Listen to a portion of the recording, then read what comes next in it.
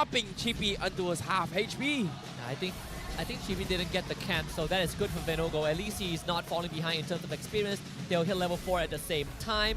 Retri will come back up for the objective. Izanami also gets to fall back, but he does have that experience advantage. So the early game for RGMY at this point of time is going pretty swimmingly. One benefit for the Homeboys is that dying that early on in the game actually has a lot less impact as if you were to give first blood like 2 or 3 minutes in. Zorn's able to respawn quite quickly, doesn't miss out on too much EXP. The only thing they lose out on is that first blood gold. So RCMY only with a 600 net worth lead for now as we jump on into a quick pause. I believe it's called by RSGMY. Izanami's side. We'll get that checked out. Make sure that both teams are going to be playing at their optimum potential. But this is good for RGMY. I think they looked at the Homeboys draft and they realized that this draft relies on the Damus primarily to front line. They want to be able to peel in and out of a fight with the Matilda. They are mobile, but at the same time, they can't really fight you man-to-man as a 5. So if you can outnumber them in that early stage, you punish Zorn, you make sure that your cores get a hit, that mid-game is going to be a bit more smoother for RGMY. Looks like there is something wrong with Storm's setup right there, so they are going to be fixing it as quickly as they can. Meanwhile, I think this is a good time for Homeboys to actually figure out what they need to do, right? Because think about this. They made a little bit small mistake coming from Zorn here, so how do they redeem about this? You talked about this, but now, well, we've got Daddyhood, the man here. He's going to be posing like his favorite hero. Who's his favorite hero right now? Phone? Oh, he's going to pose Hayabusa. Wow! That's pretty good! That's pretty good. That's pretty good. I like it. We got the approval from the cameraman himself too. So that's pretty good. Good job from Daddyhood there. So going into this game, Homeboys have already started out just a little bit slow because unfortunately they gave up that first blood. But the important timing for a comp like this is still going to be that first hurdle and whether or not Chibi can get a couple of kills to get that snowball going. Yeah, he's one of the fastest Nolan players in MPL MY from even from last season until now. Look at the Amoy, yes. You know what's up. It's about game time and we're jumping back into the game. And as you can see, RSGMY, they're going to be trying to contest for the turtle pit for now. Homeboys already in position, dropping down pretty low. Here comes Echo coming in, but what? They're going to force the fight, but Vinogo, he wins the Retri battle. Homeboys, they need to back off. They're going for the combo as well. They're going for a drop. Vinogo finds the kill on Audio, and now Homeboys, they need to get Sapat out. Fortunately for them, they are able to do so. But Storm with the flicker play, he wants to chase Sapat. He doesn't want to get him out of there. Izanami missing the snipe. Ventus sends him off Storm. He's going to try and commit to this, but Sapat eventually falls under turret. Zorn also needs to get out in one fell sweep. RSGMY wins the Retri battle, picks up 3 kills, and now they're looking for more. TV tried to be a little bit cheeky, he's also dead. What happened to the defending champions? Wow. Prime RSGMY. That's a 2k gold lead from that sequence. Everything went right for RSGMY. Props to Ripple. His flicker of Shatter completely messed up Udio because it sent him into a straight-up Appraiser's Wrath that killed him instantly. And of course, Storm taking out Sapat, forcing the vengeance of all things. And icing on the cake, they even cash in on Chibi trying to sneak away the purple buff. So this early game is a disaster for Homeboys. And that is straight up a disaster. We already talked about how important that first turtle timing is for composition as a running a Nolan. Not only did Homeboys get dismantled there, not only did Chibi lose Retri to Vinogo, but trying to vertical jungle cost him his life, and that's going to put an assassin jungler in a situation where he's not going to be able to contribute for a little while, and is exactly what RSGMY is looking for. Oh boy, this is something that we did not expect right from the get-go. Who would have thought? RGMY putting Homeboys at their own place here. Maybe a little bit of mistake, but they definitely are putting on a show. Meanwhile, bottom side, Circling Eagle comes in, still taking a little bit too much damage here. He's buying a little bit of time here. Eventually, here comes Nets with the entropy, but he's not able to get the kill. And RGMY, they hold on once more. They even get a kill on the Sapat, right? They brought Vinogo up top, and Ripple cashed in on that. And now Vinogo is a level ahead of Chibi, takes the purple buff away. Oh no. The snowball continues for RSGMY, 3k goal advantage as the second turtle spawns. This is terrible for Homeboy, straight up, but really good if you're an RSGMY fan right now. Storm taking a lot of poke damage, but I'm not sure if this is the fight they're looking for. Oh, I'm a Fender comes in. They are going to try and force the issue. Circling Eagle comes in. Oh, Zor not committing to Storm, so they are going to both disengaged, knowing that it's just not worth it. Udi also popping the ult here. Not going to be able to do too much damage, so but thinking about shoving the top side. But Turtle completely ignored from both sides, not having retry. If you're RSGNY, you probably don't need the turtle as much as Homeboys does, but even Homeboys can't really walk up. Chibi needs to start power farming, just got the Hunter Strike, but Venovo, he's starting on the turtle already. Oh, let's see how it goes here. Zorn still trying to body check his health as well. He's looking for the right timing. Echo comes in. Chibi looking for the backline. Circling Ego as well. Repo taking a little bit of damage, but Chibi snipes him from right under Vinogo. Vinogo with the Appraiser's Wrath, not going to be able to connect. Homeboys is able to steal it away like the sneaky little chicken they are. And Nets gets killed off. Again, the combined efforts of Storm and Lo Liao. We talked about RSGNY not really needing the turtle as much as Homeboys. Chibi got a drive-by, but they lose their Natan. We're seeing really smart plays being made here by both teams. Homeboys choosing to go for an in and out, steal the turtle, disengage from the fight because they know they're behind. But RSG also taking advantage of the situation to play the opposite side of the map and start giving advantage to Lolil. We talk about the snowball on Nolan, but a snowball on Roger is just as scary. And Lolil currently is already 2-0-1. RSGNY currently 3k net worth lead, and now they're going to try and force an infield. Nets gets caught out in the middle. The Tilda with the saves forces an entropy as well to get out to safety. So he's going to be A-OK for now, but Chibi getting zoned out by Repo. Not the perfect Nolan game for him this time, as Homeboys is struggling to make ends meet across the map. Yeah. RSG Malaysia just straight up abusing Nets, knowing that he does not purify for a while more. If not for the guiding wind, Nets would have 100% died in the situation. Even despite that, RSGNY, they're going to cut this bottom wave in an attempt to get this tier 1.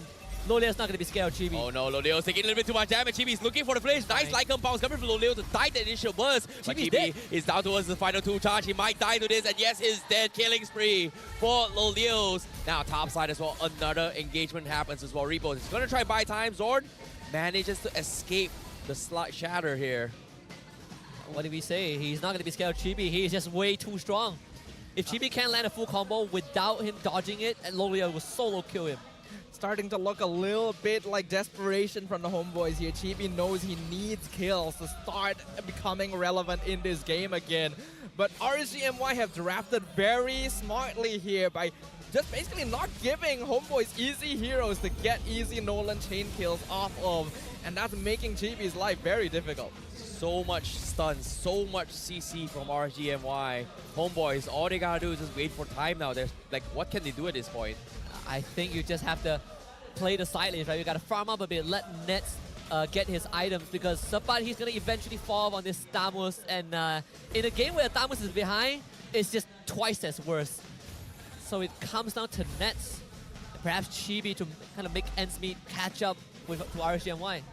It's gonna be difficult though. It'll take Homeboys at least another 2 or 3 minutes before they can actually look to fight again. It would be a good timing because that's about when the Lord will spawn, so maybe it'll be enough for Homeboys to find the angle they're looking for. At RSG, all they really need to do is just keep doing what they're doing. Izanami should scale up quite well. Lolil and Rippo will have more than enough damage together once you come into that late game phase. So as long as they continue to deny map control and space for Homeboys, RSGNY actually have a straight shot to victory here. RSGNY taking away what Homeboys needs the most. Mid-side. Oh no, Sapa, he got caught out. He needs to get out. Zord as well. They're taking so much damage. They're able to escape. Chibi tried to go for the backlines to snipe Loleo's, but doesn't seem to be able to do so. Vinogo stops him in his track. Homeboys making an attempt, but still a very risky one. Yeah, that fight was not even close. RSGNY didn't have to use too much. The ultimates are going to come back up very, very swiftly. And the best part is that the Lord is spawning on the bottom side, so... Oh my goodness, Echo comes in. He does see the Homeboys. They're like, everything they're trying to do is getting completely read by RSGNY, and now even the purple buff as well getting completely slowed through. They're going to send someone to try and zone off Vinogo. Middle lane defended.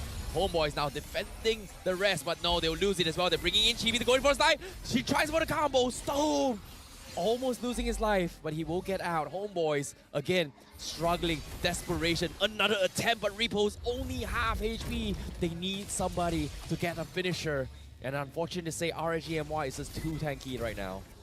And they gotta slow it down. Nets is basically their only win condition now for the homeboys, and RSGMY should be aware of this. I wouldn't be surprised to see a little bit more focus towards this Natan, but I think that the homeboys are doing a good job here of just splitting up the map, trying to steal away jungle camps, playing the opposite lane. They're not gonna contest for this Lord. At least let Nets get the top tier 2. If Chibi can steal this Lord, homeboys are going to stabilize this game in a blink of an eye. Yeah, but it's going to be close here. They're calling in Sapa to try and zone him out. Down towards very, very low. Chibi, they don't have the information. Not going to make the attempt. So RSGMY secures the Lord in their favor, but they may lose a tier 2 up top. It's the best that homeboys can hope for. Just let Nets get everything. He is, like Slava said, the only win condition. If Nets can pop off and kill everyone on RSGMY, they win the game. But if Nets goes down, the game ends right then and there because RSGMY have completely outskilled everyone on homeboys, and this Natan is their last hope. Gonna be pushing in the mid lane here. Chibi still trying to make something happen on the opposite side of the map, but Rippo alone is more than enough to deny him that possibility, and RSG just running down mid lane. Yeah, it's going to be tough here. It's going to be a very difficult defense. Lord already matching from the top side. Nolan securing the purple buff on the enemy jungle. So that's a big plus point for him. But again, they need more out of Chibi. This Novari is becoming a big menace. No one on homeboys can catch Izanami, and he's dealing way too much damage. He's giving way too much info to his team. Oh no, Chibi is making his way from the flank here. He needs to be quick a little bit more. Lord's going to about to crash as well. Homeboys, they have to throw bodies for this, but at the same time, RGMY, they don't know where Nolan is. He's hiding in the bush. Meanwhile, here comes the attempt here. I'm Offended has been used. Subpot needs to pop his out to back off, but Chibi again. I think he briefly saw him. Izanami, he found him. He needs to get out. RGMY, they will back off, and this is good. Chibi is somewhat making space for the team, and RGMY looks like with all that aggression has given up with the assault. But really good discipline, right, with the positioning from RSGMY. Even though they could look the straight push into the homeboys base, by recognizing that they don't know where the Nolan is, they're still positioning safely, checking behind them, making sure that no flanks are left exposed. Chibi is looking desperately for Izanami especially. Oh no. Are you sure? You should be recalling here, RGMY. Do they check this? They're thinking about this. Oh, Izanami, they found him. Oh no! Mistakes were made, Chibi. What were you thinking? You are gonna get punished for this. He could have gotten out. Tried for a risky play, but RGMY, they've got him completely shut down. Desperation. I don't think you can even kill Izanami. Izanami just got the blood wings. You won't have enough damage to blow through him unless you have like another core item. Oh, now Stone with the catch coming in as well. Sabat, he's going to try and click through it, but the chain stun's coming through. Izanami killing spree. RSGMY 9-0 in the second day of the playoff against homeboys. An absolute domination. And now Binogo looking for the taunt here. They even find Odil. Homeboys, they're crumbling. What happened? Wow, this is cinema from RSGMY. They can just take the next Lord and wait to beat up homeboys in their own base at this point. Oh no, Zord, he's getting pulled back here. He's trying to make a play, but RSGMY is just... Ugh. RSG is being too efficient here. I don't know what kind of practice they went through during the break, but this is a very different team than we saw at the end of the regular season. Rotations seem cleaner, coordination is good, and their understanding of how to draft to counteract this Nolan pick from the homeboys, which has worked for them the entire season, is showing a higher level of mastery right now. They're gonna take the Lord for free. Yep, and at the same time, admitting your own mistakes and working on improving to become better. RSGMY, Vinogo, he's admitted himself to play really bad yesterday. Today, with self-realization, he's playing a better game than before. Yeah, I think also you give props to Stoem for opening up so much space for the team. Of course, you have Izanami, this Novaria. It's always efficient when you want to get info, but this push might be the one. Yep, and now with the Echo coming in, I'm Offended from Storm. Catches Subot. He's going for the vengeance. He's going to be able to survive this. But the Lord has to fall, and it will do so. Loleo spit the pounds, doesn't get the kill. He needs to back out a little bit more, but Zorn, he is going to die to this. It is going to be meat shield for homeboys. They're still holding on. 4v5. Vinogo forced to back off. The snipe comes in. Chibi, again, could not find a single kill from the side of homeboys. As RSGMY, they are continuing this. Vinogo walking back from the base. 4v4 for now. as they are going to try and poke this from the flank. Zorn going to be scouted out as well. Sapan will be bursted out. GB from the back lines finds Izanami, but Izanami flickers out. He's going to be okay. Nets, he tries to make a play, and he's going to be able to scare him off guard. They get a double with this defense as RSGMY underestimated the power of Nets. No Vinogo. Yeah, Vinogo needed to be there. I feel like without Vinogo, Udio stealing the primal wrap, and this Natan coming online, you're starting to feel the heat from Homeboys. The damage not to be underestimated, but still RSGMY, they have a massive lead. RSGMY still has a lot of damage. The only reason that they ended up getting picked off in that last fight was that they stayed a bit too long, tried to end the game with a single minion wave. And even though Chibi wasn't able to get any kills, he was able to divert a lot of attention from the RSGMY backline away until it was too late to realize that Nets and Udil were actually dismantling their front line instead. Well, speaking of dismantling here, can they make a comeback out despite all this? They've been dragging this for so long. We started to see a little bit of glimpse of Nets, but eventually RSGMY, they've got Lulio Zorn. Oh no, he's got the Purify. He's gonna go for single eagle. He's able to get out, so that's a plus point for Homeboys. Homeboy fans gotta be having a little bit of sigh of relief for now. Man, the amount of shield that Zorn got from that, it really felt like he didn't take any damage at all. But it is at the cost of the Purify. Side lanes, the mid and bottom minion wave will always be in RSGMY's favors just because they took the inhibitor down. But it is a notable Lord push advantage here. We saw that Homeboys actually managed to shift it into the negatives for RSGMY. Their base is empty except for one inhibitor, but they're slowly regaining some net worth control. The thing is, 6k at this point though is still quite a lot. RSG just needs to avoid staying too long in these fights and they'll be okay, honestly. Yeah, Conceal has been played as well, coming from RSGMY, but seems like they don't want to take any more risks here. They are going to focus on the Lord fight here. This is going to be very important because both sides level 15. One wrong move means that it is going to be a potential loss here. In this case, here comes the collapse here. They're dropping on Sapan. They're throwing everything, but Udio with the plays, and now GB looking for the back lines. They're finding Lolios, and now the taunt coming from Vinogo to stop him back. Lolios will survive, but they get the drop on GB. Vinogo with the catch. They lose two. What a maneuver from RSGMY. Dude, Nets is dangerous. He is absolutely lethal in this fight.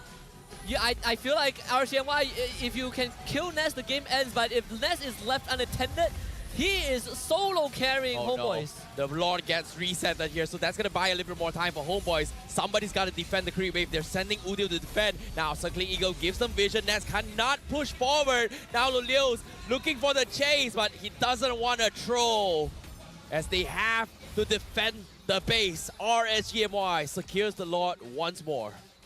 RSGMY going to have a pretty easy time pushing in with this. Only one inhibitor standing, and Homeboys doesn't have the best wave clear save for the Natan.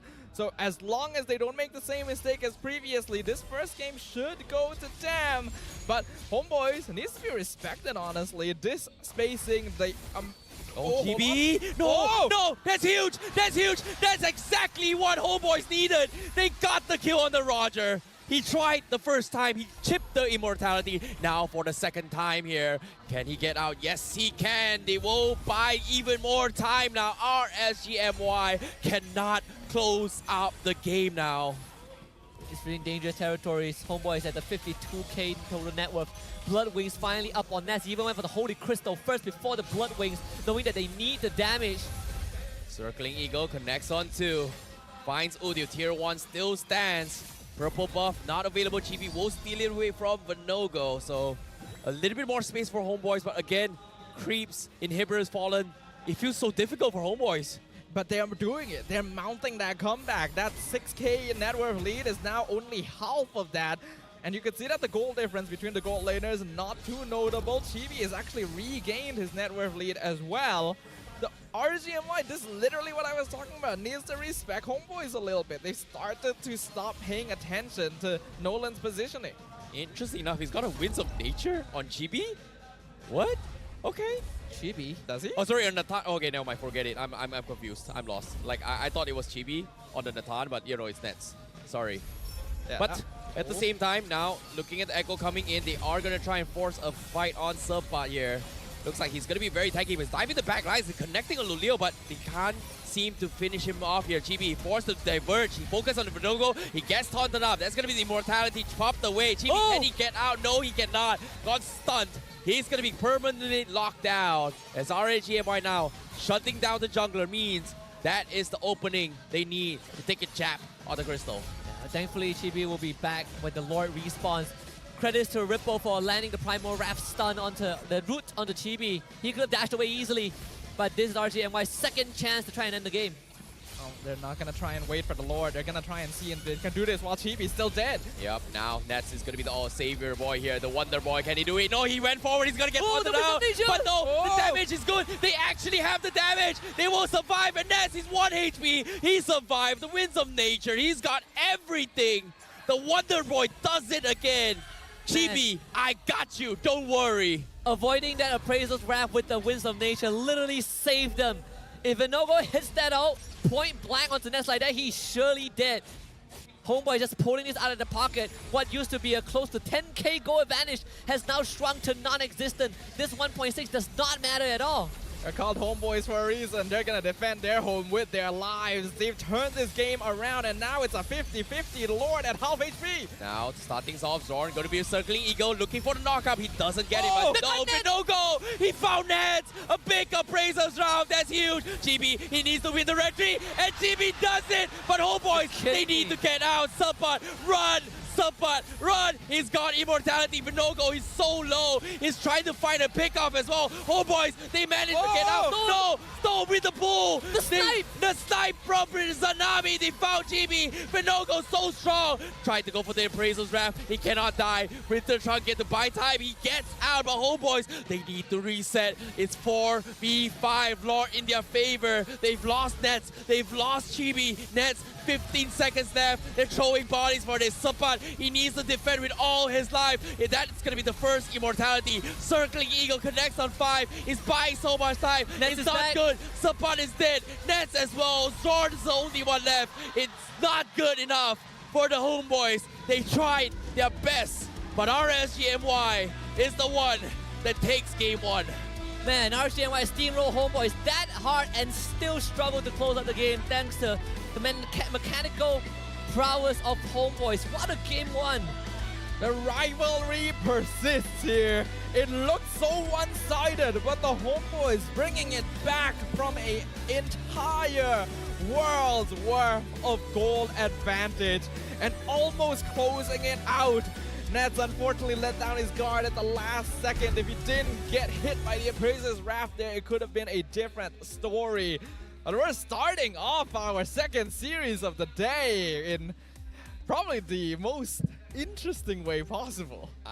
I don't know what's up with playoffs, but for some reason, MPL MY playoffs is just different. It's spicy, it's hot, it's like every game is this close. Like, oh, we thought it's gonna be a land sweep by homeboys, but guess what? RSGMY, do not underestimate them. They were former champions. They will pull off some really interesting pocket strategy. And guess what? Bam! Homeboys, no chance. I mean, it does make you wonder that if homeboys play at this level when they're that far behind, imagine if that game went the other way. Imagine if homeboys got the lead. That game would have ended so fast. But gotta give props to RCNY though. They were able to really shut homeboys down to prevent them from ever getting a hit. And we gotta award MVP. Who's it gonna be? Is it Vinogo? Is it Izanami? Izanami, yeah. It's Izanami. The Novaria continuing to be a very powerful hero for maintaining map control and giving you advantages during team fights. 5-0 and 11 in a game where there's a Nolan as well. His positioning continues to be clean every single time. I mean, this entire game, I think this Novara not only gave the damage, but also landed some crucial snipes, right? The last one, we said, okay, Nets got caught by the Appraiser's Wrath. That's step 1. Izanami finding some crazy snipes that took out Chibi. I think that was really the green light for RCMY to go for the end. And he has been finding Chibi the entire game. So you really have to give props to that awareness that he has. Yeah, Izanami is just a build different, right? Like a lot of instances where normally Chibi has been hunting him, and because he's checking behind the bush, knowing that when he dropped the echo in front, knowing that, hey, I didn't catch Chibi. Where is Chibi? There's only so many places. And for him, with the process elimination, he just made sure that Chibi could not get to him for absolutely free. Izanami is a pillar for RSGMY. He's been around for as long as they've been around and has continued to become that reliable backbone for the rest of his team. You can see here in the end score, 20 kills to 5, but Homeboy still managed to drag it out to almost 22 minutes long, nearly turning the game around as well. So both these teams are very evenly matched and both out for blood. And also special mention, special shout out to Stoem on this Ruby. 14 assists, 16 takedowns out of 20. This guy, he has been setting up these plays. I talked about how Stoem, sometimes he's underestimating himself. He's overlooking himself, but when pushed up to shoves, when RCMY needs to make a play, oh boy, the amount of pulls he got with the I'm Offended onto crucial Homeboy's target was one of the pillar reasons why RCMY got the lead. RCMY went into this match with a great understanding and a goal. Once they saw Chibi pick up the Nolan, they knew. Play for strong side lanes, play together, don't allow them to snowball, just completely wail on them when they go for these turtle objectives. And that's what they did. That's how they controlled the early game so well, by denying any chance of a snowball from the Homeboys with their Matilda and their Nolan. But they started to let down their guard a little bit. Once mid-game came about, Homeboys, we saw that adaptability that we've been highlighting today. It just wasn't quite enough to finish things off. Well, seeing how all these games that happened here, I felt like Homeboys, they got a little bit overconfident. Like, I'm not gonna lie, like the Nolan pickup, I like it, but at the same time, they weren't expecting RSGMY to hit so hard right from the get-go. And because of that, it kind of forced them into a panic button alert where they're trying to make plays across the map. So I like that Homeboys is finally warmed up, but it feels like that was a big wake-up slap. Hey, Homeboys, we're not pushovers. Yeah. Means game 2, they have to rethink how they play the game. Yeah. But to be very honest, Nolan at this point, at this stage of the meta, isn't really 100% banned anymore, right? A lot of teams are letting Nolan through because there are ways to deal with him, and we just saw RSGMY did a perfect example. We win the first objective fight, we snowball out of control. Nolan, you want a power farm? You go for the objectives, we go for the side lanes. Nets being under a lot of pressure. Sabat, who was supposed to be the brick wall for the first 10 minutes, gets ganked and goes down in like, what, 6 to 7 minutes. So I think the protocols from RSGMY were pretty good. They were good enough to shut Homeboys down early on. But Homeboys' late game management, like Sadafa mentioned, perfect. Homeboys, I think, still as a team has better macro than RSGMY. So RSG being able to get that early game snowball was crucial to make sure that they still retained enough control to deny Homeboys from victory. And unfortunately, I think the results of this game still allow us to see the exact interaction between tank and assassin junglers. Despite the recent patch, it still does seem like tankier utility junglers are still more consistent and reliable overall. Yeah, I think Izanami, he's been opening up a lot of map situations here, but you have to give credit towards Repo as well as Storm, right? Like, they have been the pillars where every single time Chibi comes in, which quote-unquote has high mobility, and to be honest, I feel like it's very difficult to catch similarly to how a Lancelot moves. For Storm to slow down the tempo, set up for Repo and the stun in towards a Vinogo's taunt, it's just so difficult to actually pierce through the back lines, especially for Homeboy. So I was very surprised that even then, Homeboys was able to find some kind of ways to actually flank the back lines. It's all about playing around that vision. I think RSG, like Sadava pointed out, got a bit sloppy towards the later stage of the game, realized they couldn't end it in one fell swoop, try to do it again, and then they forgot to check for Chibi's position, but the innate advantage that they got from the early slow ball was enough. Even when you look at the turret damage, right, majority of it came from Ness and Zorn, but also how they manipulate the minion wave. A lot of times, Ness doesn't even finish off the structures. He sets up a big wave and then let the minion wave do it. Zorn pulls him to join potential team fights. That's how Homeboys have been navigating around the map. It's a very smart play. It takes a little bit of finesse to be able to pull it off. That's why we see only the top teams here in MPL NY are able to do that macro play consistently. But again, not quite enough because they were too behind at a certain point. I think, unfortunately, when you have a draft like this, where you want to snowball on the Nolan and rely on the Tamus purely as the solo front line, you really need to be ahead. And RSG just denied that win condition from them. Yeah, and speaking of heals here, like usually when we talk about healing strategies, I feel like Zorn and it should be the ones that actually give a little bit of advantage for homeboys, and they've been healing so much in all these team fights. But at the same time, again, RGMY just had the better focus fire, right? Like they were focused on just taking out one specific hero. Like they have taunts, they have stuns, they have repo with poking out a little bit more damage. So in order for homeboys to kind of come up on tap, they need to be able to kill somebody from RGMY. But every single time they try to make a kill, they just couldn't. There's just so much obstacle that RGMY puts on the table. So eventually, homeboys has been resetting the fight every single time. And again, even all that, I feel like a lot of these instances came down towards like what, micro pixel seconds, where if homeboys could have gotten a kill here, homeboys could have gotten a flank here, maybe if one pixel away they could have gotten this, maybe one sidestep to dodge that shot coming from Izanami, they could have just won. So I felt like it could have gone either ways, but RGMY definitely, you know, surprised me in this game. I think also came from the early kill that they got on Zorn. That one landed onto low Lia of all people, so that's extra like 200 plus gold for the Roger. And it doesn't make it any easier when Nets got killed after that, like a few minutes after. And then I think these early snowballs made life pretty hard for homeboys. They lose an objective, and then Chibi gets found by low Lia of all people. This Roger snowballing was very crucial for RSGMY to pull ahead and to slow down this Natan. So I think if not for all these early sequences, perhaps homeboys would have had a slightly better game. All things considered though, I'm surprised Sepa took like what, 232,000 total damage. The Tamas is still very reliable, but you can't expect him to be the only frontliner unless he's a super ahead, and that was not the case in this game. Despite that, Sepa still provided a good amount of space, a good amount of time. If not for him tanking all the damage, then the game would have ended a lot sooner in favor of RSG. You can see here in the highlights, brought to you by Official Gaming Phone ROG, that the early game did not go well for the homeboys. RGMY had a game plan, they stuck to it, and it worked for them. You know, it's interesting to see how Repo plays the Edith, right? Like normally you would flicker forward, try to go in for the second skill to pull somebody back and then stun, but sometimes he flickers forward, goes for the first initial stun, and then uses the second skill to set up for either Storm or even Venogo to chain up the stun. So that was a very interesting integration. I've never seen it before, but for him to pull it off just like that, just extending those durations is just insane.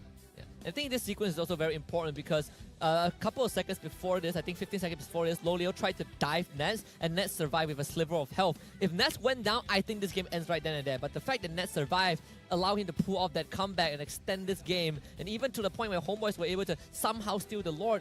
But again, RCMY has so much crowd control that you really just could not move.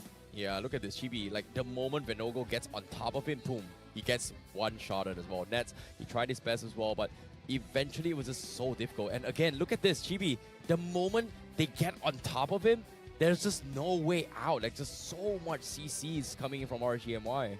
And without any additional form of setup, just relying on the Tamas to eat damage in the front line, Chibi, the moment he gets caught, it's all over for him. There's no way to save him.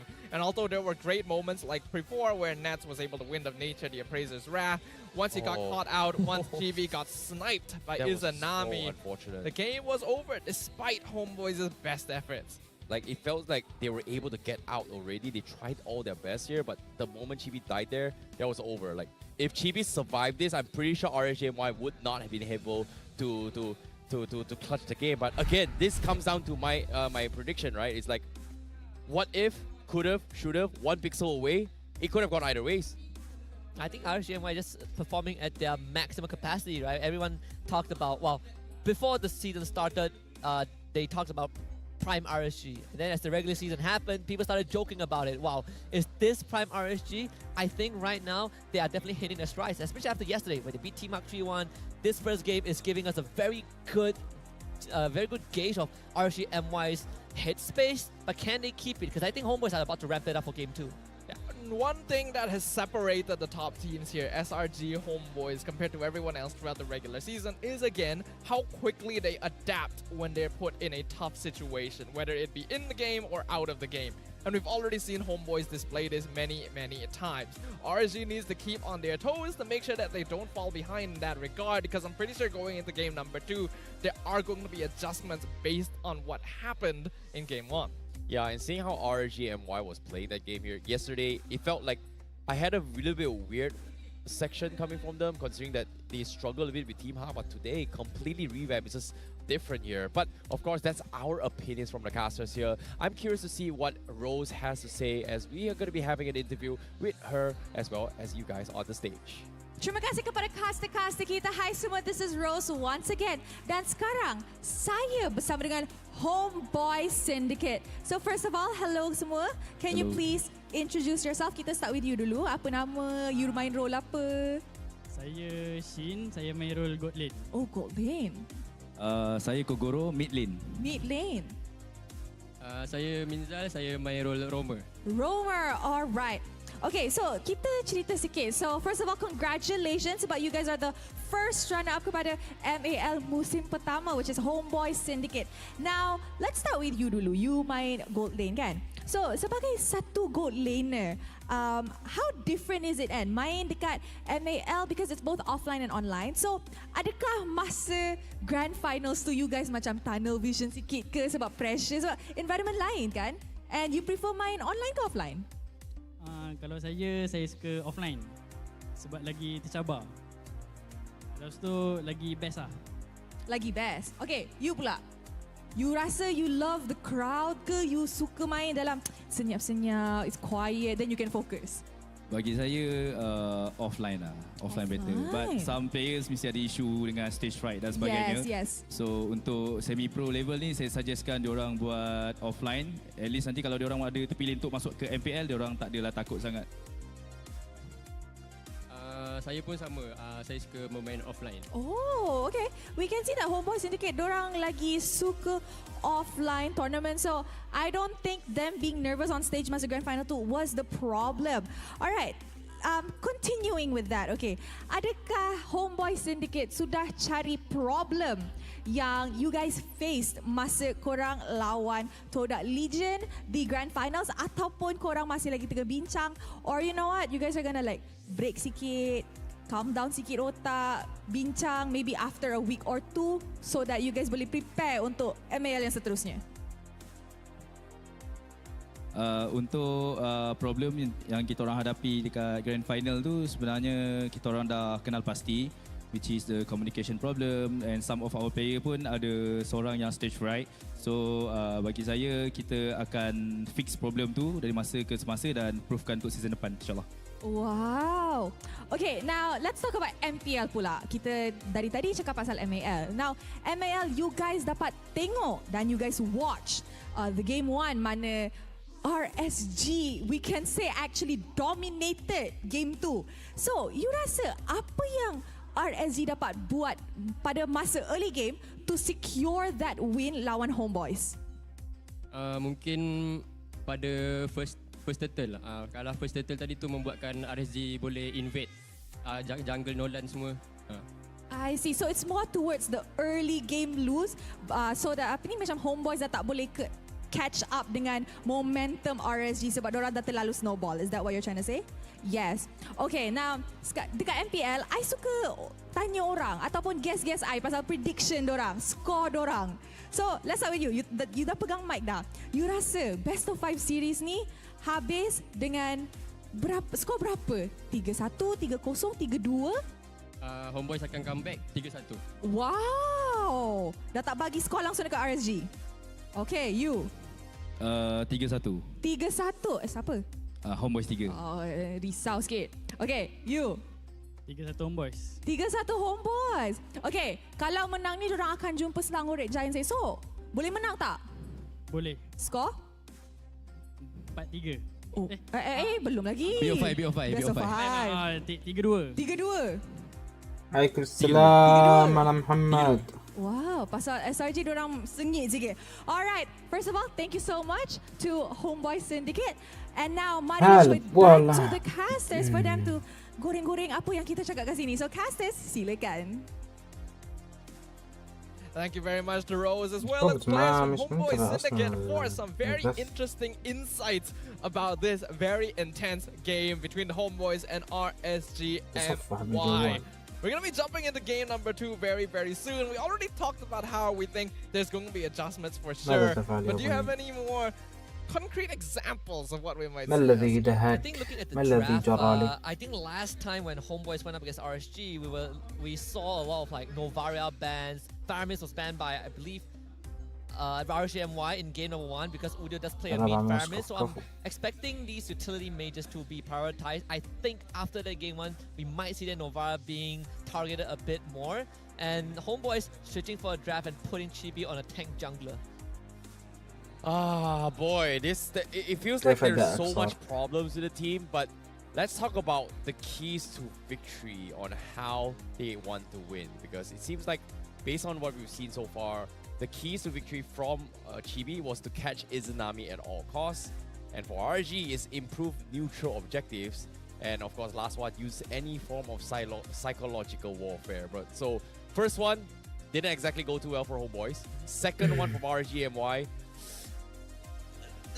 Vinogo improved in the first few half, but there were little bit sloppy moments there. But the last one, was there any psychological warfare in that game? I mean, both teams are just trying to recall in each other's faces. A little bit. There was a little bit. From It's just a RSG, little bit. right? Because we already highlighted before the match started. We got Rippo, we got Util. To some extent, we got Zorn as well. Storm. I think all of them do like to say their piece when they're up on stage, but when we're in game, you can tell that both sides are very focused, right? There's not a lot of time to just apply that psychological warfare. It's all about improving, identifying their flaws. And I think we are going to see a very different game number 2. I do agree with the things Husky pointed out earlier. But how about you, Terrence? What do you want to see? I think that's the thing, right? Like, based on yesterday's game so far, it feels like they apply psychological warfare through drafts, like specific targeted bans, etc. And they force people to pick heroes that you know for a fact that they want, but denying it away. So those kind of, that for me is psychological tactics for me. So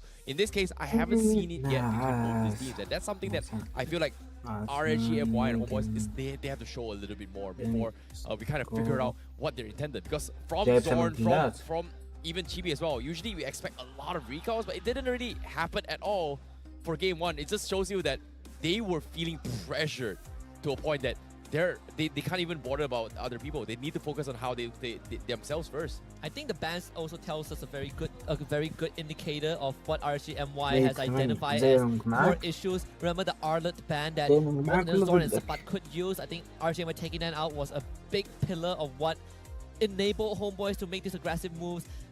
A lot of attention probably will be focused in that mid lane, because what sets Udio and Izanami apart is certain heroes, right? Like Udio, he sometimes, when push comes to shove, he's going to go for artillery mages, he's going to go for more aggressive, more offensive types of heroes. But Izanami, he's fine playing utility. Perhaps that could be the biggest difference maker. I think that mid to Roma relationship might just be the key to both teams in game 2. We've seen that interaction be very crucial, not just between these two teams, but between almost every team here in MPL MY. That mid-roam interaction is important to cement that early game lead. Zorn and Noodle do it well enough. I think we definitely saw a good connection between Storm and Izanami previously, but keeping it consistent gonna be the most important thing. As now, we're actually going to ask Well, we've got a WhatsApp coming from Shamilo.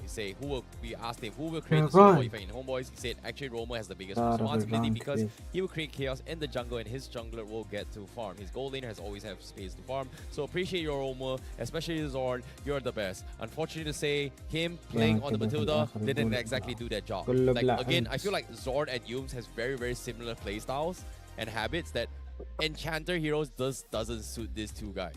For some reason. I mean, Yumes won with the Matilda, so... Well, he did, but still, I like them being flashy, you know? I see where you're coming from, definitely. Because these are players that are known for being set up tanks, for being the players that create flashy plays, create space, create catches, and you don't quite get that on Enchanter. There's people who are going to make that work. We see Yumes being able to play both sides of the coin, But depending on that situation, you definitely wish you had a second front line or something for the side of Homeboys to maybe save people once they get What's تربو happening with الرحب Homeboys here? Seems like they're meditating or something. Like everybody's got their eyes closed. قلب What's الحب. going on? Hey man, you gotta be in Zen mode, right? Gotta reset for game 2. Game 1 was as good. I feel like if you're Homeboys and you lose game 1, you don't really feel too bad about it, right? Considering the circumstances you were put under, it still came that close. Game 2 though, we talked about the roamers, playmakers. I want to look at تلاقي top 3 المنطقة comparison in the الكهرباء. ما jungler توصلوا for now. أي Supercam ساعة from Bigatron, ليلة from بيفتك صح Bigatron, Imperial ID, Chibi from Homeboys of course, and Kyle TZ from Liquid Echo. Well, when we talk about the GPMs here, obviously Chibi's got to be the top of the GPM, right? He بإذن broke الله record تعالى. breakings with his Nolan here, so he's going to be very heavily inflated. But in terms of overall damage, he is also the highest. So it just shows you that he's very, very precise on dealing But a lot أخلص. of damage to get what he wants. But Yes. again, يجي will الوقت يجي لك that بالليل. be at تمام the يا cost عبد of his تمام own death? نو The thing about these statistics is that we are seeing a lot of these top junglers across different MPLs. عندنا امتحان بكرة لا Play more ادرس utility الامتحان roles, right? I think Call عندنا TZ تبقى especially is a ساعة. prime example. He sets things up, he يلا runs يا blind, شيخ، he والله does what is بتنور يا يوسف necessary to حبيبي. secure objectives, farm, and space for the team. But around here in MPLNY, our players still want to be able to create pressure, wants to have their presence seen, especially Chibi. He was still around during that hyper carry assassin era. That is his route. So he still wants to be able to do some DPS, right? So we'll see whether they go for that. We're gonna go jump into game number 2, RGMY on the blue side. We got Homeboys on the red. Oof, Nolan being first phase Wow. ban from RSGMI, they definitely shift their focus on the bans here, because I'm pretty sure Homeboys was still experimenting with Nolan here, but again, this time they don't really want to risk it, so Homeboys يا they ban ربي off يا the Loi. Do they ban the ربي Novaria and Chips as well? No, they still ban the Yuzhong. I like this Yuzhong ban. I think some teams have started to respect the Yuzhong ban depending on who you're up against. I think against RSG, against KGE, Yuzhong is a very crucial ban because they have the tendency to pick it in the first 3 picks. We've even seen teams pick it in the first 2 picks on red side. Now for RSG, the question is it going to be another Faramis ban? Because that was their 3rd ban in game 1. I wouldn't be surprised if they go for that personally. Denying team fight potential ترى جيماتهم for حلوة Homeboys is هذول going to be a winning strategy for RSGMY so far, especially since Homeboys is banning Loi and جيماتهم Yuzhong فخم. as well. It seems very clear that they want to fight, right? They want to draft a composition that is going to go for these skirmishes. Oh, they banned the Harif instead. Yeah, wow. So I'm surprised that RSGMY لعيبة first of all banned Harif on blue امبارح side. حضرت لهم Second of all, جيمات even قوة. considered banning Harif because Lo Liao, he would be glad to have the Harif. I know his Chrono Dash shield got kind of tuned out a little bit, but still, this is quite an unexpected development. Oh, Unless they want to farm his first pick, but it wouldn't No. make much sense. they want to first pick Moscow. Yeah, I suppose so. They don't mind the Faramis because if Homeboys goes for it, they can pick Valentina. Yeah, you have a point. It's tough. Like, I feel like Moscow should be a priority for both sides, but again, they haven't really done that so far. And I feel like RGML plays really well with Novaria. Yes. So, and I like this ban. Now, yeah. I like this ban. It's very important for Homeboys to consider banning out the Novara. عايز It's cost them so السكن many lead problems in الفان. game 1. So they Okay. take the Matilda لا في this العرب time. بس. Oh, really? Okay, Matilda slits through, so RGMY, they will secure it. Homeboys, do they want to deny the barrage, or will RGMY still pick it? Because the way how Homeboys did it in game 1 was that they picked the Matilda, but instead of going for the barrage, they actually stole the Nolan instead. So Fredrin. Yeah, you go for Edrin here. Okay, I think you Fredrin's go safe, Fredrin. yeah. Homeboys go Fredrin? Yeah. Okay. Because for RGMY, I don't think you're worried about gold laners. Like, what like if يحدث Homeboy فرق takes جديد Moscow, you have كمان راح Natan ينزل. and vice versa, right? And we saw Lolia playing Roger حنزل gold يا lane. ب8 ب9 So Fredrin, Farmis, I think this one is very much expected. فرقة The جيشن Homeboys اسمها special with Udio around. جيشن So RSG أتوقع. will likely want to lock in Valentina راح here. That's تكون the whole كاري reason they were ولانس okay with وأنجلة. allowing Faramis through. And if they still want the Moskov or the Natan, then this would be the time to pick it up. Leaving the EXP lane is going to be quite important because honestly, Rippo has been popping off this playoffs. Yeah, man is on form. What did he say yesterday? Like he didn't have Yeah. much practice, and he was still kind of ripping it at Team Hawk. It's the family Yeah, buff. It's the, Yeah, it is the man. family buff. Family man. إيش Nothing beats كمان family. نير Family Give it to Rizla now. وبنات. Give it to Rizla. everything. But in this case, they go for the Natan as well as the Valentina. So that's something. They completely not show who their jungler is for now from side RGMY. Like I thought it's gonna be Barats. I guess RGMY is thinking from a perspective احتمال where ينزل I don't كمان think Vinogo is gonna be سكن playing Barats لأربط. because think about this, right? Vinogo's performance on the Barats this past few, I don't think he played one yesterday. Hasn't been great from what I remember. Yeah, Burrows has كمان definitely fallen off. Yeah. أولوس So for him to play something else, it راح feels like بياخذ what is Vinogo gonna buff play على as a المهارة tank القصوى. jungler besides Barats? at this يقدرش stage? إذا Hey, إذا jungle أكل Natan, ستن man, you never know. ضرب Serious الألت Vinogo وأكل ستن عادي الألت assassin. بتضرب مش زي قبل I don't see it. ضربها I would say even if تضرب إيش RSG goes for the tank junglers, Homeboys have already covered that base, right? They pick the carry, and with Fredrin and Faramis around, this carry has a lot more room to breathe. But I feel like Homeboys' focus in second phase, probably you'll be looking at Ripple's hero pool instead of Vinogo. I agree. It's more pivotal to shut down Ripple's hero pool. And what is that? That's Kufra, right? Yeah, that's Kufra for sure. Really? هي النير It's بس the ult. شوية It's the Tyrant's Rage. Oh, only Okay. Kufra does that. You know? Okay, fair احتمال enough, fair يجيب enough. Only مظهر Kufra ثاني reaches out and بس gives you a big hug. If that's your definition of a hug, man, you It's a need help. It's a painful hug. Do you need some help? I understand that I need a hug. like pain. Oh, it's okay. I'll give you one. I know what happened. All right, this I just know turned what sad. happened. This just Alright. turned very sad. So we got the Lapu ban. So yeah, I'm pretty sure they are going to be focusing mostly on the EXP laners. Lapu, في بطل جديد راح ينزل Tarizla, راح يكون Tamas, true all damage going to be points دمجه. of contention. الألت don't تبعته know if we'll focus تسبب on the 7000 Eden true I'm damage. really surprised that Homeboys let the واو، ما Moskov through, بفضل- considering how بفضل popular التيم كله. Moskov has been in the past few days. أتوقع Right? راح Like, يكون every صعب single team إنك is playing تفعل the الألت. Moskov as a صعب priority, جدا. and Homeboys just completely lets it through. So I can see مش that عارف، لسه Homeboys بطل is جديد. taking the carry, لسه ما أعلنوش عنه. anticipating that RGMY is going to be taking a tanky jungler, which personally I feel like I don't like this at all. Like, why would you let the Moskov through? Like, why? I mean, from banning the Moskov to Like, Would you why would you not choose the Moskov and just choose a carry right from the get-go, blind into whatever 7000 ها؟ RGMY is bringing?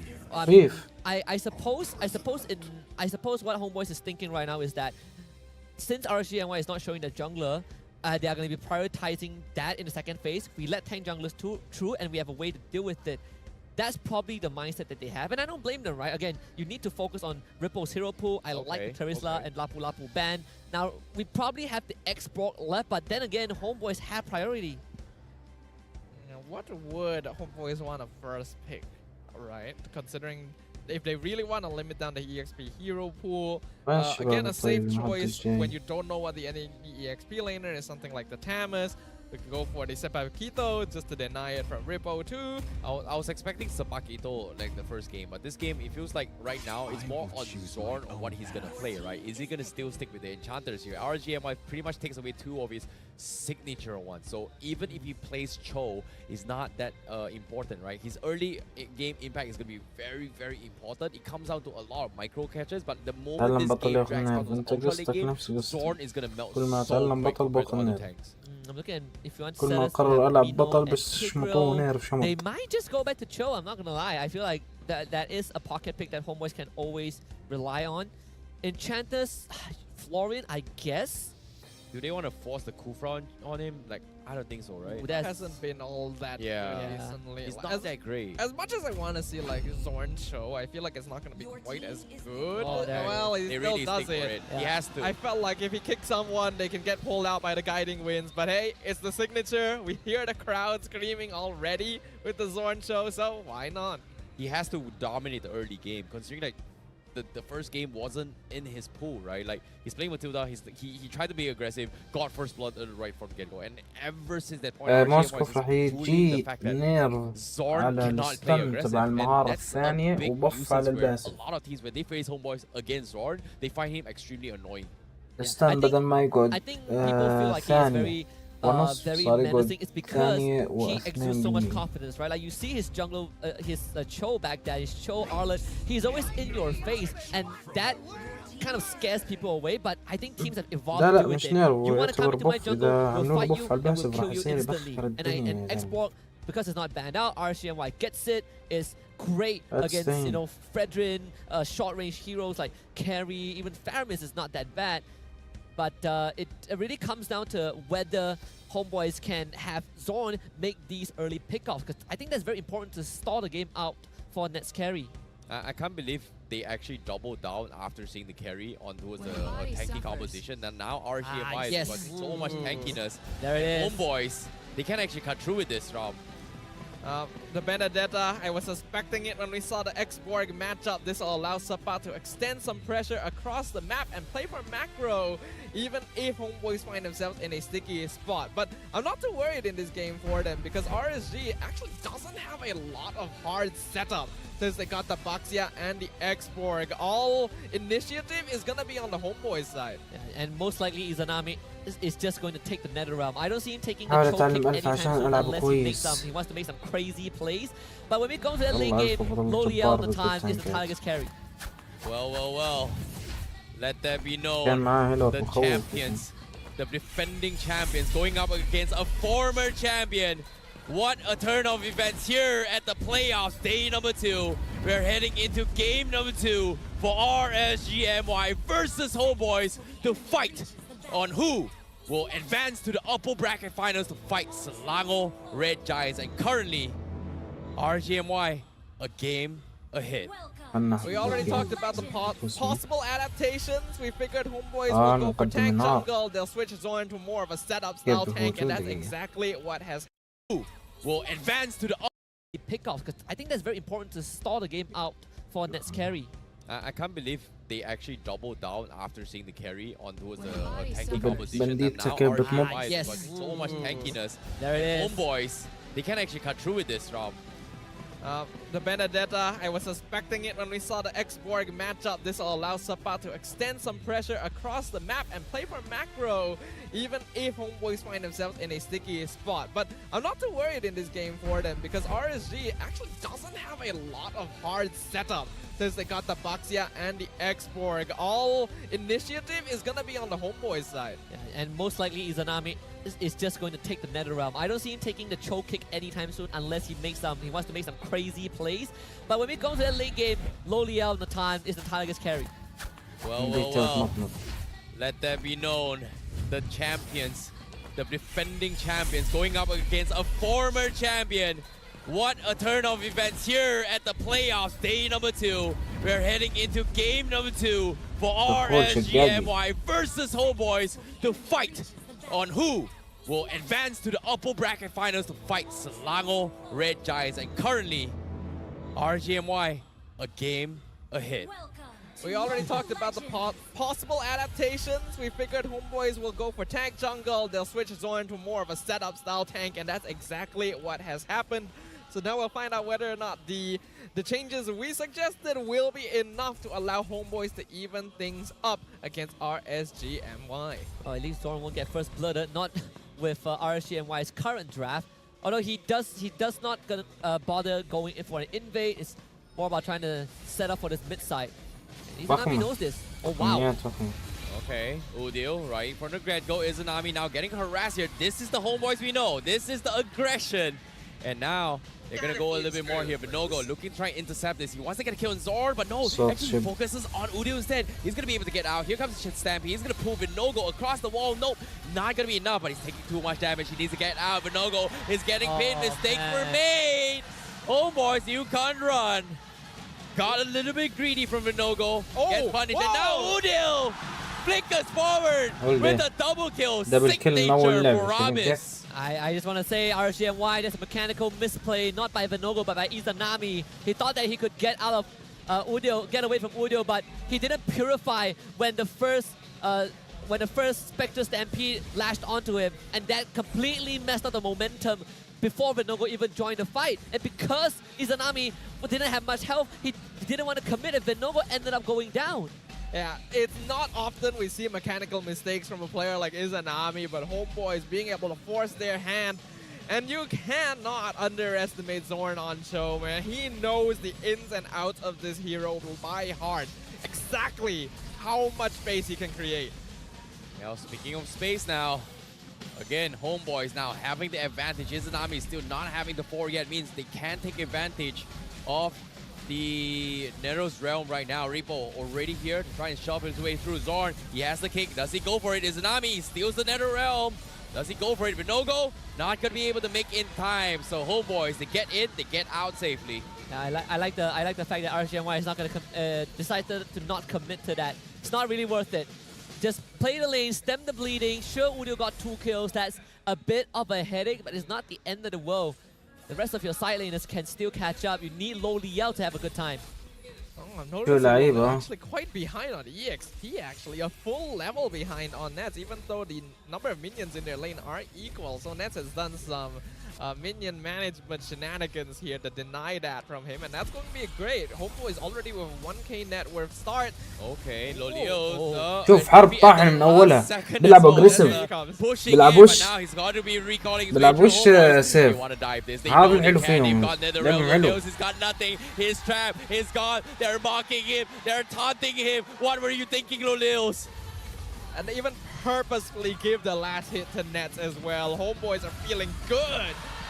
What? Oh, smoke. And now they even find his Oh, Anami. smoke. Homeboys, they strike back. Game 1. Mechanical misplays, man. The misplays are coming out. Was that Shadow Stampede like perfectly pulling him into the mid line of Fraser's Wrath? Yeah, he didn't even... I feel like he had time to use the Nether Realm, but decided against it because he was going to die anyways. But still, Izanami getting a bit sloppy after that first blood. Not really looking too good thus far. This jungle compromise. Oh, damn it. Now continuing the assault. 3 minutes in, Vinogo is 1 level away. We've seen this before from the previous game. Vinogo is getting talked about. Does he win the retry battle? He doesn't. He's going to try and retaliate, but he needs to get out. And Homeboys, again, look at this. The confidence. This is the Homeboys we know. This is what we like. This is what we enjoy. They didn't get a single chance to recall spam in game number 1. And here, 4 minutes into game number 2, we've already seen enough to make up for both games. Homeboys are firmly in the driver's seat. Already nearly a 3k lead with only 4 kills. Their control over the map is already solidified. Yeah, and seeing how Circling Eagle comes in, Nats, he's getting bursted down, but again, he's so far off. Oh my goodness! But Nats, he finds the damage. He will solo kill here. And Lolios, where were you running? Going to work purified. شو يا لعيبة شو يا Nets secured لعيبة the kill. شو. He will fight him, but Izanami is here to turn it away as well. Sword versus Izanami. Udio comes to save the day. He might die. Last thing, no, he survives. But Izanami is not out of it yet. That's how you do it. You press the purify. Oh, no. Oh my goodness, waste the time here. يا زلمة لعبهم جد حلو يا زلمة You جد press the حلو purify جد before تحس the حالك shadow تحضر stampede جيم moves. That is مش the only way كل to خايف. avoid getting dragged back بيلعبوا by the سيف على Paramis. الآخر. Even then, it really doesn't matter to Homeboy. Sure, our carry went down, but guess what? He just solo killed their roamer and their gold laner. That's a win in my books, and I'm sure it's a win in theirs as well. They pick up yet another turtle in their hands. Homeboys looking way different in this early game compared to previous GB. I think he did he? No, he did not steal that. Vinogo still got his purple buff. But you can see the pressure that Homeboys is exerting now. Well, the level disparity is starting to pile on. Supa now scouts out to الفلبين والعرب ممل. again, do they want to go in for the fights here? Chibi already starting with the recall, looking for 1v1s. Repo looking to take that fight. Zord as well. He actually catches with Nogo. He's looking for the kick. Does he go for it? He's baiting. No, not gonna happen. But he baited out the Tortoise Basalt. That's good for Homeboys. This jungle, I'm not sure how RGMI is going to protect this. Oh no, the taunt is an army. He might be dead. He's gone. Appraisal's draft. No, he GG. Oh, mistakes were made, but Nogo left him alone. And now, here comes the collapse. NetherRealm keeps Homeboys alive, but the export from Repo were able to find one. Chibi is down. Udil also next to fall. Oh, thank goodness that amounted to something. Izanami still does not use the NetherRealm that he stole. ate the Appraisal's Wrath and went down. I feel like if you know you're gonna go down, you might as well use it to buy some time. Yeah, I'm not sure if he was chain CC'd or something, but RGMY are at least able to get something back there. Narrow the net worth lead just a little bit and punish Homeboys for overstaying their welcome. Yes, they have the Nether Realm, but RGMY does have a good amount of just consistent DPS overall. So Homeboys needs to not make mistakes like that, and RSG need to continue to try and create some pressure across the map. Sabat gets a free tier 2, so that's huge for Homeboys. Meanwhile, another retro battle comes in. Benogo actually secures it, so despite the level disparity, he's been on point on this retribution battle, sir.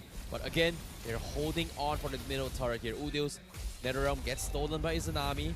Zorn is making the play, he's looking for it, but they can't find him yet. Benogo looking to catch somebody, but it's going to be a stalemate for now for both sides. RGMY ideally want to be able to contest this turtle. Not too sure if Izanami does have Netherrealm stolen, so they can at least put up a fight somewhat. A 3k net worth difference at this point is notable, but not too significant yet. It's just the problem is Homeboys' positioning a little bit too good. RSG cannot find any angle of approach. Yeah, it's reached a point where RGMY are literally sticking together. This is the scenario that Homeboys want to condition RGMY to be in. Your export can be in the same lane as the Benedetta. Nowhere is safe. If you are not together as a team, we can easily pick you apart with our Cho. Now Zorn taking a lot of damage here. Udil also looking going to fight this well. Meanwhile, they're all split up. They have to make a decision eventually. Homeboys secures a retreat. Okay. Not this time, Benogo. Not this time. And he makes it known too. It's just a little bit of spam recalling to make it known that he has successfully stolen a buff this time. RGMY slowly falling further behind in that net worth gap. 4,600. Nearly 9 minutes in is not a good look for them. Yeah, but this time, this purple buff retri battle here, both sides doesn't have retribution yet. It comes down to stalemate. Cho going for the kick here. Zorn hasn't been able to do too much. Chibi looking for the fight, but Sabat with the Lecto final blow. Seems to be a little bit scary. High tails out of there. And thankfully, Benogo got the purple buff, so he saves some XP, but doesn't change the fact that Homeboys have control over this game. All tier 1s down, only the tier 2 mid is left. And RGMY, they need a lot more time. Lo Liao becomes their insurance plan, just like game 1, but this time it's RGMY that needs the Natan. It's tough. Now Udil looking for the pullback. They are trying to chip out the Firaga armor. And it doesn't go away, but they bait out the insanity. And look at this, Homeboys. They know it was intended. They're looking for base. Izanami. Netherrealm still has, but Homeboys, oh my goodness, the mind games. It's happening. RGMY, they're slowly crumbling. Do they take the bait? That's an instant recall to get your Firaga armor back. You cannot afford to not have it for this next Lord. This is literally what we talked about during the keys of victory too, right? That psychological warfare. I feel like Homeboys took that game 1 defeat a little bit personally here, and they are making it well known their disdain for their rivals on the land of Dawn right now. The war gonna be contested once again. Can RSGMY actually find the space? Okay, finally the kick comes in, but the Netherrealm will keep Benogo alive here. The Toys Person is there by so low. Appraisal drop on Chibi. Seems to be not able to deal with Benogo. He's gonna be A-okay, but they focus Chibi down. Homeboys, he overextended and mistakes were made, and now RGMY, can they reset in time for the Lord fight? That's the Netherrealm you need from Izanami. Saving Benogo right before he gets taken out. The Appraisal's Wrath, surprisingly from Chibi, didn't do enough to not only take down Benogo, but not enough to heal him back up, and that kill was important. Wish he would have went over to Lo Liao instead of stole him though. If that was anyone besides Benogo, it would have dealt enough damage based on the health percentage, but Homeboy's still gonna continue fighting. What is the damage from Nets as well as a Ghostbuster? What? Nets! You're kidding me! the Lord! RSGMY with the Lord Storm, and now Sabat looking to turn the tide. He gets one, but he drops everyone from RSGMY low. Homeboys. How? How did Benogo not press his retribution? Was it crowd control? I need an instant replay on that. But now Lolios with the Purify, he needs to get out as well. Benogo is getting taunted his way through, but they need to get him out to safety. Homeboy, 6k net will lead. Now, with the Lord crashing in, do they fight this here? But it is only the first Lord, so it's not that much of a deal. So this inhibitor will still stand. Homeboys has to take this on a different level. This has turned out very differently from what we saw in game number 1. Homeboys, they're a team that once they have an early lead, they're never gonna really let go of it. And even the AI winning prediction gonna show that 86% in favor of the Homeboys. Chibi spam recalling right outside their base when the purple buff is standing right behind him and he could be farming it. But this is a much more important use of his time. Yeah, purple buff can wait. Buff is temporary, recall is forever. I think they're just straight up holding hostage to the purple buff, right? Like, instead of just starting here, right now, they're looking to try and jeopardize this. It feels like RGM. Oh, okay. He gets it. No, Wow. No way. Told you, man. like, It's I don't know where this confidence is coming from, but with that play, forcing a retro just like that, بدري and ببهدلهم. Nogo not using it, I feel like Nogo is the most affected in this game right now. بيض جد Yeah, I mean, درايفرنا missing مرة that باكس retreat يا was- لحتى that اللعبة was تخسف وخسف almost تقول لهم يا lethal. عمي That was تغضبوش disaster if you're RGMY. يا عمي لا That was the تغضب ticket back into the game to put it back to an even state. Now they're gonna يا play from عمي behind مشان the الله kid. تغضبوش Venogo needs time to catch up. GB, two-man taunt, still looking for Venogo. He's getting chipped away a little bit here, but like the final blow from Subpot. Catches two. NetherRealm keeps him alive here. Lulio is dropping a little bit low, but Lulio finds Subpot, so that's huge for RGMY. Homeboys now, they have to run away. Stove is going for the stuns here. Homeboys needs to run. And again, the RGMY somehow, miraculously finds a random kill because of the Entropy's range. Yeah, and because of the NetherRealm, again, NetherRealm so crucial for Izanami. He purified at the third prop of the Jit Kundo, and that allowed him to not only avoid getting knocked out, but the kick also was not as effective as Zorn would have liked it to be. And his NetherRealm afterwards, again, saving his teammate Lo Liao. He is Not waking up. bad. He is about to really Not hammer down bad. Homeboys in these team fights. Well, Layla and Nat have both been able to farm fairly safely this game, but we know that Natan right now in the meta scales very well in comparison. Udil currently at the top of the damage dealt ranking, but Lolil only right behind him. And Oh my god, Lolios with the aggression makes a play. Subpot gets taken out, and now RSGMY is able to push Homeboys back. What a comeback coming in from them, and now Homeboys, they lose an inhibitor, and you can see the silence coming in from the crowd. Absolutely at awe at what's happening to Homeboys. All right, this is it. This is the Lord fight.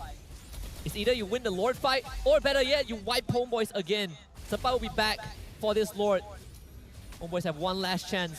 The disbelief in the eyes of everyone as RSGMY looking to fight the Lord. Homeboys, they need to throw everything here. Oh, Nets taking so much damage from Lolios, and now the Blast Insanity coming in as well. They force the NetherRealm, but can they survive? No, they lose the Lord. Now Chibi needs to get out, and he's going to be able to do so. But the Lord in the hands of RSGMY. And again, absolute silence from the crowd. That is so nice. All the ways. The bottom wave was just pushing. So Loliao gets this tier 1. He might not get the tier 2 for now, but the Lord is going to come up top. Homeboys will need to deal with that. RCMY, despite missing the first Lord, have now completely recovered. Loliao, critical mass, full items. The network lead that Homeboys built up for themselves early on has been completely negated. RSGMY recognizing that they are now stronger in these team fights, and Lolil showing that confidence by being the first one to initiate as well, relying on Stone to make sure he never goes too far. This could be huge structural damage in favor of RSG. Yep, and now look at this. They're going to try to make a jam on GB as well. There's no turret here. They're going to try and catch him as well. But Last Insanity comes in, trying to zone off Zorn. Zorn, he's taking a little bit too much damage. He's going to be able to flicker out of there. So for now, Reset comes in. Electro final blow, clears the minion, but Subpot in trouble. Is a lot of damage. Oh, chill, boy. He needs to get out, but Inhibitor will fall. RSGMY now continues their assault. Homeboys, they have to make some sort of play. They don't have ultimates now. Nets also أنا not بحس having ultimates. السكيل Homeboys لازم يكون مختلف slowly ألوانه losing inhibitor. Big عن stun here ألوان coming in. GB. البطل Oh, نفسه. Lolios! What a snipe! Is نتم Nami with the معروف NetherRealm, and now the Insanity comes in, drops onto Udil, ألوانه drops on شو Nets. اسمه؟ They get the reset, but RSGMY, they're أزرق not done فبغير yet. إذا They're taking بحط so أحمر، much بحط damage. أزرق، Lolios is بحط أي still شيء. alive. He's got immortalities. They need Chibi. The crystal slowly falling apart. Subpot drops the Electro final blow. He Indeed, dies, he take goes care down, but he of- will clear the mid. Lolios! Lolios! GG. What a play from the man, the myth, the Yine böyle legend, arası. RSGMY Arası yine is değil. defying all odds. Can you believe it? 2-0 in the best of 5 against Homeboys. Silencing the crowd.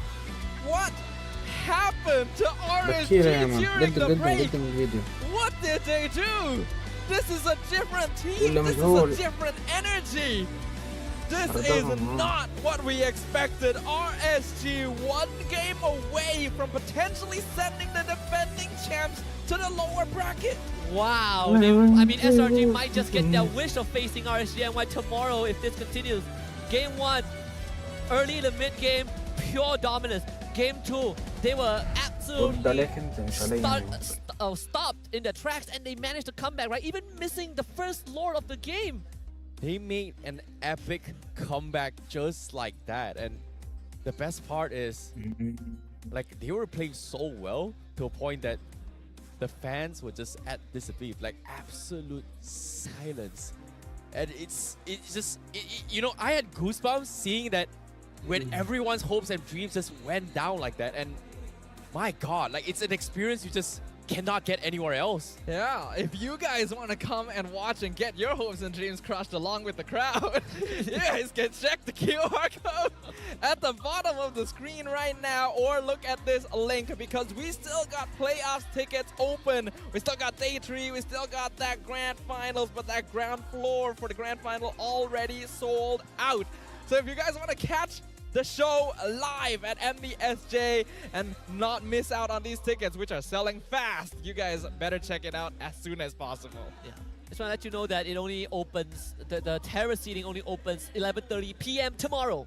So better mark down that time. Yeah, it has to be quick here. But let's take a look at the MVP for that match here. The MVP for game number 2 is going to be none other than Lolius himself, because he was getting big catches all by himself, and he's the reason why RSGMI is able to bounce back from a huge deficit against Homeboys. I'm telling you, man, when you have a Natan on your team, it's only a matter of time until he hits critical mass and goes nuclear on everyone. Lo Liao, in fact, not just Lo Liao, gold laners have been popping off in this playoffs. Yesterday we saw Sasa, and today it was Innocent and then Lo Liao.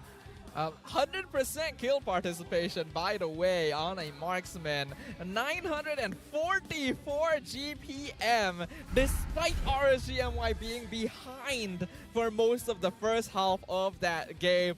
Homeboys just didn't pay Lolil enough attention, and he made sure that they were aware of his presence. Even Zorn went deathless this game, but there's only so much you could do on the show, right? You want to find these crucial targets. It is so hard. I think most of the time you only either find Venogo or Izanami, because Rippo is not someone you want to kick, but Izanami, you know, after some rusty start, he also cleaned up the Purify timing. Oh boy. I don't know what happened, but it feels like game 1 and game 2, it came down to a situation where either or can win the game.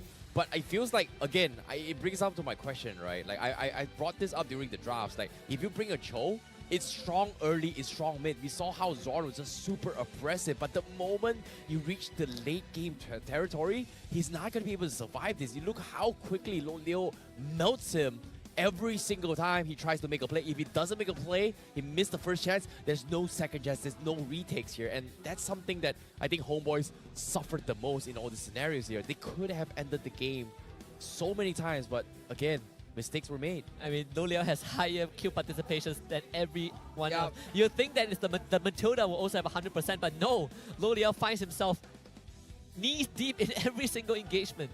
Lolil just farming for most of the early game. He looks behind him, realizes his team is losing, and is like, oh, okay, I'll do it myself. And I think the thing is, I mentioned that I was worried about this Cho pick from Zorn, right? He made it look really good in that first engagement, but when RSG picks up 3 Purifies, their late game scaling is stronger, and Homeboys are wholly reliant on Zorn or Sabat to try and get a catch. They don't have enough tools to actually force out the Purifies and then catch on top of that. RSG just needs to hide behind Venogo and Rippo, who are both doing a great job of frontlining and creating the space necessary. And I just can't believe this is the result. I'm gonna eat my words very soon. I came into this, I'm like, Homeboys statistically looks We a all bit more did. polished. I was expecting that as well. Like I feel like Homeboys had a very, very strong chance to actually win this game, but now 2 games behind here. دمج ناتان على دمج This will be the اللعبة. greatest لا والله reverse فلنتينا. Like I don't know. Is it possible to ده see a full game مشتيك. 5? Okay. Like it might be happening here. Nothing is ever impossible. Yeah. But RSGMY has demonstrated that we were absolutely wrong about Homeboys being the statistical favorites to win this, right? RSG came swinging with a vengeance. They saw all the Homeboys players spam recalling in front of them and took it personally. I'm not gonna lie, even though Repo hasn't been playing much, but Repo coming back in just made RSGMY look so good. I'll tell you a crazier fact, right? If RSGMY wins this series, they would have surpassed their results in the last season. Last season they finished 4th. This season they have a chance to finish at least 3rd place. They just have to win this. And they would be able to return the favor, since last season it was Homeboys who sent them down to the lower bracket. Yeah, Okay. the Homeboys 3-0'd them last season. I'll do you one better, right? Okay, here's the match history between both RSG as well as Homeboys, right? Homeboys has won 6 out of 10 matches in total, dating back to Season 7 all the way to Season 13 in regular weeks as well as playoffs. So, Man, they played all best of 3s. Homeboys دمج won 6 فرامس out of عالي 10. ها. And this is the first ever best of 5 مالك series. بس that's ترى crazy. دمج مخيف. That's crazy. I mean, last year Homeboys 2-1 RSG in the regular season. I think 2-0'd them in the playoffs if I remember correctly. But the fact that RSG is about to 3-0 them in the best of 5 for the very first time after so long does make you wonder. I think a lot of doubters about RSG are about to be proven wrong, and I think a lot of RSG fans probably are blowing up the internet right now. What are you No. recalling, Chibi? You I- recalling back to base? I'm pretty sure the people that are watching at home were like, wait, why does MPLMY feel so quiet? It's not because That's it's true. quiet. It's just completely silenced. Shut down. Every person Like- in this stage is staring at that screen with their mouths agape. Even RSG fans were like, wow, we won that? They were They like, were- how did that okay, happen? and that's the thing, right? We're on the English side. Like, we're actually sitting around the Homeboys fans, and it's just ridiculously quiet. I'm telling you, the Flame Boys fans scare me. For me, it's like, it's a good play. I'm hyping things up, but at the same time, it's just like, yo, this reminds me of Season 3 when Boss Crew kind of like lost and 80% of crowd just disappeared. I mean, as long as your card play isn't in the public domain, and you should be fine. They're not going to find you. We do have the Hall of Fames, though. It is all blue. Lodiel, of course, richest guy, Carry, Vanogo, Sandbag, and Stoem, best wingman of this game, too. Lolil was just left alone for so long. I think Homeboys definitely let down their guard. They won the early game so handedly. They figured, there's no way Lolil's gonna be able to have space to farm. We have Sapat splitting the map. Everything's fine. And then everything was not. And then Sapat gets like 2-shotted by Loliel. Nets Yes. started dying in fights. Yeah. I mean, if I was in Nets' position, I would be like, all right, this Natan's game is over. I am ahead, guys. I just solo kill him. We're in good hands. In fact, you wouldn't even imagine RCMY making a comeback after losing that first Lord. We have to take a look very, very carefully, guys, like analysts, color casters. I need you guys to watch the replay and find out exactly which moment RSGMY was able to make a comeback, because that should not have been an RSG game. All right, bet. I'm going to pay attention to this. I know for a fact that It wasn't this game. it was like the first 12 minutes, it was all Homeboys, right? Yep. Could have been 9 minutes, but you know, RSGMY lost the Lord. Homeboys extend the lead. They didn't get an inhibitor. That's the good news for RSGMY. They mounted a good defense because Lodiel was able to get his items, but he had 2 early deaths that was devastating for Natan. Once Homeboys got that mid lane priority, they started expanding that, ganking the other lanes, creating pressure. But there were also times where I do feel like they overstayed their welcome just a little bit, right? Not in this situation. You can see that Homeboys are still doing well. Nets is out DPSing. They're still able to punish Lolil, punish Stome. Up until this point, it seemed like an obvious Homeboys victory. even beyond this point, Homeboys, they were still ballooning that gold lead, right? Like Izanami got the kill, but look at this, 6 minutes plus, Homeboys, they were invading RSGNY's jungle. And a lot of times they're abusing the fact that Izanami is just not actively using the Nether Realm. He died 2 times without using the Fireman's ult. Yeah, and even here you can see, like, I think this was a small blunder coming in from Homeboys. They overextended just to kill Izanami, right? So this is a little bit of a saving grace where Lolios was just bashing and bashing, getting so many kills to actually scale back into the later stage of the game. But still, that was a little bit of a small victory for RSG. Right? Nice. So Homeboys technically still in the lead, still in the driver's seat, and even in this scuffle as well, like, what was going on? Like, I think this was one small mistake. For some reason, Chibi was walking the direction where Storm was able to bring one member to kill him off. I mean, he was expecting his ultimate to just straight out one-shot Venogo, right? But Venogo had the third position, didn't go down.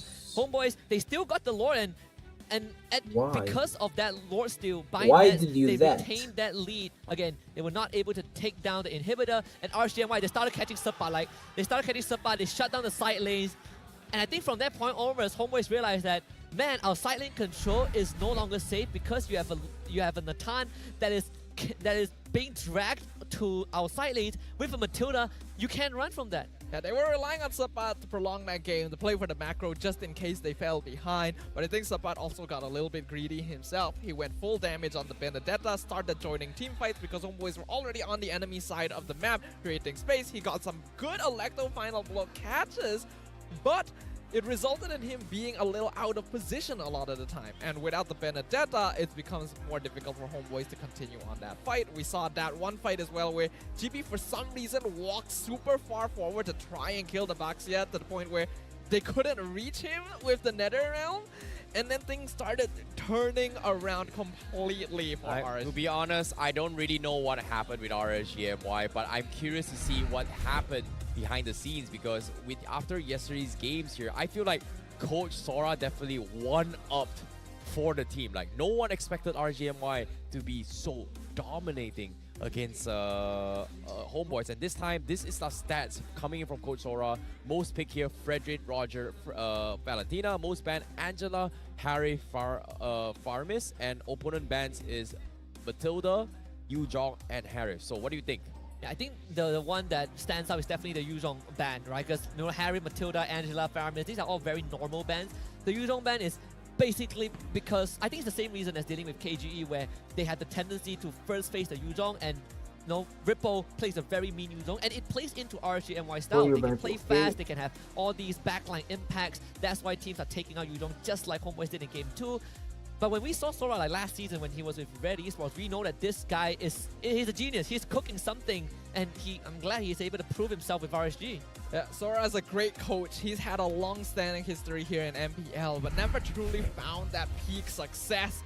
And I think like a lot of us, LaFell especially, is a big fan of Coach Sora, and He's just spamming the WhatsApp chat. It's like, oh my god, RSG, yeah, that's my in-law. I'm like, great, yeah, Izanami, yeah, great. We know you have a special relationship with him. You know, shout out to you, LaFell, if you're watching the English broadcast. If you're not watching the English broadcast, you're biased towards the English broadcast. But never mind. Speaking of which here, now let's talk a little bit more in terms of bans, right? It's surprising that Sora has kind of focused so much on banning the Angela. And for this past 2 days, what Angela ban? I mean, Angela does not really exist in the S tier anymore. I mean, it's same as the Nolan and Barrage, right? They've kind of fallen off the tier list, which I'm all for it, right? We get to see a lot more different picks, but it has been 399 days, more than a year since the last Savage in MPL Malaysia. Man, it has been that long here. The last one being the MPL Malaysia Season 11 playoffs in the hands of Momo, who was playing Martis at the time.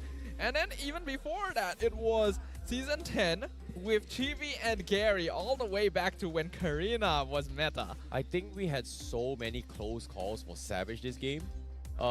This regular season, we had a lot of maniacs, and even there, I think there was one unofficial Savage where, because he got 4 kills, and the time gap in between the fourth and the last kill took too long, and that's why he didn't get a Savage. So unfortunately, it doesn't count, right? You gotta hear the announcers say Savage, and then I feel old now that it's been 359 days since the last Savage just won, and I think, I don't know, I feel old now. Don't worry. I mean, you are aging every second. All right, That's all right, true. all right, boy. What you got? What's your coolest pose? We need more cool poses. I like this. Can you do that again? No, Yeah, please don't. you, Actually, you missed it. I'd rather not hear that again. Why not? Don't you like a little bit of arrr in your life? Please don't do that again. Let's go into the game here. Game 3. We already talked about the adjustments Homeboys need to do for Game 2. They did it. It wasn't enough. So what needs to happen for game number 3 is my question now. Zorn needs to play something that he can play because 2 games now he hasn't. Wait. Joe? Say that again. No, okay. So Zorn needs to play something that he can play that can deal with RSG. And in this case, I feel like banning off strong roamers such as the Edith as well as Arlott is gonna be an awkward spot. Like it doesn't come back. Like it also comes back to my situation, right? Like earlier the weeks here, we saw a lot of chose coming from SRG. We saw a lot of chose coming from Homeboys as well. But when the nerves come in, when the buffs onto his tanks as well as the attack items affected Cho because Cho did not get that defense buff. That is true. Because he's categorized as a fighter. So they need to draft Zorn's hero right from the get-go rather than just leaving it for last so that he can be a little bit more flexible. But there's very less options, right? If you are looking at it at that manner. If the Arlott gets banned now, you're only left with probably Matilda and Minotaur, but no one really first picks Minotaur right now because you're just asking for an export to get picked. Learn to play an enchanter properly. I feel like it does the job well We enough. have some pretty good enchanters. It's more like, you know, just because they lose doesn't mean it's not played well. Okay. Yeah. Okay. You gotta base it on the gameplay itself. Like in game 1, yes, he went on the Matilda. They didn't end up winning there, but I don't attribute that fully to Zorn either. Just circumstances ended up in that way. For now, though, the draft for game number 3, Homeboy is going to be on blue side once again. RSG on red side. Homeboy still banning the same heroes. I think we got to recap on how things went down in terms of draft, right? Like the idea that Homeboys had with the carry was to deal with the tankiness coming from RSG, but so far the matchups coming in from yesterday, today, and as well as other regions, even in SPS as well, has always been a matchup between Natan, Moskov, Harif, and Roger, and these are the 4 important ones. If it was banned, then sure, I understand it was carry, but for Homeboys to not pick the Moskov, which has been a priority for a lot of the other teams here, it just shows you that it's, I don't know, it's weird. For me, I can't see where you're coming from, right? And it does, and it's not even like it feels like a hero that Nets wouldn't be comfortable with playing, right? It feels like his style of hero, so it does make you wonder a bit, like, yeah, maybe they drafted it to try and counter initially the tank jungle they'd pick up, but it wasn't quite enough. This could be a Novara angle for RSGMY. You can first pick the Novara if you want to. I think it's either that or the Valentina, considering that the Fredrin was first picked by Homeboy. So there could be a Faramis angle for Udyr again. I think RSG has some pretty crucial decisions to make. Let's see. So they take the Moskov for themselves. The turn now left open for Nets to go for. Yep, and they take Novara for Izanami. Alright, RSG going to be playing for that late game here. We got a fun fact. We've already mentioned this a couple times, but RSG was sent to the lower bracket by Homeboys in the previous season's playoffs. Will they be able to reverse the fates now? As you can see, Homeboys do lock in on the Natan, and they get the Teresa too. Ooh. Do you export here? Do you just go, you know, do you just go all out and export third pick? It's weird for Homeboys to still keep Zorn's hero again.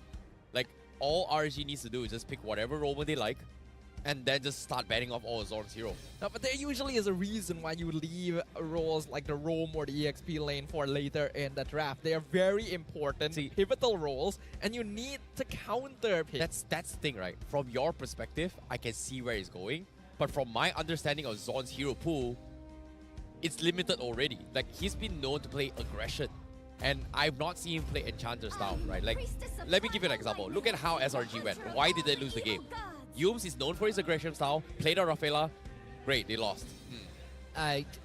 You know what? My conclusion is that Terrence is the guy that looks at KD and then uses the KD to decide whether you're a good player or not. I hear like, yeah, no, it's more like habits. Like, their player habits doesn't suit an Enchanter. Enchanter are players that play similarly like how a mage positions themselves. But for both Zorn and Yums, they don't play like that. Sure, I can. No, not necessarily. I mean, I get where you're coming from. Yeah. Yes. Though I would say that this Edith pick is genius in a way because Ripple plays it. Yeah. Now you have a flex option for RSGMY. I would prefer this Edith in the roam role, but at least RSG, they are opening up options for themselves. Banning the artillery from Homeboys. I absolutely love this Farsa ban. I think that Faramis might not be a main concern at this point. You ban the Farsa, you make sure that Udyr doesn't get any long range, doesn't get to provide long range support for his team in these team fights, not when there's Terizla and Natan and Fredrin already. I think like Faramis could still be worth a ban here because RSG is clearly not going for the Valentina anymore. Like the NetherRealm is still very scary in the hands of the Homeboys, especially now that they straight up have a fighting comp. I think just ban the Faramis, like just make Udyr uncomfortable as much as they can. But Homeboys, they banned the box, yeah, so that means it is going to be them threatening Vinogo's hero pool a little bit here, forcing to play something else. But what surprises me this time is Matilda completely ignored from both sides now. Oh, wait, sorry, Matilda is banned, my bad, sorry. It is banned now. What is Vinogo going to play against a Fredrin, right? Like, we've seen him play Barats, we've seen him play, the Fredrin a lot, but when it comes to succession or win rate percentage, Vinogo has had higher win rates with a Fredrin as well as a Baxia, whereas his Barats and Akai doesn't really do too much. It can be an option, I think, in this game if you if the Barats gets banned out. RSGMY showing respect to the Cho. I like it. So you ban the Cho out. Considering that we have Edith, right? Like Edith, regardless in what lane, it's a bit of a problem if you get kicked away despite having Primal Wrath. So the Roger ban is just as a fail-safe to make sure that Vinogo doesn't run the Roger jungle. Smart. That's really smart. So it's Barats and Akai being the remaining tanks. I don't see any other options for them. Unless they want to bust out the Helcurt, which I feel like it's they should. It's a little risky. We've been hyping up the Helcurt for the longest of time, but we haven't seen it a single time. If there's one guy to play Helcurt, it's probably Chibi first. Oh, yeah, I agree. It was one of his like secret picks during season 7 or 8. That was a long Even time last ago. season, it was like it was like the Fredrin Buster. That was when Helcurt was still the old style. He would silence, but okay, like they'll stick with the Akai. One of the safer options could really open up these team fights as well, since RSG wants to make sure Homeboys cannot play around that penalty zone. It's interesting to see a lot of Akais in other regions, or even SPS as well, but it's so rare to see an Akai here in MPLY. Yeah, it makes it rough for a Faramis pick, right? Because now there's ways to split you away from the NetherRealm. Not to mention that heroes like Fredrin absolutely hates Akai. I want to stand still and slam you with my big sword, but now I cannot because you're bumping you away from objectives. In a way, it does the job that Barats does slightly better, at least from a perspective of displacing your enemies. It puts Udyr in quite a spot though. Like Udyr is like super serious, and Sword is like smirking at Chibi. It was like, hey man, what's up? Something is up. So but now, go for the Arlet. Okay, Arlet sneaks through the draft, and they also get the Vexana. So, pretty standard drafts coming from Homeboys. I like the draft this time for Homeboys. Do you go Terizla here? Not Terizla, sorry, Export. Do you go Export here for Ripple? Ripple, comfort picks, yeah, they should. Yeah, I mean, if Yuzhong was not banned now, I would instantly feel like it's a Yuzhong pick, but right now, is it a Paquito or Export? I kind of feel like Export would make slightly more sense. Yeah, he definitely needs somebody to be the front lines, right? Like, Akai isn't exactly the tankiest, Natan does a lot of damage, but again, if you go for the export here, Natan can still shred through the Infragama armor relatively quickly. Unless you run Ruby again. And then you run like the Ripple Edith XP lane. Yeah, they could go for it right now. Like, yeah. It's not that bad. Fading away. Let's see what it is. Wow! Wow! No way! Wow! By the way, the first time we saw this was... This was yesterday. Yeah, we saw it yesterday, yeah. But the first time we saw it was in the regular season. I believe at that time it was Niners versus KGE. Barbosa and Moon ran the same draft. There's a different iteration where you run Novaria with the Beatrix, where he has Renner. But either way, I'm all out for this. If we can't fight you team fight, we poke you from long range. This is going to be very interesting. RSGMY 1 game away from sending the defending champions to the lower bracket. 1 game away for getting vengeance from the playoffs of Season 12. Can the Homeboys defy this fate? Can they bring it back and show us why they are the favorites of this series? Well, we shall see. RSGMY, if they 3-0 Homeboys, it is going to be a statement of them being the prime. Ladies and gentlemen, here, match point for RSGMY as we head into Game 3. RSGMY versus Homeboys. This does indicate something about RSGMY though. It means that their setup heavily relies on Vinogo or Ripple getting a good crowd control, but mainly from Vinogo, because if you are Stoem, you are trying to set things up from long range. That means that Zorn, he's probably going to be walking up to Stoem and Izanami, and there's nothing much that they could do about it. Yeah, that's the problem when you have this double mage mid-roam combination. It's going to be particularly weak against these tankier heroes that can dive from the front line. So Zorn wants to try and take advantage of that as much as possible. I'm personally just very curious about how well the Selena Novaria combo will do in that early stage. I think it's more like when you get your first core item, right? When the Lightning Truncheon comes out for the Novaria, when you are starting to play for Vision, that's where it gets very, very crucial. Comes down to Izanami though, he needs to actively use that Astral Echo, which he has been doing in Game 1. Well, seems like it's a little bit of an interesting approach this time for RGMY, where Vinogo preemptively waits for the XP lane. Yep. What's going on right here? Like, it's a completely different standby here.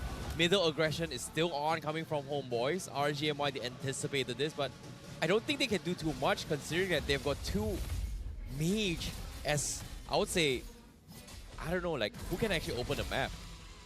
It's going to be up to Rippo and Vinogo. The whole reason they are okay with going double mage is because they have Akai and Edith already, so at least they're not just relying on one player. Oh no, he's dead. Like, he might be... Okay, no, maybe not. Heavy Spin comes in, he gets out. Alright, sure, whatever. Yeah. That means no turtle. You give turtle away to Homeboys. I don't feel like Vinogo can contest this. Even if he tries, it will be a bit hard. Well, he's thinking here, but setup comes in from the top. Sana as well. Estreko barely connects up, but he's dead. First blood for Vinogo. No turtle, no problem. I'll get the kill instead. But turtle not even started yet. This is going to be a good time here. RGMY regroups for this fight, but Vinogo is solo. He doesn't have Retri as well. Can Izanami steal the turtle? He used the Astral Recall already, so nope, not happening.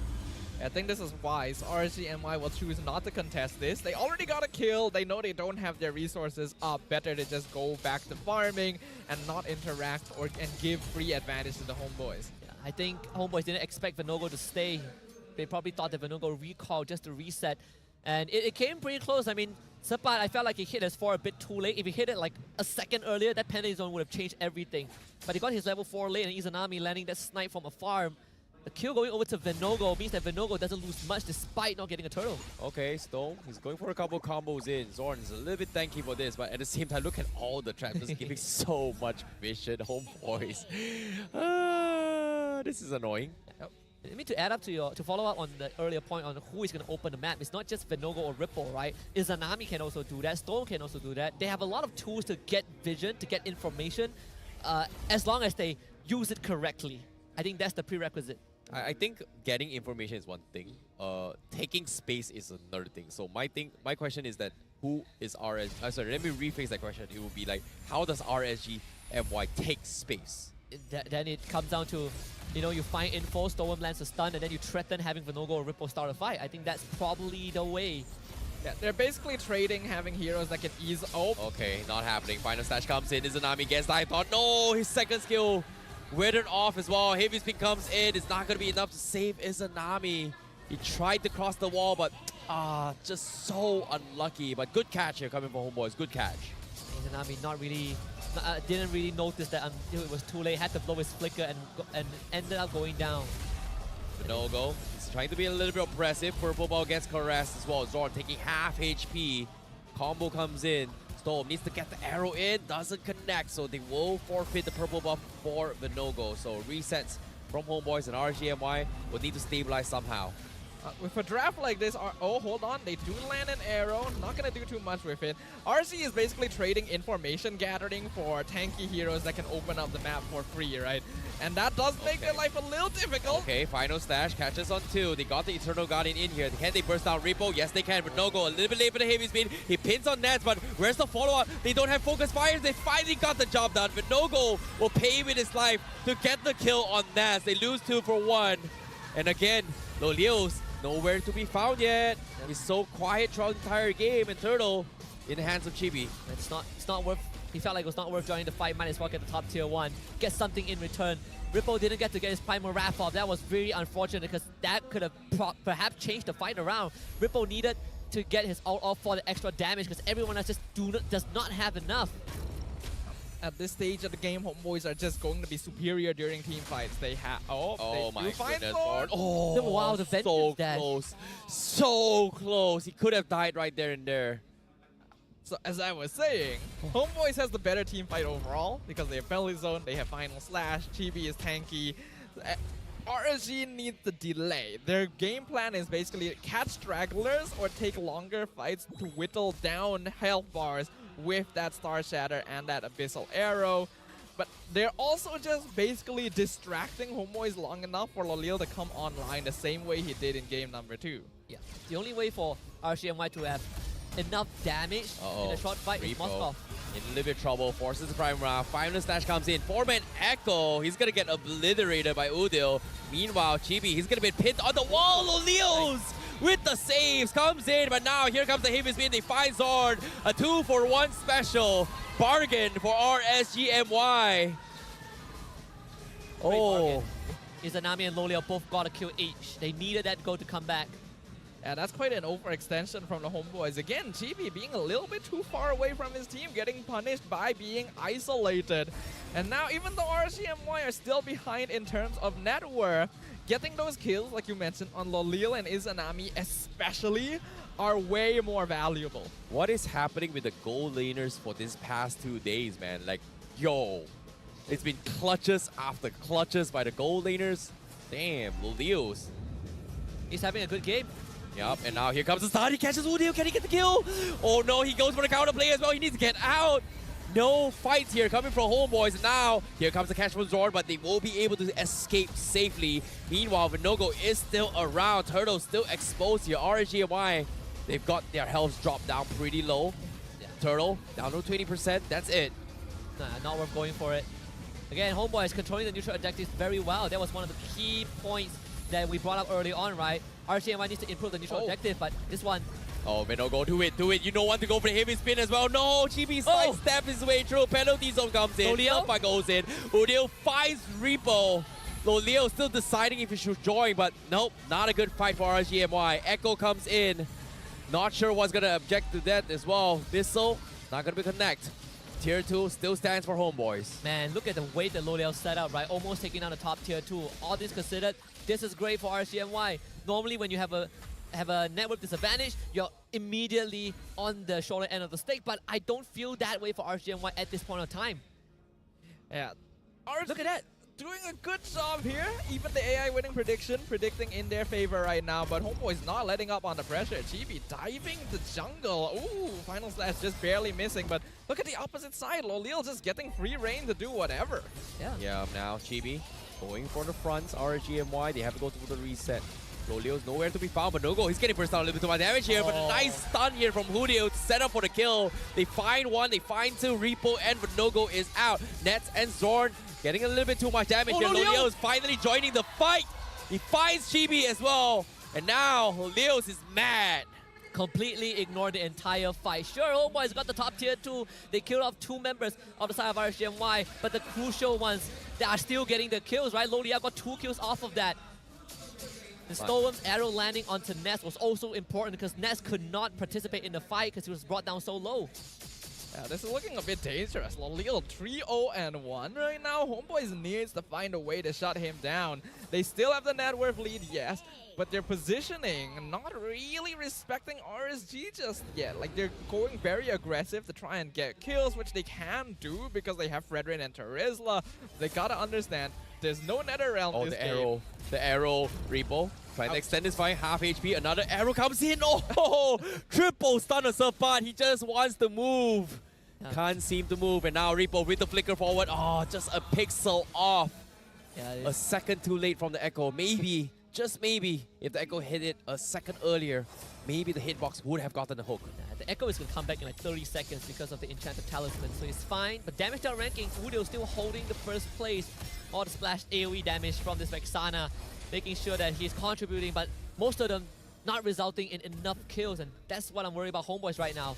Unless Nets becomes the insurance policy like we've seen the entire series. And Nathan has the capability to go 1v5 as long as he's given enough space. So Nets really just needs to farm up. But Lolil is doing the same. Huge. That is huge. Homeboys definitely spot that out. So if they go now and Lolil doesn't make it in time, it is going to be in trouble here. But Lolil seems like he is going to be regrouping here. He showed himself down middle. So Homeboys still going to be going for the Lord Dance once more. It's hard for Sapat and Zorn to hide properly because they're just getting exposed by the Abyssal Arrow and the Novaria. Oh, the dance. Sapat getting checked. 4-man Echo comes in. Do they want to go in? Arrow connects to Sapat. This is huge. This is go time. Repo. He's getting taunted as well, but Appraisal's round. Nats blows him off, and now he's going to find Vinogo. One more auto attack. Vinogo survives Homeboys now. Rushing the Lord. Can they go for this as well? They need the arrow to connect. Spear comes. Nats, he runs away, but Lolios is getting chased on. Can he survive? Yes, he will. He's got the Purify. He fights one, but he eventually falls. Subpart finishes him off. Homeboys, they get the biggest catch. RSGMY denied. Denied. That's a mistake from RSGMY. The rest of the team were lady. Oh no, it's not over. Vinogo, he's got the heavy spin. They got Nats as well. This is huge for RSGMY. They trade a gold laner for a gold laner. Homeboys, they could have gotten out. The arrow! The arrow! They got O'Neal! Oh my god! RSGMY! They're doing it without Lolios! Then now Chibi, they're forcing the fight. Lolios is back on 0 seconds. Rebo will fall. Vinogo, he's trying to extend the fight. Where's the spear? Where's the spear? Vinogo is dead. The spear not out on Lolios. RSGMY, what seemed to be a good fight, has become a disastrous moment in this game for RSGMY. Man, both teams overextending at this point. Stone will be back in time. Loliao needs to take out the Lord. Is Izanami caught? Uh-oh. Uh-oh. Do they get him? Tier 2 still stands. They are going to be able to clear this minions, but Spear. Oh, Chibi sidesteps here. Lolios, he still wants to kill him off. Nets pokes him away. Can he get out? Yes, he will. Homeboys trading on thin ice right now. Same can be said for RSGMY. We're getting to the point of the game where things are a little bit dicey. Homeboys still have that 3k net worth lead, but it's getting to the point where it doesn't make all that much difference as long as both teams are taking fights the way they want to. And Nets and Olil are both going to be hitting about the same peak very, very soon where they can basically one-shot anyone that they find. So positioning, angles of approach are going to be very important. And it's going to be harder for RSG because this Novaria Selena comp is still harder to execute comparatively. Sword, conceal. Oh, great disengage. Lolio uses Purify as well. That is great. That is great for Homeboys. I was about to point out that Nets took Flicker this game, so he's a very juicy target. One Selena arrow, if no one is body blocking for Nets, he will evaporate. But the fact that you got the Purify out of L'Oreal means that RSGMY will not feel comfortable fighting for the next lore, at least for a while. 70 seconds, 47 seconds for the Lord and 60 seconds on Lolio's Purify. They have to wait the longest of time, and you can see RGMY full turtle defense cannot afford to do anything here. It's all about just waiting on those battle spells now. All about getting info. Storm and Izanami, they just gotta keep doing their job. It is a very boring chore, but that's the only way to maintain control of the map. You don't want Homeboys to stand in your bush and you do nothing about it. Okay, arrow connects on Zorn. He's thinking about it, but as soon as he saw it's Zorn, it's like, nah, that's not worth it. It's Roamer only. That's not the target he wants to be looking for. He wants to find Nets or Udil. Basically, landing the arrow on anyone else is not worth it unless they're 100% sure that they're isolated. And Homeboys is not going to make that mistake right now, especially since the Lord just respawned. Now that I think about it here, if they get a arrow on towards Hello. Nets, he's dead. He doesn't have a مين موجود معنا هنا؟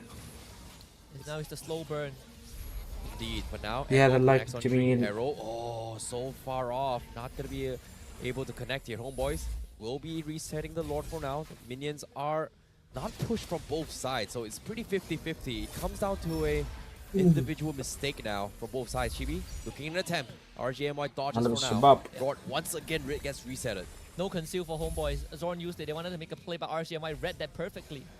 This is a terrifying Lord Dance. I would not want to be part of it. It's tough now. Binogo takes the full run, forces the heavy spin. The arrow connects the support. Here comes the echo as well. GB whiffing the Appraiser's Wrath. Lord dropping down pretty low. It's going to be close. The spear comes in. Do they go for the fight? No! Steals the Lord. They come in as well. And Lolio cleans house. He gets one. He gets two. He gets them all. Repo gets one as well. Nets runs for his life. It's only him and Udil left. And RSGMY is looking for the fight. Lolio comes in the midst of chaos. He destroys all of Homeboys. That was close. Had to see.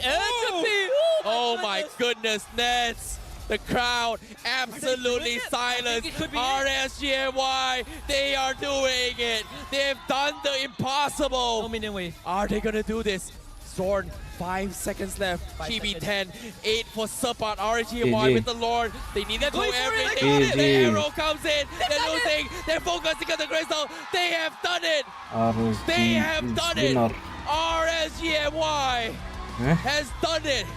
They are your upper bracket finals. They shut down Homeboys 3-0, silencing the Flame Boys, silencing the fans here at Stadium MPSJ. Wow, the Raiders literally tear down the Homeboys piece by piece, exacting their revenge. Best served out cold, 3-0. Can you believe it? I don't know what happened to RSGMY during the break. I don't know what they're on, but I want some of it. RSGMY showing us how it's done. A clean sweep against the defending champions to go on into the upper bracket finals. They'll be playing against SRG, but for now, we're going to be interviewing them on stage. 3-0 clean sweep untuk pasukan RSGMY securing the upper bracket finals match pada hari esok. Dan dorang akan jumpa Selangor Red Giants. First of all, congratulations guys. That was honestly a very unexpected 3-0. I memang terkejut. I lari daripada atas. First of all, Ripo, apa perasaan Ripo dapat kalahkan Homeboys? Now kita tahu RSG adalah satu pasukan yang memang susah sangat nak lawan Homeboys daripada musim lepas ke tak silap. You guys have not won against them in a series. Kali ini best of 5, clean sweep pula tu. How are you feeling, Ripo? Alhamdulillah lah sebab menang hari ni kan, sebab kita dah try hard lah sebelum ni kan. Not bad. Untuk Homeboys sebenarnya dia dapat rasa lah apa yang kita rasa season selepas kan. Dia dah tunggu dekat upper bracket tapi dia orang turun. Oh yeah, last season. Yeah, it's like season. deja vu, right? Deja vu untuk dia orang. Deja vu. Okay, now Ripo, I nak tanya, you dah rasa dah dapat balas dendam tak dengan dorang actually as of now? Tak lah sebab playoff tak habis lagi. Selagi Homeboys masih ada dalam playoff, selagi tu kita tak boleh nak pandang rendah lah kat diorang. Diorang still ada chance kita orang akan jumpa diorang dekat final ke apa. Who knows. Alright, betul tu and I agree. Alright, can we please pass it to Loliel? I'm pretty sure kita semua boleh agree that Loliel punya playstyle hari ni memang it's another level. Apa ni? Does Loliel have a playoffs buff ke? What happened and there is a playoffs buff? Oh, patutlah lain macam. Okay, Loliel. So, dengan kemenangan ni, adakah RSG sudah warm up dan dah ready untuk jumpa SRG esok? Kami sangat-sangat ready untuk berjumpa dengan SRG besok dan harap-harap kami akan menang juga melawan mereka di hari besok. Wow, I like that. I really like that. Okay guys, so like always, setiap match ada MVP, ada satu player yang shine, bersinar. Korang rasa siapakah player yang stand out untuk korang untuk perlawanan ini? Tak dengar? Tak dengar? Siapa? Okay, mari kita tengok MVP in 3, 2, 1. MVP jatuh kepada Ripo, Storm, Izanami. Alright, the Prince of Mage. Okay, Izanami, first of all, I nak tanya actually, how are you feeling right now? And kenapa you guys pick the Selena and Novaria combo. Nah, kita tahu quite a few teams pernah cuba combo ni dekat regular season dan hasilnya tak berapa bagus. Apa yang you guys macam cari ataupun what did you guys do to make sure that you guys could pull off combo ni dekat playoffs? First, happy lah sebab menang game ni kan. And Selena dengan Novaria punya combo tu sebenarnya kami just try untuk main di scrim sebab Mas Tom pun sebelumnya dalam mid lane kan. So dia memang berpengalaman lah main Selena. So kami cuba di scrim dan benda tu tiba-tiba menjadi lah. So kami just try untuk bawa pergi MPL ni lah. I see. So macam maybe to playstyle kepada pasukan lain tak jadi tapi playstyle dengan RSG dia jadi. Alright. Okay, can we please go back to Vinogo? Alright, Vinogo. Yesterday was a do or die match for RSG. You guys managed to come out of that red zone. And now you guys are back in the game with still 2 lives on hand. Now tomorrow you're gonna be going up against SRG. Now they are pretty strong, really great contender this season. How ready are you to be facing up against a local jungler who's a lot of people are saying is one of the best jungler we have right now, Sakais? Are you ready to go up in this matchup? And if you are, do you think you guys can actually secure the first grand final ticket tomorrow? Yes, of course we are ready to face tomorrow. But like I said yesterday, anything can happen. And see, we easily 3-0 today. So, tomorrow might happen also. I just believe in my team and hopefully we can get the first spot to the finals tomorrow. Wow, alright, I like that. Okay, Stone. مش عارف اجمع تيم لو الاقي تيم Alright, انضم له Stone, انا you just beat the كل Rover الموضوع افضل واسهل from technically our past season champion and the number 2 roamer in the regular season. Tomorrow you're going up against the number 1 roamer during the regular season. Now last season you were the number 1 roamer. So what do you have to say to Humes with this upcoming matchup? I think from last season, I think he really improved and I agree that this season he's the best roamer, so I'm hoping to have a good match with him. Wow, all good words, all love and fair with RSG and SRG. Okay, last, can we give it to a coach? All right, coach, just want to say amazing draft this game, but what would you like to say to all the RSG fans who are watching at home and in the stadium? And jangan lupa, suruh dorang sokong korang pada esok. So, pertama sekali saya nak cakap terima kasih sebab regular season kita orang bermula dengan tidak baik. Kita orang dekat bottom league dan saya nak bagi penghargaan juga kepada orang yang komen dekat social media support player sebab walaupun benda tu macam benda yang nampak mudah tapi sebenarnya bagi sangat impact dekat player, dekat saya, dekat seluruh tim kata-kata sokongan korang. So tolong teruskan bagi kita orang support dekat social media, dekat venue dan kita orang harap sangat fans akan datang juga untuk venue tomorrow. Terima kasih. All right, thank you so much to RSGMY. You guys may now go celebrate your victory. And once again, congratulations on securing the second upper bracket final match tomorrow. Now, esok, SRG akan lawan dengan RSG untuk the first grand final slot. بحاول أركز على المحتوى أكثر من قصص البطولات وهاي الشغلات. أحاول أنشئ محتوى كل منصة. In this crazy clean sweep. Guys, we talked about it earlier today that the playoffs has brought many unexpected results. But I think this has been the craziest one thus far. RSGMY, a clean sweep against the defending champions, sending them down to the lower bracket. And the pillar of RSG is Anami finally getting the recognition he deserves. To be honest, seeing how things has happened here in the stage, especially when the responses of the fans, considering that how full this stadium is, like not hearing a peep shows is a statement. This is the most silent I've heard the Flame Boy. You could drop a pin and you can hear the pin. Yes. My God, the only noise I've heard is because of the BM broadcasters on the stage. But aside from that, it's just disbelief. I think disbelief for the Flame Boys, but just just a resurgence for RSG, right? This is kind of the game that everyone thought would stop RSG from moving further, would send them to the lower bracket, and here they are.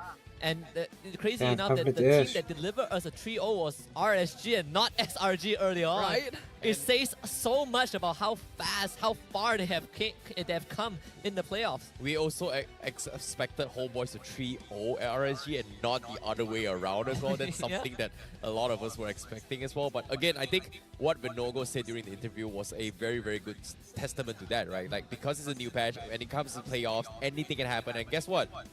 He was kind of shocked as well. Oh, wait, I got 3-0. Okay, sure, man. Like, great. Now we send them down low bracket. That pretty much confirms them for top 3 no matter what happens. Yep. Which is a good sign. Better placement than last season where they finished 4th. I think this also is a good time to finally bring up the whole where did Assassin junglers go, right? Because last season, if you look back, a lot of success that Chibi found, not just with Fredrin, with Assassin junglers, you know, Hauker, something he even whipped at the Lure mode in playoffs. But right now, the Nola is not working anymore, and teams are finding ways to really shut down Homeboy's aggressive play. Because Chibi, he participates in these fights, but not in the same way as Season 12. Personally, I think what ended up happening is that Homeboys did get a little bit affected, right? I feel like there was actually psychological damage inflicted, but not by the Homeboys who were spam recalling throughout game 2 and 3, right? It almost feels like they really wanted to force things to try and get that victory, to regain their position in this series, and that made them make mistakes, right? It made them overextend, because RCMY, this is a difficult composition to execute. Novaria, Selena can be punished quite easily as long as you make sure to dodge all the abilities, as long as you mind your positioning. It's a composition that's designed to punish overextension. Yeah. And Homeboys, I feel like, fell into that trap. If they just played normally. I think it's more like, it might be like it's annoying to be in front of people seeing recall, right? It tempts people to kind of dive into his conversation without ever thinking, or maybe even just like take the bait most of the time. But what I felt like from that game itself, it came down from second game onwards, where Homeboys were so dominating and all the way through here. They were spamming recalls. But to be honest, the reason why we're spamming recalls is because we know we are ahead and we are winning this game. But when you have that kind of confidence, and suddenly out of nowhere, all those confidence and getting punished, it just shows that, wait, I should have won this game. And I throw that, it actually sends a reverse psychology onto yourself. And I feel like they tilted a little bit here. And you can start to feel the pressure is on them as well, especially in game 3. Like, wait, we're 2 rounds behind. We don't really want to disappoint the fans or even ourselves. And I don't know, like, you can see the silence, even though we can hear it. But to be honest, it is hurt the most from the players themselves. I think, sure, I can agree with that. I feel like, okay, perhaps Homeboys didn't expect to drop game 2 in that fashion, considering that they almost won game 1. But more of in game 3, Homeboys for the longest of time had like a 2 to 3k gold lead. But remember, I pointed out, it really doesn't feel much if you're RSGMY. Even the AI prediction still thinks that RSG is going to win despite them being at a disadvantage. That's because of how they've been playing, right? Homeboys have been trying to punish Vinogo, get his heavy spin up before his objective. They've been destroying Ripple before he gets his primal wrath off. But in the later games, they overheated. They started to overextend, get displaced by Vinogo, get displaced by the Edith. That's where it started going down the drain. The Hall of Fame shows a lot. Izanami again showing up on that most damage. Vinogo, the sandbag, rich guy being low Liao. And Chibi, he's just left to pick up the pieces. Homeboys really were put in the back foot here, because when the game started, it was actually pretty even in comparison, right? Homeboys were putting up a good fight, being able to like duel against RSG, punishing them at times, and then RSG would come back, punish Homeboys for being overextended, so it was pretty even overall. The problem is, when you have a composition like this, it shouldn't be even. Homeboys can very easily just run at RSG in the beginning of the game as long as they forced out the heavy spin, and there's not a lot of tools that RSG can use to deny that. I think they did let what happened in game 2, game 1 get to their heads a little bit. It made them want to make things happen. Chibi walking into the tri-bush again when the rest of his team is retreating the other way and then getting punished for it, and then continuing to try and force matters did not help them. Yeah, it's just really awkward as well. But I feel like it came down to the final Lord fight, right? Like this fight right here was a little bit awkward coming from both Homeboys and RSG. Like technically, when they got the kill on towards Lolios, they should have just backed off. Like, was it this one that they actually got the kill on Lolios? No, I think not this one. I think probably did Lolio even die? I don't remember. I actually don't think they caught Lolio. I think like that game they caught Ripple. Like Ripple was basically the punching bag. No. They caught Lolios. Oh yeah, this they one, right? Here, like, yes. The moment they got them here, this was the moment where, hey, Nets is at the strongest, and for him to be caught out, counterplay, where RHGMY was at their weakest, this pretty much caused a spiral where Homeboys couldn't close out the game or get any more objectives, because by this time, they were just trading blows after blows. Yes, they may have had the numbers advantage, but it feels like Nets was the reason they need to have to stay alive in order to sync up with the Lord push and push major tower objectives, which unfortunately didn't happen here. And of course, comes to this final moment here. The moment Lolios jumped in, you can see everyone from side Homeboys comes to collab. And Lolios was just zipping out and is like, you know what, auto attack, it just destroys everybody. And I think this also highlights why Homeboys were just trying to punish the Akai and the Edict, because if they're left alive, the amount of crowd control is just too much. And this is the updated brackets. Staffa, it's all yours. We got SRG up against RSG. It's going to be a very interesting matchup. That's actually going to be the very first game tomorrow, in fact. So we'll instantly get to know which of these teams is our very first grand finalist.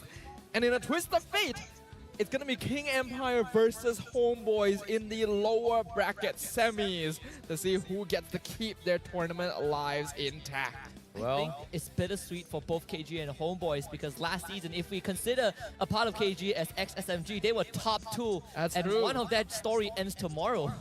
Oh boy, it is officially the top 4 and as played thus far. And of course, for tomorrow's match, to start things off, we have SRG going up against RSG to find out who will be in the lower bracket finals to face off against either King Empire or Homeboys, being the second match. And of course, being in that position means that whoever wins that series has to play another game right after that. Yeah, it's going to be a long day. 2 consecutive best of 5s. It's going to be a long day for the teams who are in that lower bracket, right? I mean, you get an extra hour break, sure, but if the previous one goes like all 5 games, you still are going to be in the weeds. But I wish the teams best of luck, because we're down to the top 4, the true top 4 bracket. One of these teams is going to lock in grand final spot, and that means that is one step closer to Riyadh. I think during the regular season, right, we highlighted a few times where it didn't really feel like MPLMY was approaching a new era just yet. Like, teams were still shaky, gameplay didn't look all that good. But coming into the playoffs, I feel like that energy has been reinvigorated, right? The break seems to have done these teams a lot of good. There's been a lot of improvement, a lot of evolution. Homeboys, surprisingly, doesn't seem to have been able to keep up with what RSG has brought to the table. So it's so interesting to see all of this. It truly is starting to feel like a new era of MPLMY. And I'm happy to see it's still spearheaded by SRG, but at least the other people are catching up. I think that's the best part. Yeah, agreed. But of course, if you guys want to feel the presence and also watch the show here at the MBSJ here, you can actually get your tickets by scanning the QR code up on screen. Be sure to save it up as well, because the ground floors are pretty much all sold out for tomorrow, as well as grand finals here. But of course, the terrace seating for tomorrow is still open for free entry. However, for the grand finals, you need to pay for 10 ringgit. It is only available after tomorrow finishes. Tomorrow, 11:30 p.m. It's only available to be purchased for the terrace seating. Yeah, get your devices out, you know, like 5 mobile phones, 10 laptops, just keep refreshing the pace, because I remember when they opened the ticket sales for playoffs, it immediately sold out on the ground floor. So, you know, fans want to be in here, but we also don't want to crowd out the place and turn it into a sardine can, so you guys got to get your spot. We feel bad because last season, MPLMY, like there were so many people to the point where they have to cut entrance outside that they couldn't even watch the game, which is a little bit unfortunate here. However, what's something that you guys can watch and enjoy while playing your games here is going to be the Exorcist series. What's oh your Flash Eye? I was about to say exorcism, but it's like, No, it's not. It's not an exorcism. The Exorcist. Go do it. Yeah, Staffa, go. Whatever. The Exorcist series has returned once again, bringing forth an extraordinary duo of exorcists, each distinct in their essence. One burdened by a great evil, forever yearning for the light, while the other, an exorcist possessing the power to seal tainted power in his body. Amidst this intricate web, the question lingers. How shall they forge their own destinies? Of course, it's gonna be Granger and Hayabusa getting their exorcist skins, and they look really good. So you guys should make sure to check that out. Cinematic looks dope. I went for the 25 diamond discounted draw. I got the Hayabusa emote. Ooh. Yeah. That is nice. I love it. And I think I got I need an exorcist right now because I'm being possessed from the glares, the goosebumps. I can feel everything. Right? I think something is around me right now. I think you're just cold. Yeah, I know, right? I'm Icy Baby. I get it. Yeah, whatever. Yeah, you're living up to the name. Yeah. But honestly, today has been crazy. Yeah. I think the end of the day, the results we have seen are completely out there compared to what we would have predicted before the day began. And it's only day 2 of the playoffs. We still got 2 more days before we can crown our new MPL MY champion. But that's gonna be it for day 2. Once again, this is the English broadcast with me, Staffa, along with Husky and Icy Baby 1-2. We'll leave you guys with the mic check for this final series, and we will see all of you for day number 3. CC, no mana. Hero. Kill. Nice turn. Bye-bye. Nice turn. No purify. Dead. Nata no purify. Careful, guys. Let me reset. Reset. I will. Tengok ni. Nice. Let's go. Balik. Reset reload. Balik guys, reset reload. Nice one. Ha, masuk bro. Masuk bro. Mati. Fallen missing guys. Hey bro. Fallen missing guys. Guys, fallen missing. Yeah, next minion. Just This minion. Shoot no flicker. Careful. Bye. Dead. No, I can stun carry. GG. Nice one. Boleh. Hero. Pergi atas. Nice ban. Aduh, kena lagi. Hati-hati skill 2 mouse kau sama tombak dari KS Lord. Sini. Lobby. Guys, nice ban. Can you go? I go for... I got. Careful, back up turn. Fight. You have ulti po? Hey, bang. Tower. All tower, guys.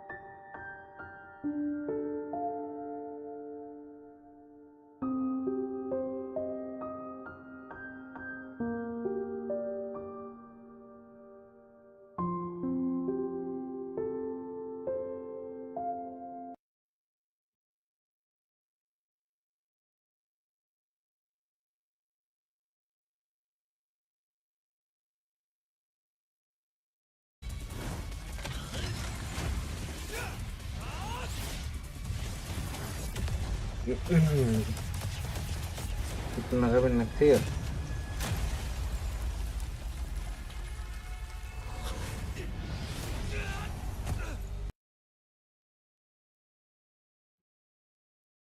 They exploit openings, and they will find openings in places where no other team would even see them. Like, you see Cram getting caught out like that. They're on the opposite side of the map. You would think they've engaged. Let's slow things down. Let's control the fight since they've already used some resources. Nope, it's just pedal to the metal. Jump on in, get the two-man pin, get the kills. They figure they have the damage. The moment they understand that they have any sort of lead in a game is when the Red Giants becomes a different beast entirely. And it is terrifying to have to play against. I do appreciate the fact that even when you look back at Game 3 where SRG were so far behind KG, they still were trying to actively find a way to fight at KG or at least put up resistance, right? They're not letting KG take whatever they want. They're not letting KG run over them. In a sense, a lot of teams would have done that, and it would be a steamroll, but SRG, they're just looking to fight back at every possible moment. Sure, they didn't win the game, but they sure as heck didn't make it easy for you to win. Yeah, and also when it comes to the total healing as well, I'm surprised that SRG just had the overall better heals. But considering that now, let's talk about the Hall of Fame right now. You get a good game. This usual first pick is something that I think would be more exclusive to KGE, but also you put Baksa in the equation with the recent changes to the jungle, it makes KG's early game a bit more robust. And it's a hero that worked very well for them, considering that Sunsujin did end up going all 5 games with the Baxia. Yeah. So, hey, he's got a lot of practice with it on this stage. Why not bring it to bear? It should be quite effective as well, since we know that Red Giants as a team tends to snowball throughout the early game. So by picking up fighting heroes, King Empire have a better chance. But they're going to have to deal with the Matilda and Fredrin. I like this. Just Fredrin Matilda, you make an immobile tank a lot more mobile, and you have the Moskov that you don't really have to worry about. We've seen iterations, right? The Guiding Wind, Appraisal's Wrath, Guiding Wind into Energy Eruption, something that SRG is very great with. And you even pointed out in one of the games that Yums is one of the premier Matilda players.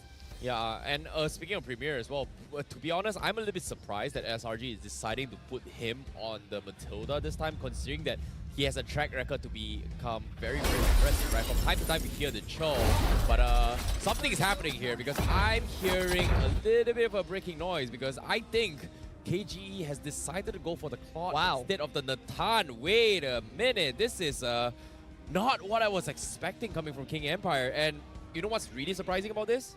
They did not prioritize on day2's heroes as well. I'm surprised they went for the Claude, I agree. I was expecting a Natan for Sasa. That felt like the more direct choice for Ryzen. But, of course, there's a fun fact for SRG. The Selangor Giants have only lost 2 Lords in the regular season. That's an insane number.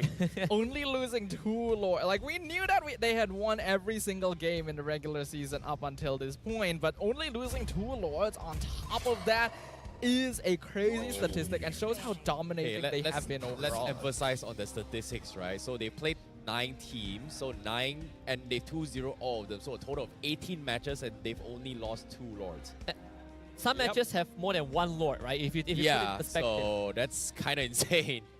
But I mean, Smooth also has a great stat. You know, currently the highest first blood in MPL MY Season 13 with 7 to his name. That is crazy. You give him Yuzong, that amps up the potential of him achieving that, you know? You know, I hate these stats.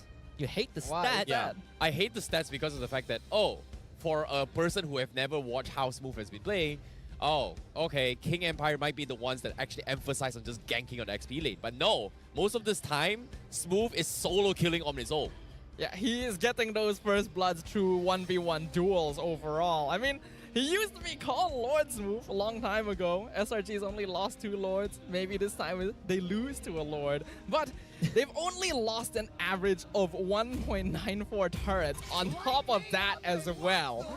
So, yeah, the numbers on SRG are just crazy. I'll do one better. I think they only lost 1 inhibitor in the entire regular season. They did. Let that sink in. You know, let's talk about this here. What about Lord Dato? Because think about this. He's never made it past the first stage of playoffs. Think about this. That's true. Now he's finally won a single game. So it's like improvements, but again, he's made it to the double elims, right? That's a step That's forward. a big step, yeah. We also have to talk about Deto's Lord, who stole the Lord. Deto's mini Lord, like, and Lord's cousin taking Lord. Well, in this case, Dato is the guy that just does it, you know? Like, some of us were joking as well. Maybe he should apply to Homeboys, because Homeboys' requirement to join the team is pretty much everybody's gotta, take turns to steal the Lord, man. Every single row has done it, but he has done it on a different level. He's played it on the mage, he stole the entire series, and guess what? He stole a Lord while being dead. Yeah, because he had his own Lord. I mean, you get the Vexana, right? I think it's very straightforward that this Vexana gets picked up. I think like it's good that KG is moving away from Novaria. Now you have different options. I'm looking at SRG, I'm looking at the XP lane. It could be a Barras angle since you have the Matilda to compensate for it. Yes, you are dealing with a Yuzong, but you are always going to be that brick one. This could be that protect President Innocent. But they're actually going to switch it up. They go for the Paquito Cram. The Paquito on Cram, an interesting choice here. Me leaning to a slightly more aggressive EXP lane. Gonna be looking for a mage now. Stormy would typically gravitate towards something like the Valentina, I guess, in this situation, since the Loyi is already banned out. But we will see if that is what the Red Giants go for. Right now, King Empire have a pretty solid early to mid game. They're setting up to scale Aurora. on this Claude, but It's Aurora. I recognize that voice line anywhere. I think this is good for SRG. Like, think about this, right? Like, they need a way to kite with KGE, but wow! They bring in the Tigreal for Veeder. The most annoying roamer in all ranked games. High elo, mythical glory games. It's just like people just don't want to play with Tigreal. And for King Empire to bring it out, wow. This is such a fast-paced draft from SRG, right? We already have Paquito, we have Moskov who has global presence, Matilda to bring it around the map. But Aurora, some people might not remember this, she can stop turrets from firing. So tower dives is going to be a thing if SRG gets going. Yeah, I'm 100% expecting tower dives coming in from the Red Giants here, because that really is the main reason you would go Aurora over any other typical mid lane pick. So we're going to be jumping into game one very, very soon. I think it's going to be very fast paced because both these teams have drafted fighting compositions straight up, and I am super excited to see what happens in game number one. Well, to start things off with day number 2 of the playoffs, the first match of today, Selangor Red Giants versus King Empire. Super excited for this first game because right off the gates, you are looking at this Roamer mid combo, right? And when we talk about mid laners, you want two things. Wave clear, rotational power. Matilda solves both of it. Aurora can wave clear, Matilda can bring Stormy around the entire map. This is something that KG needs to be aware of because your Tigreal is never going to be able to catch up to the Matilda, so you need to be one step ahead. Yeah, when you play against a Barat composition, one thing you'll always have to worry about is that the enemy team is always going to rotate faster than you. But with the Matilda, Red Giants completely negate this possibility. And we can see that Yums is already shadowing Veeder wherever he goes. I think Veeder's going to have a really rough time. I mean, he delays the crab, but at the end of the day, he's forced to go for this early recall. Whereas if you are Yums, I have the Quantum Charge, I have the Purify. I'm not worried. I know where your Baxia is. Oh, it's interesting to see how Veeder is going to be playing here as well. He's played so many different kind of roamers in these past 2 days, and for him to showcase his hero pool is great, but can he play it in a higher level here? Like, I can see all the micro plays that he's trying to do with his Tigreal, but at the same time, is it going to bring a major impact on towards the first hurdle fight?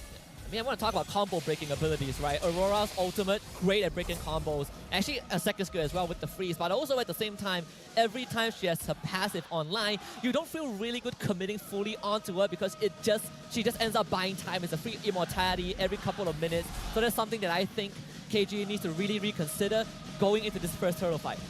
One thing to note as well, I think this is the first time we've seen Innocent playing on that Moskov, if I'm not wrong, right? This is a new hero pick for him, so we'll see how aggressive he can be, because this is definitely a much squishier hero as compared to the Roger.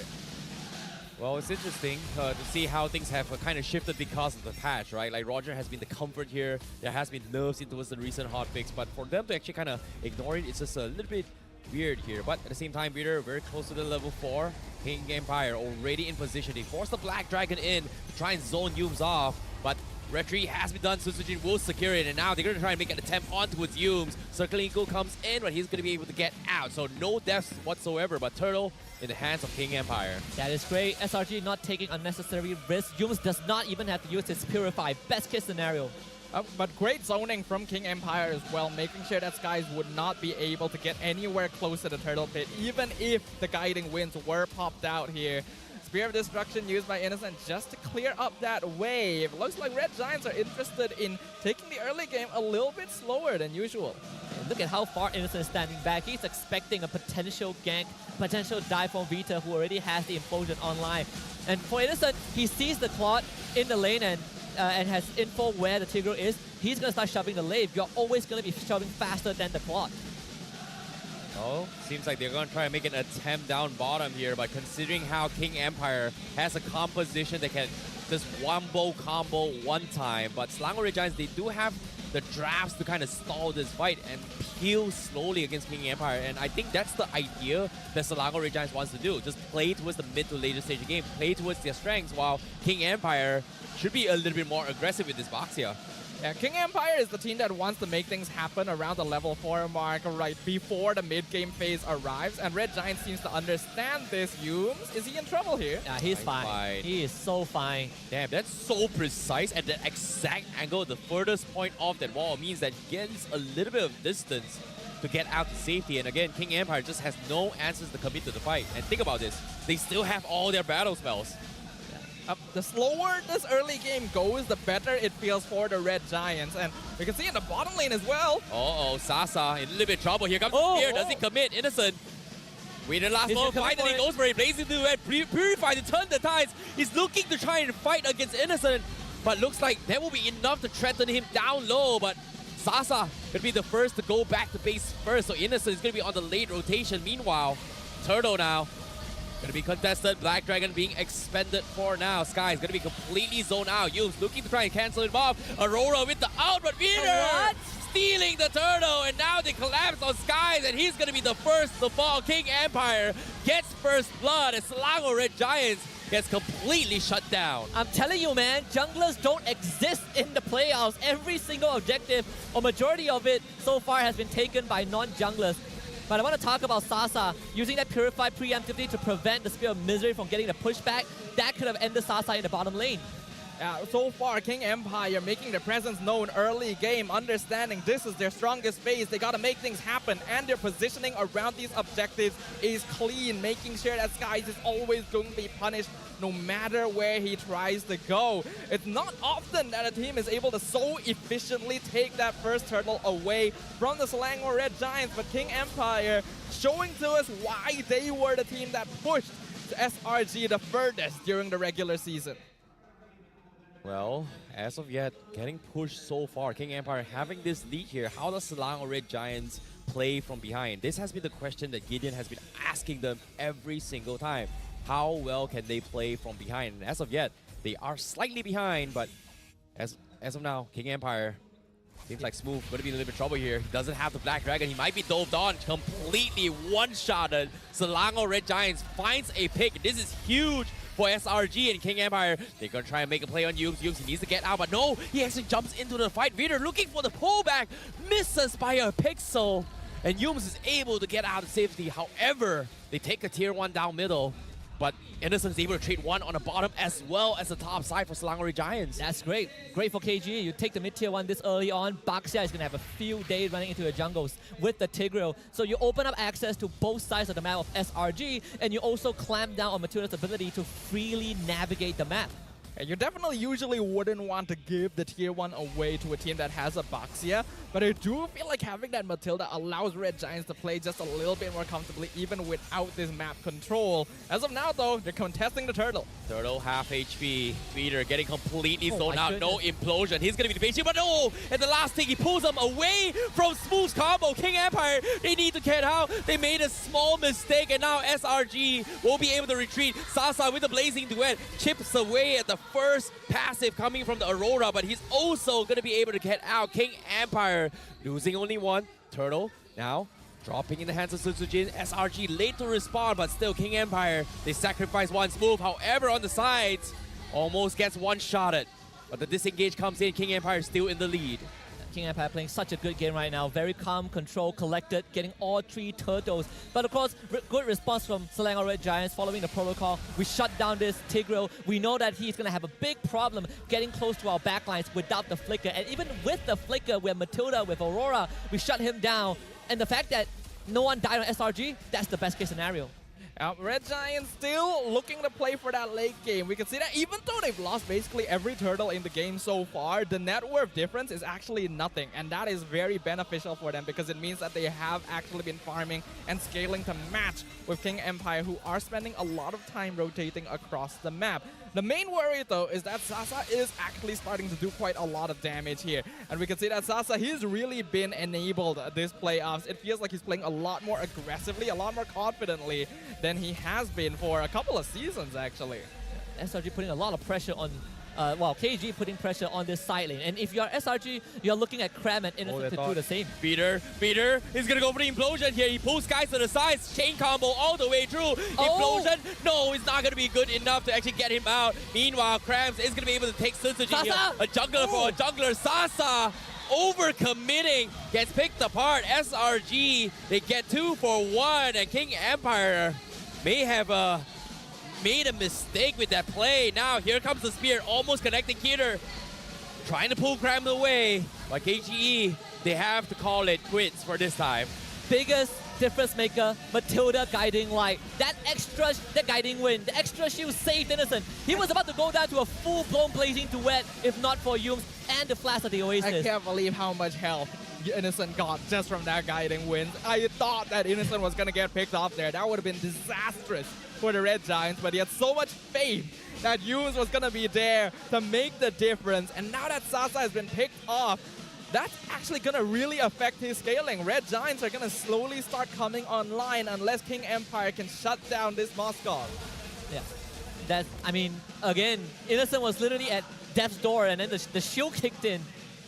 But at least for Sasa, he just completed his Holy Trinity. And when you look at the difference in terms of net worth, there's actually no difference between those two. They are literally in the same boat. This Lord fight, though, is going to be important. Will SRG lose their 3rd Lord in the league? Well, speaking of which here, looks like they are going to try to contest this here. Sunsujin going to be focused down here. Circling Eagle has been expanded, so that's huge for King Empire. Meanwhile, Sasa needs to clear off the middle waves for now. SRG, they're trying to bait something out. His move, he has the Brute Force breastplate. But how are they going to fight this? Innocent from the side. Scares off day2. He's dropped out pretty low. Forced to recall back. And King Empire, they're not letting off the pressure yet. They try to go for the spear. Selangor Red Giants almost catches day2. It's going to be needing to join the fight anytime soon as SRG still holding them hostage here. Here comes the pin. Peter taking once more too much damage. They're peeling them apart. Still holding on to the Lord half HP. But the Lord gets resetted. King Empire gets the reset as well. SRG has to reset. They don't have Aurora ult anymore.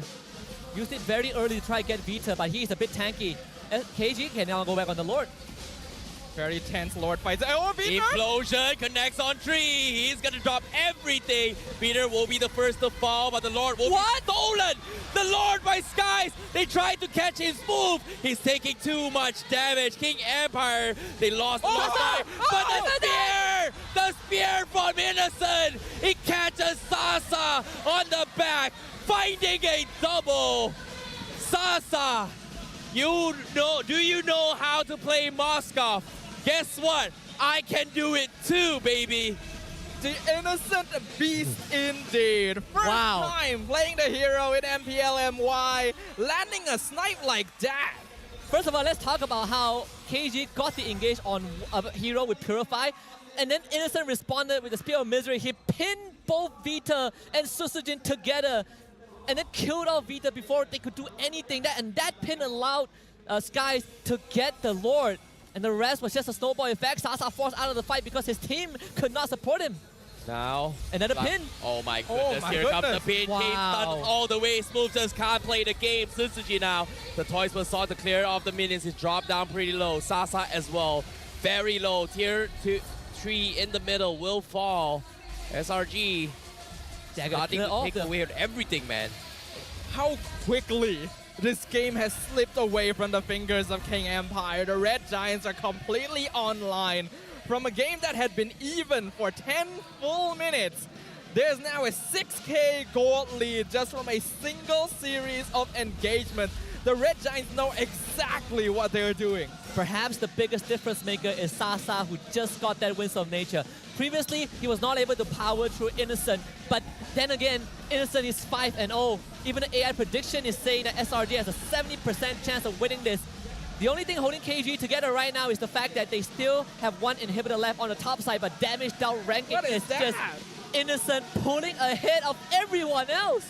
My God, where is Innocent getting all this damage? That's insane here. But at the same time, you give Selangor Red Giants an inch, they will take a mile. And that's a perfect example of what they have done thus far. King Empire, with their backs against the wall, this Tigro for Vader not working out against SRG at all. I think it's also SRG conditioning KG to go for the Tigro, right? They ban out Arlo and Edith, heroes who have way more easier time getting these fights off. As a Tigro, you need Flicker Implosion, but then you have to deal with high mobility heroes with Purify. Yeah, that's the thing, right? King Empire Esports had a composition that needed to make things happen early game. Get big team fight victories around the level 4 mark, snowball off of that. But they couldn't do so because the Red Giants, even though it looked like they were on the back foot early on, were taking very controlled trades. Peter though with the conceal. Conceal focusing on Cram, going for the one shot. They missed the combo again. He's going to be able to get out. Mistakes, miscounts from King Empire, and now they have to back off. Black Dragon expended, and every single CC was just omitted by one wrong move from Vader. What a mistake. And now forced to make a play, half HP on the Lord Vader, giving the information. Sun Sujin, he needs to run in, but Skies is just zoning him off. And King Empire, they have to just let it through. They have no ults. No, nothing they can do, but here comes the Cram! Two-man stun from Smooth, but he's Smooth, he gets pushed away, and now they shove them all to smithereens. Killing spree for Stormy, and now the rest will fall. Selangor Red Giants in one fell swoop wipes everyone, and now day2 in a lot of trouble. Innocent will still run him down through the tier 3s. Selangor Red Giants with a flawless wipeout here in game 1. The undefeated from the regular season. The streak continues for the Giants. I cannot begin to emphasize how crazy this game was for SRG. That last fight, I'm telling you, Smooth got the best possible two-man petrify. And what happened? Innocent Spear of Misery stunned him. He pinned him against his own teammate, and that prevented any follow-up. The Red Giants are too good, man. They're too good to understanding the game knowledge. The way they approach the Land of Dawn is just completely different than any other team here. King Empire put up such a solid performance, and it still was not enough. It felt like Red Giants knew the plan from the very beginning. You can see the fans, the coach, they're hoping that this might be a way for King Empire, but Selangor Red Giants, they have their hopes up. The fans are supporting, and with just one game, it feels like King Empire, from all the fatigue from yesterday, is starting to show as we got a glimpse on Sasa's frustration and Vader having not a good time in that game. This is gonna hurt their run right now. I mean, I want to spin it a different way. I feel like it's not the fatigue. It's more like KG did everything according to protocol, right? All 3 turtles. The macro was great. They got a tier 1 mid at 6 minutes, and it came out to one Lord fight, and then it just spiraled out of control. Would you say that KG misplayed? I don't think so. I think they were put in a position where it's hard for Vita to make play, but more so, SRG shut them down so fast that there was nothing that they could do. Yeah, I really do not blame King Empire in this game. Honestly, I feel like they have improved so much since we last saw them in the regular season. But Red Giants just seems to know like exactly what the plan is, right? They go into the draft, they look at what their opponents are bringing to the table, and there's already eyes on the prize. They understand they're not going to win these early engagements. So play it slow, don't interact. It doesn't matter if they lose turtles, as long as they keep up. And now let's award our MVP of the game. I think we know who it is. It's gonna be once again Innocent on the Moskov. And what can't this man play? Well, that's insane. He can literally play anything here. Like, guess what?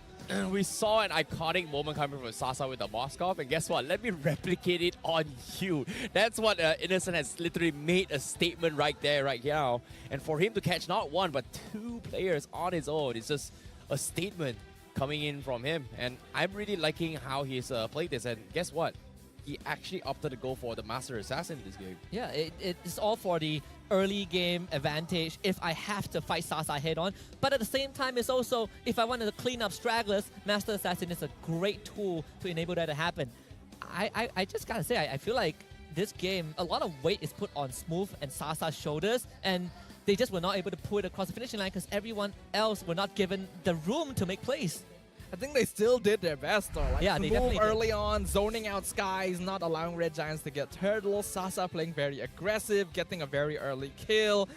But Red Giants, again, look at the KDAs on their side of the field. Only 2 deaths, both on Skies, who was forced to be the pincushion a little bit to try and get these objectives. But the space they got in exchange was well worth it. Yeah. Spacing, I think, was something that SRG demonstrated very well. They completely understood how close they can get to a Tigreal, to a Yuzong without getting jumped on. And every single time you see Vita walk up, he just does not feel confident enough to go for those plays.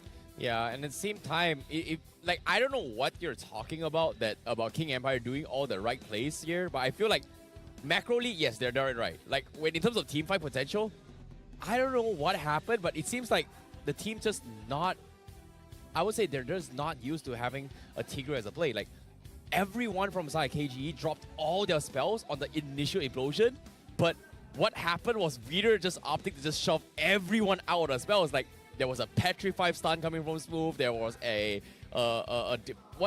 Vexana's out on it, it was the Blazing Duet, there was a Tortoise was on. Everything was stacked up in the one little corner, gets completely shoved out to safety, and I think there was an instance where Cram was able to survive because of Vader saving his life. Yeah, I mean, you have to look at the factors that made that possible, right? Like, for example, SRG being 7k go ahead. Have you ever thought of that? You know, used with Blood Wings and Flash of the Oasis. And the fact that Cram had Flicker and he had the empowered left hook, double shield. So I think KG, they had to make a Hail Mary play. Didn't work out. Very unfortunate that that was the case. But if you don't do that, it comes down to the Lord fight. And we saw how that Lord fight went. Yeah, Vader has a hard job this game. Like, Tigreal, yes, usually very strong at catching people, but when you have 2 Purifies on the opposite side, and then you have Stormy who has that passive to keep him alive, it's very difficult to be able to catch out SRG unaware, right? And yes, KG are going to drop all of their abilities on the implosion play because that is going to be their best window of opportunity to actually get a kill before the fight even begins. But the healing, the shielding coming from the Matilda was so much that even when Skies or Cram got caught, they're still able to survive everything. That Matilda is not going through next game. I'm telling you. They are not getting it ever again.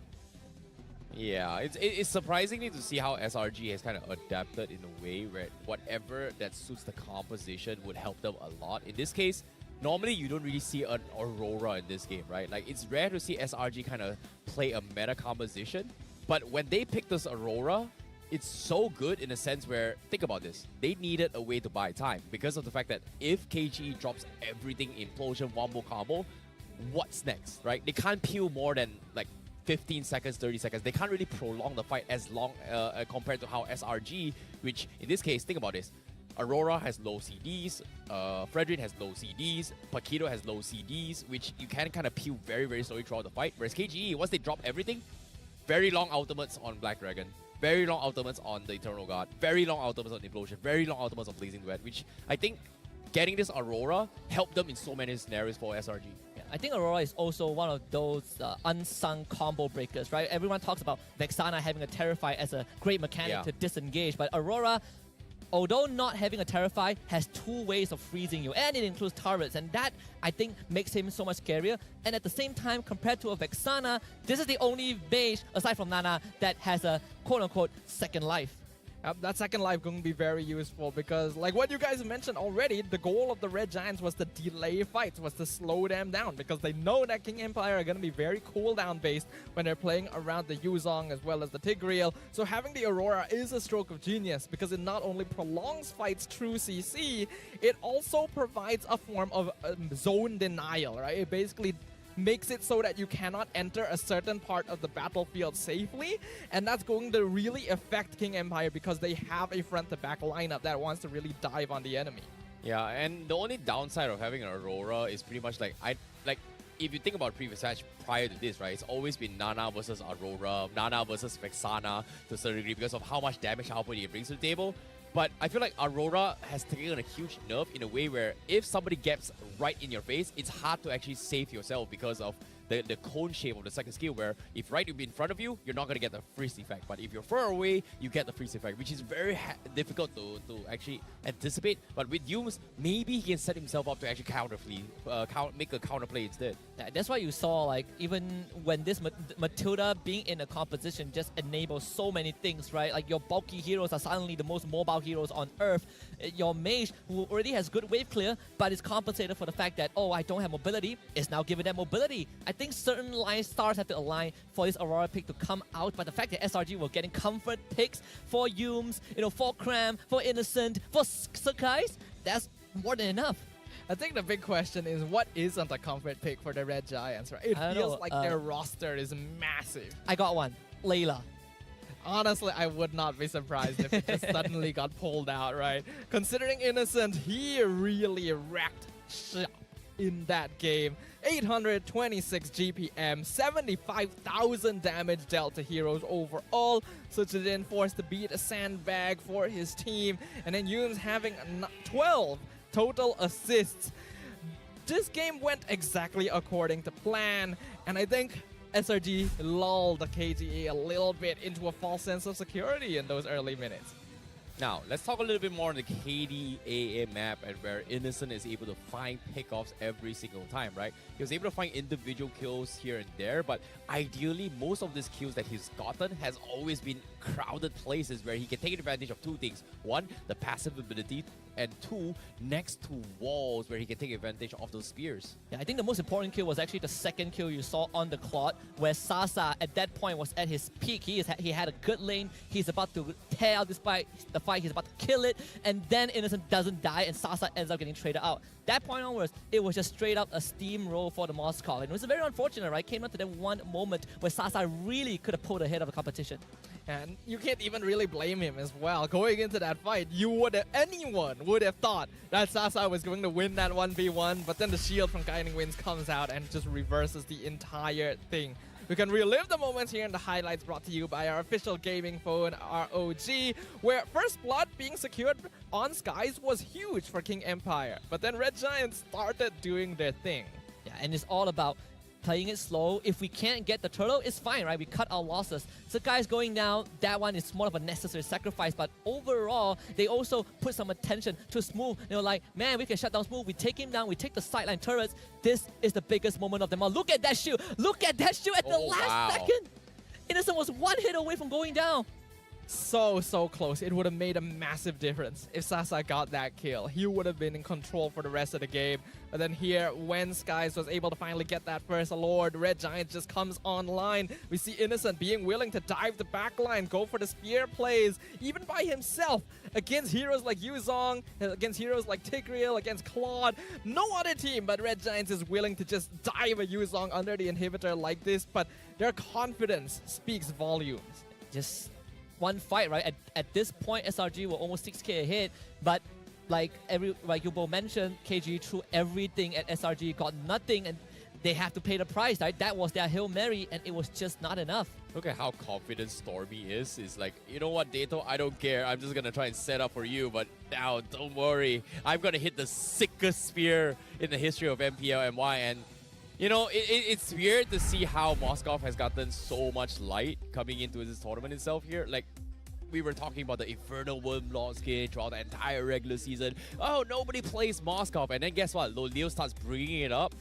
It looks so good. And now we've got Sasa playing it. We've got Saken playing it. We've got now Innocent also playing it, and it's just, you know, nice to see a big change of marksman pool right now in the current meta. I think the only difference is that Innocent is using the base skin. He's not using the Infernal Wormlord one. That's true, right? He was using base skin. He's using the Purple Man Moskov. Straight up, the coach says, hey, do you play Moskov? It's like, let me check. Oh no, I don't. I don't even have a skin for him. We are playing him today. Okay. Yeah, that's why he's also using the common emblem, you know? No, Yeah, I'm just true, kidding. It's the true. meta. It's the meta. It is but, the meta. You know, common emblem. Yeah. Everything is common. Yeah, I think SRE have figured out at least a part of what makes the current KG so effective, right? Proactive plays, Vida being a great great player to set things up. But that was SRG on that blue side, right? They get to dictate what KG cannot play. I want to see if KG is going to pick blue side this time. Because I feel like sometimes they can be stubborn. They will stick red side. Yeah, we've been seeing a lot of emphasis about the blue side priority here, where a lot of teams from overseas do like that blue side. The win rate for blue side seems to be a little bit more consistent overall because of being able to pick up that first pocket pick very consistently. But I do think that there are still ways of going about with things, because what I've noticed across like history is that whenever a patch drops, blue side is strong for like a couple of weeks. Then when teams figure out the patch, red side becomes strong. No. I don't think it's like that. It's more like every single time a new hero drops, it changes sides. in this case, Chips has dropped. That's why now everybody is blue side, so because they have an additional ban onto it. But I'm pretty sure when the new hero comes in, I think it's what, called Juicine or something like that? Yeah. Something like that. When that hero comes into play, maybe it's going to be the other side now, because instead of one power pick, I've got 2 power picks. I'm gonna say I personally don't agree with your hypothesis here. Yeah. Think about it. It's, Think about it. I don't do this often, but I agree with Sadafa. Okay, fine. I think blue side is still more of a power side just because of the ban sequence, Not every right? single time, but yeah. Whatever floats your boat. Not every single time, right? It's I mean, statistics. okay, you know what? Let's move on from this, right? Terrence E has a long day ahead. You don't wanna make your hair fall. Okay, so what? All right, trio. I said it. Trio? Yeah. Oh wait, yeah. Whoa. Ooh, we got a bit of a question here You for gonna say the same thing. the Red Giants. All right, never mind. What's it? That's my boy Veki. Speaking of Veki, I managed to talk to him after their last series against the Niners, and he did say, well, I congratulated him, right? I'm like, wow, perfect season, new record, you're in the history books now. And he said, we might have won the whole thing without losing, but I feel like there were certain parts at that point of time after the new patch, there are things we're struggling with. So if they're struggling at that point, imagine them at full power. I get where you're coming from. Now, let's talk about how some of these players compare with the rest of the world, right? We got innocent comparison with goal laners from other MPLs, namely Eman as well as Super Marco. Hey, Innocent's gotta be the best goal leader in the world, man. Look at his KDA, 15.8. Highest ever in all regions, baby. And when you're like taking down the entire league by yourself. Yep. But I would say in the Filipino scene, I think that the perspective about Innocent has also changed, right? He went from one of the more worst rated goal laners to now being highly praised, not just by the Filipino community themselves, but by the players themselves. It makes you wonder, right? What exactly did they do to really switch him up? Ugliest pose? I don't think that's the ugliest pose. She's pretty. What do you mean? Like, how can she be ugly? Do a Kuyomi. That's bring us back like terrible. 5 years down, 5 years back in time. Like how can she even win? Like, no chance. She's pretty. That's the whole point. That's the whole point. You see the beauty. That's how you trap someone. Yeah, exactly. You know? Well, let's have a look at the average KDA ranking for Season 13. SRG has been dominating this ranking the entire season, and even in the playoffs, they're still doing it. Man, Cram not getting love, huh? Used as a 9.0 KDA, check that out. This man's a roamer, by the way. Yep. That is so unfortunate to see Krams is the only one that gets left out here, and I feel like somewhere along the line, the manager has got to be like, Krams, if you don't step it up and get into the top 5 right now here, I'm going to fire you and hire somebody else. Krams is like, your contract hangs in the balance. You better make that top 5. You got to hit those KPIs, baby. He might be able to do it tomorrow. Like if everything goes well, and if let's say Homeboys wins the next series, they play SRG tomorrow, perhaps Kram will make that happen, right? You just gotta kill Udio a couple of times, and then boom, Kram is up there. Oh yeah, you gotta kick him down, right? Yeah, you gotta bump it down a little bit because Homeboys is looking fine. If I don't recall, Kram is actually on 6th place if I'm not mistaken. I think he's very close. He's very close. Away. Yeah, he's very, very close. But those rankings are pretty close up together, right? Like before this, actually, Skies was #1, Innocent #2, and then after he got what 7-0 in that last game, he went up to first place again. So Red Giants are just competing with themselves at this point. I bet Sky was like mocking Innocent. You let Barracuda take you down like 5 times in that series, right? You better catch up, kid. And then Innocent proceeded to get a flawless game. So I would say I think this game it comes down to that Vita. I'm still looking at Vita just because he wasn't able to make the plays with the heroes he was given, right? But this game, KG, please take that blue side. I think blue side is very important for KG, just so you can get a better head start. Maybe that Yuzhong could be a 3rd pick instead of a first 2. It does seem like compared to other teams, the Red Giants are much more willing to allow pocket picks through for the side of King Empire. So maybe they can make use of that information to give themselves a slightly better position going into the Land of Dawn. But as we jump into the draft for game number 2, we can indeed see that the sides have been swapped and now King Empire will have first pick. Yeah, but at the same time, seeing how now King Empire getting blue side, Chips completely, well, Chips has been banned. King Empire will get the priority on Moskov this time, so teams have been prioritizing the gold lane this time here, especially in the second lane playoffs, rather than the majors or even the Luo Yi, which in this case also been banned out from King Empire. Yeah, some extra layer of pressure, right? Sasa getting a bit pumped up because yesterday he was on fire, but this also means that the Fragile Matilda gets let through again by KGE, and we saw how that happened. I think KG at this point, you gotta pick your poison, right? You can't constantly be banning Matilda every single game. You just have to admit the fact that, okay, SRG are getting comfort picks, but how do we play against it? What tools do we have? We've seen them go for Edith first phase, now that Yuzhong is not there. I wonder if KG would kind of fall back to that plan, get Vita a good start. It's a good question here. Like, King Empire are definitely in a position where they can switch things up and dictate the tempo of this draft a little bit. Now that they have the Moskov, now that they know that Red Giants may go for a similar style as what they did in game number 1, now is the time to switch things up. Yes. Looks like they're gonna go for that Edith. It was actually banned out by Red Giants previously, and they'll also grab the Barats. Huh, okay. To see that the Matilda was not banned at all. It seems like King Empire, they're looking to try and extend this, but it's weird to see how, you know, SRG is just getting away with this, considering how annoying the Matilda is in that previous game. And for them to prioritize Ireland over Matilda, I'm really surprised by this choice coming from King Empire. The easiest explanation is that SRG is confident that KG is not going to take Matilda, and KG have too many things to worry about.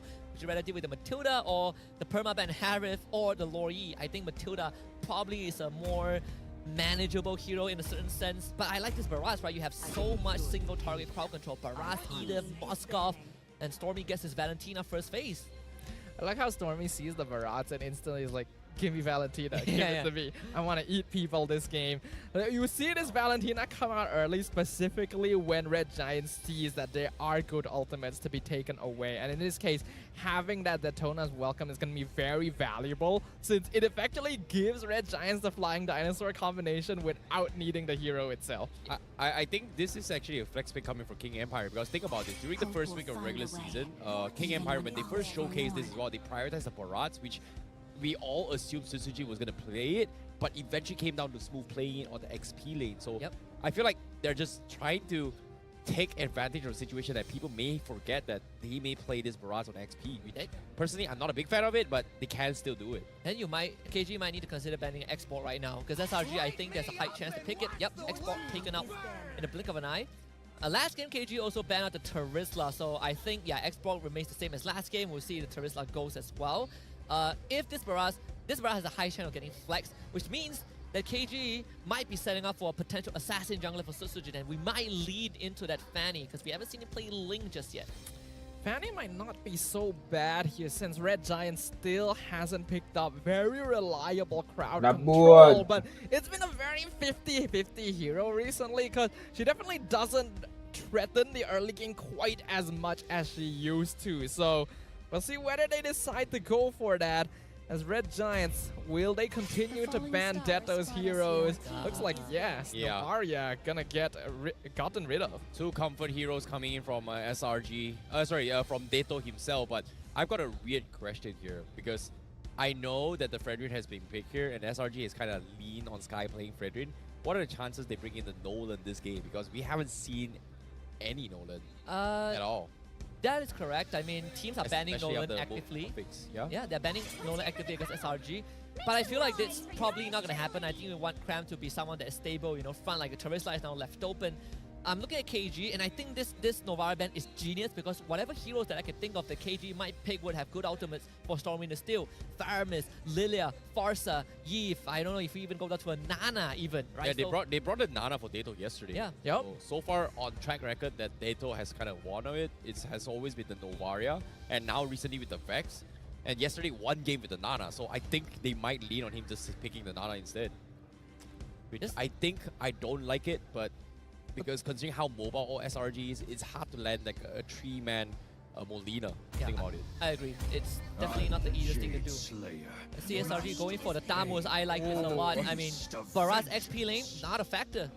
I actually kind of wondered if they might pick up the Tamus here. Wish I had said it, but yeah, Tamus is another hero that Cram very comfortable with. Should be able to win out most EXP lane combinations, regardless of whether this Barat is flexed or not. And we know that Red Giants as a team likes to prioritize on that side lane priority. Therefore, it's an understandable pickup here that King Empire will have to deal with now that Red Giants has such a tanky front line.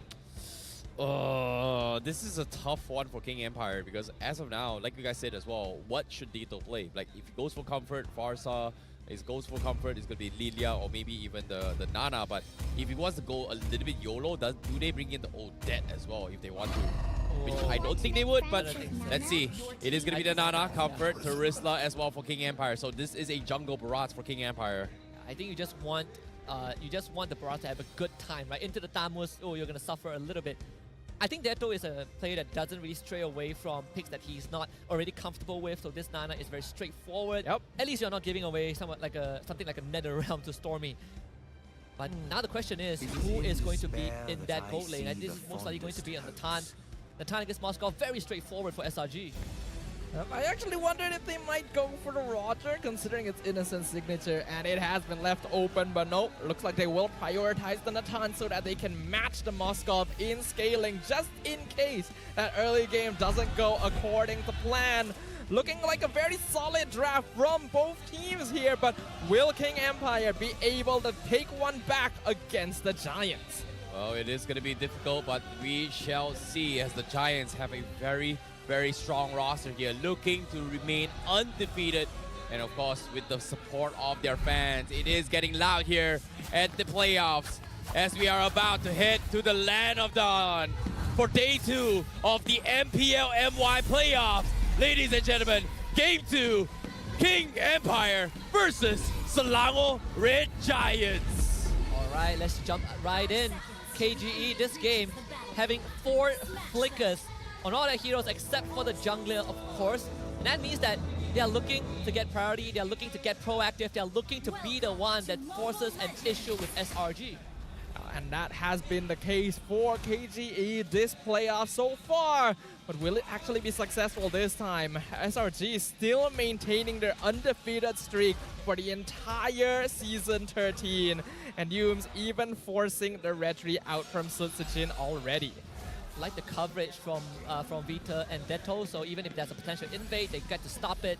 And Yumes is getting so much info. And that is good for Stormy as well, right? Because you are forcing Vita back, not getting a flicker, which is fine, but Stormy is gonna cash in on some extra experience just because of the passive. Man, did you see the speed at which Yumes and Stormy split apart for that Earth Shatter? Like instantly, the moment they see it, they're just gone. They're out, and they're able to force Vita back. The micro level of these players continues to impress. And as we can see from the emblems, nothing too unusual here, but I am seeing some movement speed and damage from the mid-roam combo of King Empire. They want to make things happen early. Well, seeing how Sutsujin is starting to make a little bit invades here, but it's barely even 2 minutes yet, so there is still the penalty of just taking a little bit more damage invading. So this puts Barat in a very awkward situation. Wow. And because of this, he is actually a minute behind Skies right now. And on the top side, Smooth, he's getting completely zoned out by both Stormy and Cram, and even stealing the Crab for Cram. Yeah, because of Cram's early gameplay, Smooth actually missed out on experience. That's why Stormy is able to go to the top wave so fast to hit that level 40. Stormy probably doesn't even need this wave to begin with, and Yums is going to be able to cash in on this mid wave, hit that 4 before the turtle. And note that Yums is gonna hit level 4 when Peter only just hit level 3 as well. Red Giants are battle ready for this first turtle, and we'll see whether King Empire decides they want to contest this or not. Well, let's see, because as of yet, Turtle Dance comes in. Peter, not even 4 yet, but they need to set up a play somewhere soon. And because of Weeder not having the Prime Rav, it is going to be a little bit awkward here. And look at Yums, he's so confident, just bullying them out. And SRG, they're just taking advantage of this EXP lead right now. Every time they see Vita use that Earth Shadow to try to catch Stormy, that's a window for SRG to press the envelope. And they're not even in a rush. Rooms is getting all this info. Stormy. Oh no, day2 getting dropped in pretty low. He needs to get out. The Molina comes in the counterplay as well. Would he get the play? And yes, he gets out. Stormy, what a save from Yums. Peter forcing the flicker as well, but he just can't catch him.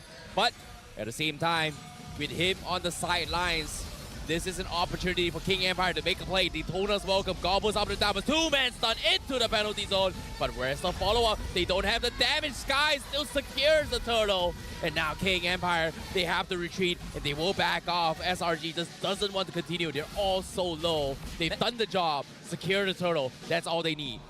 Man, did you see Cram? He tanked up 3 guys. He forced Susujin to use the Daytona's welcome onto him. And when he did, SRG were like, we'll just wait it out, don't need to rush the Lord, wait for the Barrage to spit me out, and then we rush the Lord down. One thing to note, Cram has played Tamas maybe like once or twice throughout the regular season. Definitely not something you'd consider a signature pick, but I always remember it because it is one of the scariest things I have ever seen. It allows him to be so aggressive, and he knows his limits perfectly. So jump in 1v3, no problem, I'll do it. Stormy is like, guys, I'm going to call a timeout because just now I didn't get first blood on Detto. That is not acceptable. So you can see, I believe it's just a type 1 pause. But I wonder if they did get the passive out of the Nana. It felt like Detto still الله has the يسلمك passive. حبيبي يا It would عبود. have been the best case scenario. We're asking the fans to show us their favorite MLBB skins. That's actually a good question, right? There's so many skins out there. صراحة الواحد بزهق يقعد يتفرج 4 ساعات. يطلب منا بس 4 ساعات و4 ساعات كثير أظل قاعد. Oh, the full animation, the whole package. It's a clean and simple skin, but that's what makes it good. Okay, you know, I really like it's a little bit unique as well, but at the same time, you can see the crowd is just absolutely very, I would say, very serious, very tense, very stressed. But if you were here in the venue, it's just absolutely bonkers. It's just so much noise that I can barely hear both of you guys. So to see some of the players not being able to hear their teammates on stage, I wouldn't be surprised because I can barely hear both of you as well. I'm telling you, next season we're going to get soundproof booths for the playoffs. You know we should. But that's the thing, right? Not for us, for them. Yeah. Soundproof booths, you can still feel the vibrations. I mean, I'd rather feel the vibration than not hearing anything, you know? Yeah. Fair enough, fair enough. I mean, look at the crowd right there. And now we're asking them to do an even louder... No, it's already loud. Okay, let's see. KG hasn't roared yet. All right, KG, do your thing. We're gonna let KGE do their thing, because Red Giants have been doing it the whole time. So brought out the megaphone. Come on, show some spirit, man. It's a bit hard to hear because we are on the Red Giant side. We are. We're getting completely muffled by the Red Giant side. The cameraman just cuts it to SRG. And this is how you do a cheer. Yeah, look King Empire versus SRG. بطولتهم هاي بتجنن. Well, SRG's got the man advantage. I hate to say it's not even close, so... No. Hey, they got the man advantage, but KGE has like the spirit advantage, you know? It's the thought that matters. It is. By the way, the cameraman didn't even only show like a quarter of SRG's crowd. I know, we right? We have a bunch of them like sitting in front of us, but obviously the loudest ones are the ones, you know, with the flash, with the drums, with the snares, the megaphones. Their own theme song. I think they are one of the more unique teams that has their own anthem. And interesting enough, everybody knows the song. It's crazy. I want to learn the song, actually. Sounds nice. It's kind of like those musicals in movies where when you break out into song, everyone around you knows the lyrics. For the grand finals, they're gonna do a flash mob. They're just gonna like break out within the crowd and so. Maybe so. So okay, let's just put it to the test, right? I'm a rock star. I'm a rock star. What's next? I'm a rock star. I'm a rock star. Oh shit, we actually know everything. God damn, that's You've listened to that for so many seasons.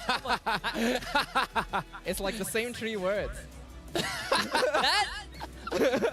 That's a bit too much, but yes, I agree. What's the Malay line? Okay, to be very fair to the song, I think it's catchy, it's great, it's pop, it's it's very hippie.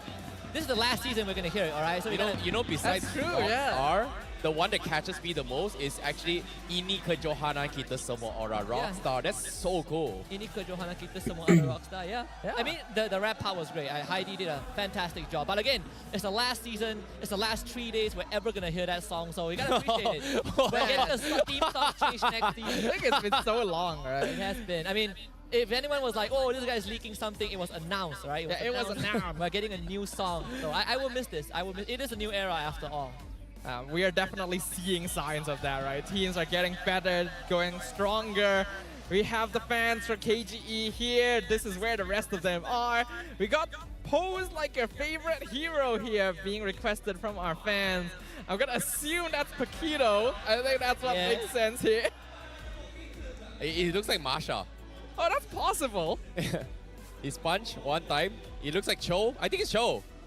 I heard the BM cast say over the speaker that it looks like he's driving. Oh, you might be Johnson as well. Johnson, actually. But how would you know Johnson drives? He might be like a transformer. I mean, like, he is a transformer. He is a transformer. He is a transformer. So, okay. So how would you animate a Johnson then? Like you just slide on the floor? I'll tell you, it's very easy. See Optimus Prime, and then you just lay down. Yeah, that's Johnson. Sorry, what? Can you do that again? To push you along. I'm not on cam, but yes. Can you do it again? Filipino fans will love it. See Optimus Prime, and then you lie on the ground. Not even close. Nice try, baby. Optimus Prime. If my voice gets as coarse as yours, perhaps. Okay. Maybe you should try it. Nope, I'm not gonna do it.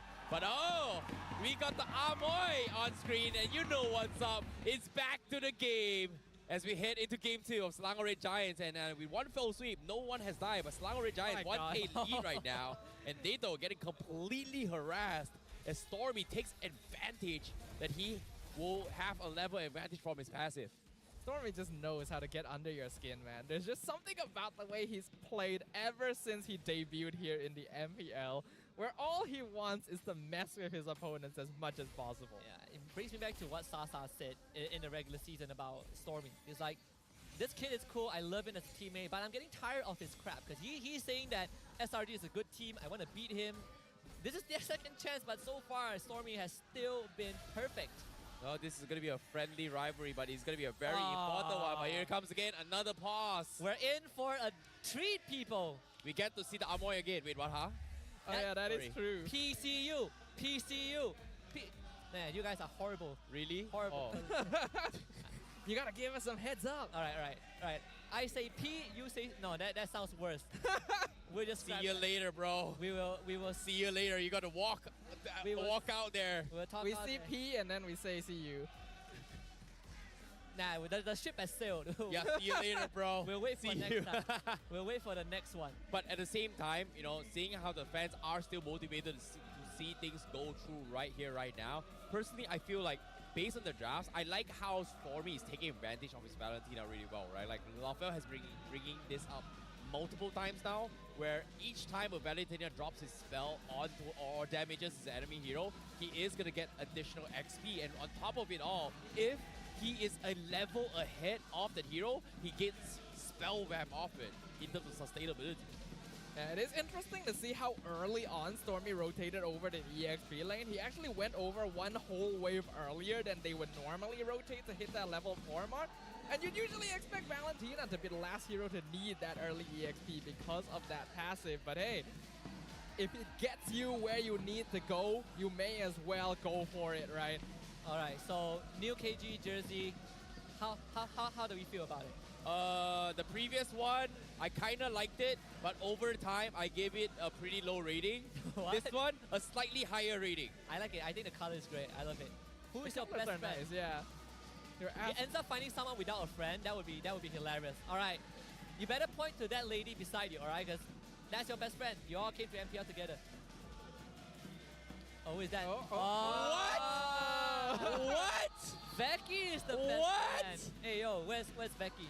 Yo! There he is. Becky sending much love. Looks like the fans has got love for the staff as well. Yeah, love transcends boundaries, you know. This is By the way, these guys are professionals. They have been going non-stop since the start of the series. Y'all want to audition for the next season?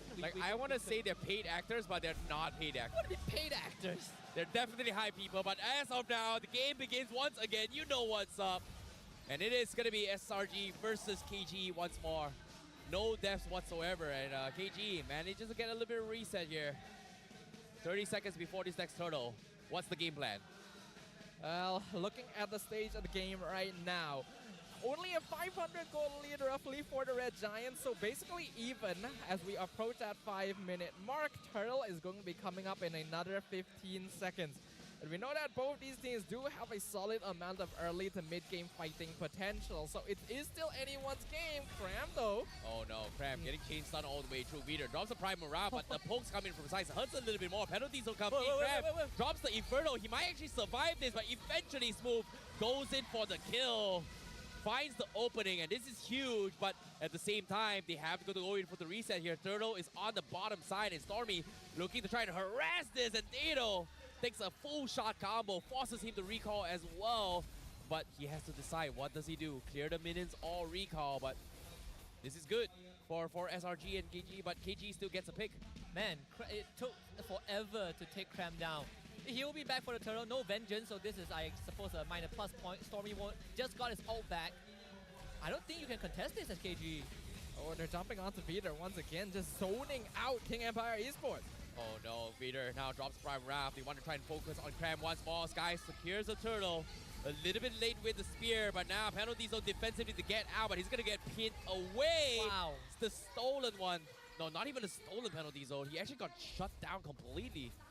The chase was so extended. Sasa had no way into that fight, and he knows it. But KGE, you saw that they were just trying their best to peel away from the fight, and SRG would not let them go. And the best part is that Innocent got the kill. Yeah, I think King Empire needed to just back off at a certain point. Once that Daytona's welcome was used and Suchijin realized, oh, I can't spin him back into my team, that would be a bad idea. That's already too many resources being wasted by King Empire without gaining control over the turtle pit. They should have backed it off right there, and they would have been able to get out with no casualties. But that's going to allow Red Giants to slowly build up their lead again. Already 2K just before the 7-minute mark. Yep, now Circling Eagle comes in. They're targeting on Veeder. Complete shutdown. Coming in from Selangor Red Giants as they take him out barely a second, man. King Empire. It's just so fast. I know, right? Now, Sutsujin doesn't have stacks. They have to kind of defend against this as Selangor Red Giants starts to kind of cut off all their exit point here, taking so much space of King Empire. I'm starting to get a bit worried right now because SRG, surely you might think that, okay, 2.5, 2.8k goal advantage is not too much, but we've seen Selangor Red Giants work with 0 net worth lead, right? And the fact that they're playing that fast and you see this jungle XP gap is going to be a constant 2 levels until that first Lord, that's something that KG will find it pretty difficult to remedy because what are you going to do as a Baraz? You power farm your jungle, and SRG, they're keeping you away. Susujin, he's like, I need to go into the enemy jungle, but there's nothing there. It's not a good sign because we saw in the previous game, Red Giants knew, oh, our early game is not as strong. We're going to play it slow and scale up, keep our net worth even with the opponents. But in this game, they're playing way faster, right? They're going for that snowball. They're going for the ganks, which leads you to believe that they have a lot more faith in what their team composition can do in Game 2. Now, SRG making an attempt here to zone off Veeder. So once again, this turtle going to be left completely untouched by King Empire as they need to figure out where they should be playing around with. But now, Cram taking a little bit of a harassment. But again, this Tam is just super, super aggressive. He's so fast. I mean, we expected this Edith pick to be on KG's side because we have no Arlet. Tigro or Minotaur doesn't feel like a good option against Matilda. But still, this Edith is struggling because they're not allowed to play fast, right? That's the whole point of this draft. We flicker, we get the single target lockdown, we make sure that we get the kills, but SRG, they're not giving KG room to do that. Yeah, even the purple buff as well has been a fight for disaster here. Oh, penalty zone on the sides, catches Innocent. He's gonna be able to get out here. Doesn't even need to purify though. He still has it. And Entry comes in, but the collapse comes in as well. Sutsujin taking a lot of damage. SRG still poking their way through. They're trying to force Smooth to join the fight, but wow, seems like they're taking a little bit too long. Cram already used his ultimate, so they are forced to back out. Skies, however, keeping up the pressure. Veeder finding an opportunity, goes for the taunt, looking for a snap, but Veeder gets snapped at the last tick. Use will fall as well. A roamer for a roamer. An opening for King Empire for the aggression. Man, Sakai just would not let Vita go. Chases him under the tier 2, slams him with the appraisal scrap. Roamers are trade, but still SRG get priority overall. And that goalie slowly ballooning is now just got past the 3K mark. You could see the way that Red Giants was positioning in that situation. They were really deep in the enemy jungle. They force out the Edith ultimate. They force out a couple of resources. Instantly, they back off. Then they start pushing mid-wave. Once King Empire splits up to go and defend the tower, Red Giants pincers them, collapses onto the backline. Anyone who's left by themselves. Like, the way they execute on these is so quick. So fast. So mobility. Veeder with the stun. 3-man into the penalty zone. They have to get out. Smooth now. Doesn't have the backup he needs. Sutsujin trying his best to kind of set up for a play, but Sutsujin hasn't been able to do anything despite a beautiful disengage coming from King Empire. So after all that, they only got a flicker from Stormy. Cram did not have to use his vengeance at all. And that's SRG just giving KGE a bit of a taste of what or how much faster they can go. And props to Vita for letting a 3-man Earth Shadow, but that is not enough. It's not going to be sufficient here. King Empire are quite reliant on Smooth's penalty zone to actually get any sort of AoE engage because Edith is very single target focused, and that's what Red Giants are using, right? That's the reason they're just running as 4 or 5 men at King Empire. They understand as long as they know where Smooth is, they can't be punished. Now Cram is going to pop the Inferno. He's going to try stang his way through. Meanwhile, Lord already secured for SRG. And Cram, despite being dove on, guess what? One small button is all he needs. He flies back to safety. And King Empire, once again, not able to do too much. Sutsujin left completely unaware of what he should be doing. And now Veeder with the damage coming in, forces the primer off, narrowly escapes. Can they make the power play here? Again, the Matilda, the gliding wind, just making it so difficult for Sutsujin to get into the fight. Yeah, Fredrin, I've never seen Fredrin that graceful before. Just fly like a butterfly, slam like a bee. That is very correct. These are hit-and-run strategies from the Red Giants. They're confident, they're comfortable, they're just doing it again. Oh no, Saklinga comes in, Innocent tries to go for the entry, goes for the gliding wing, gets out the safety, and King Empire, they're struggling to find a pick. They're losing members, and now Smooth will also fall. A big catch from Innocent. Veeder getting kited around here. Tier 2 will fall. Oh, goodness. SRG again, Innocent finds another one. Wow. My God. The Empire is just melting. He entropy forward, purifies, breaks Deto's passive, and Entropy came back up before they even broke the tier 2. The Empire is crumbling. The walls are crackling. Are they gonna fall as the crystal dropping half? It is gonna melt, and that is gonna be game 2 in the hands of Selangor Red Giants. Match point for the Giants. If you think game 1 was close, well, if you think game 1 was dominating, game 2 was not even close. It's just too much. What? The Red Giants, the way that they're playing this is on a different level entirely. Where they were keeping it safe, paying respects in game number 1. In game 2, it was pedal to the metal. All hands on deck, not allowing the pressure to let up for even a single second. We wondered whether or not the Red Giants would be able to keep their momentum going after an undefeated regular season. And it turns out it's not even a question. You know, I mean, they nullified Vita. I think that was a key point in the series so far. You know, I think it's smart that sometimes Selangor Red Giants, they target specific players to just completely shut down from there and here. And in this case, there's some teams they focus on junglers, there's some teams they focus on the XP laners, there's some teams they focus on gold laner. But this game, focusing on a roamer is such a rare thing because most of the time it's right in front here. But for Veeder being the first point of entry for Selangor Red Giants and still come up on top, it just really, really cool here. But at the same time, let's talk about the MVP for this match here. Who is it going to be? It is going to be none other than Innocent once more. You know what? We should just hand him the MVP of the regular season award, the finals MVP award. At this point, it is just way too good. Obviously, it's a team effort, but the fact that he is able to shine when given the opportunity, he takes it above and beyond. That is a skill that really separates you from a normal player and an amazing player. We call him innocent, but he's certainly guilty of stealing every title available here at MPL MY. His score may not look like much, but having a 900 GPM meant that he knew how much he needed to farm and when he needed to join the team fights. And when he's in there, he just shoots you a couple times, all your health is gone. The timing from the Red Giants gold laner has been peak since the beginning of the season, and he just continues to grow as a player. Hey man, the season's not over. I'm innocent until I'm proven guilty. And as of yet, there's no statement, there's no official. But until I hold the crown and be called the first king, first time Selangor Red Giants gets a crown here in MPLMY, then he will be proven guilty. I mean, he wouldn't be guilty because he got the crown. He will be a tyrant at that point, right?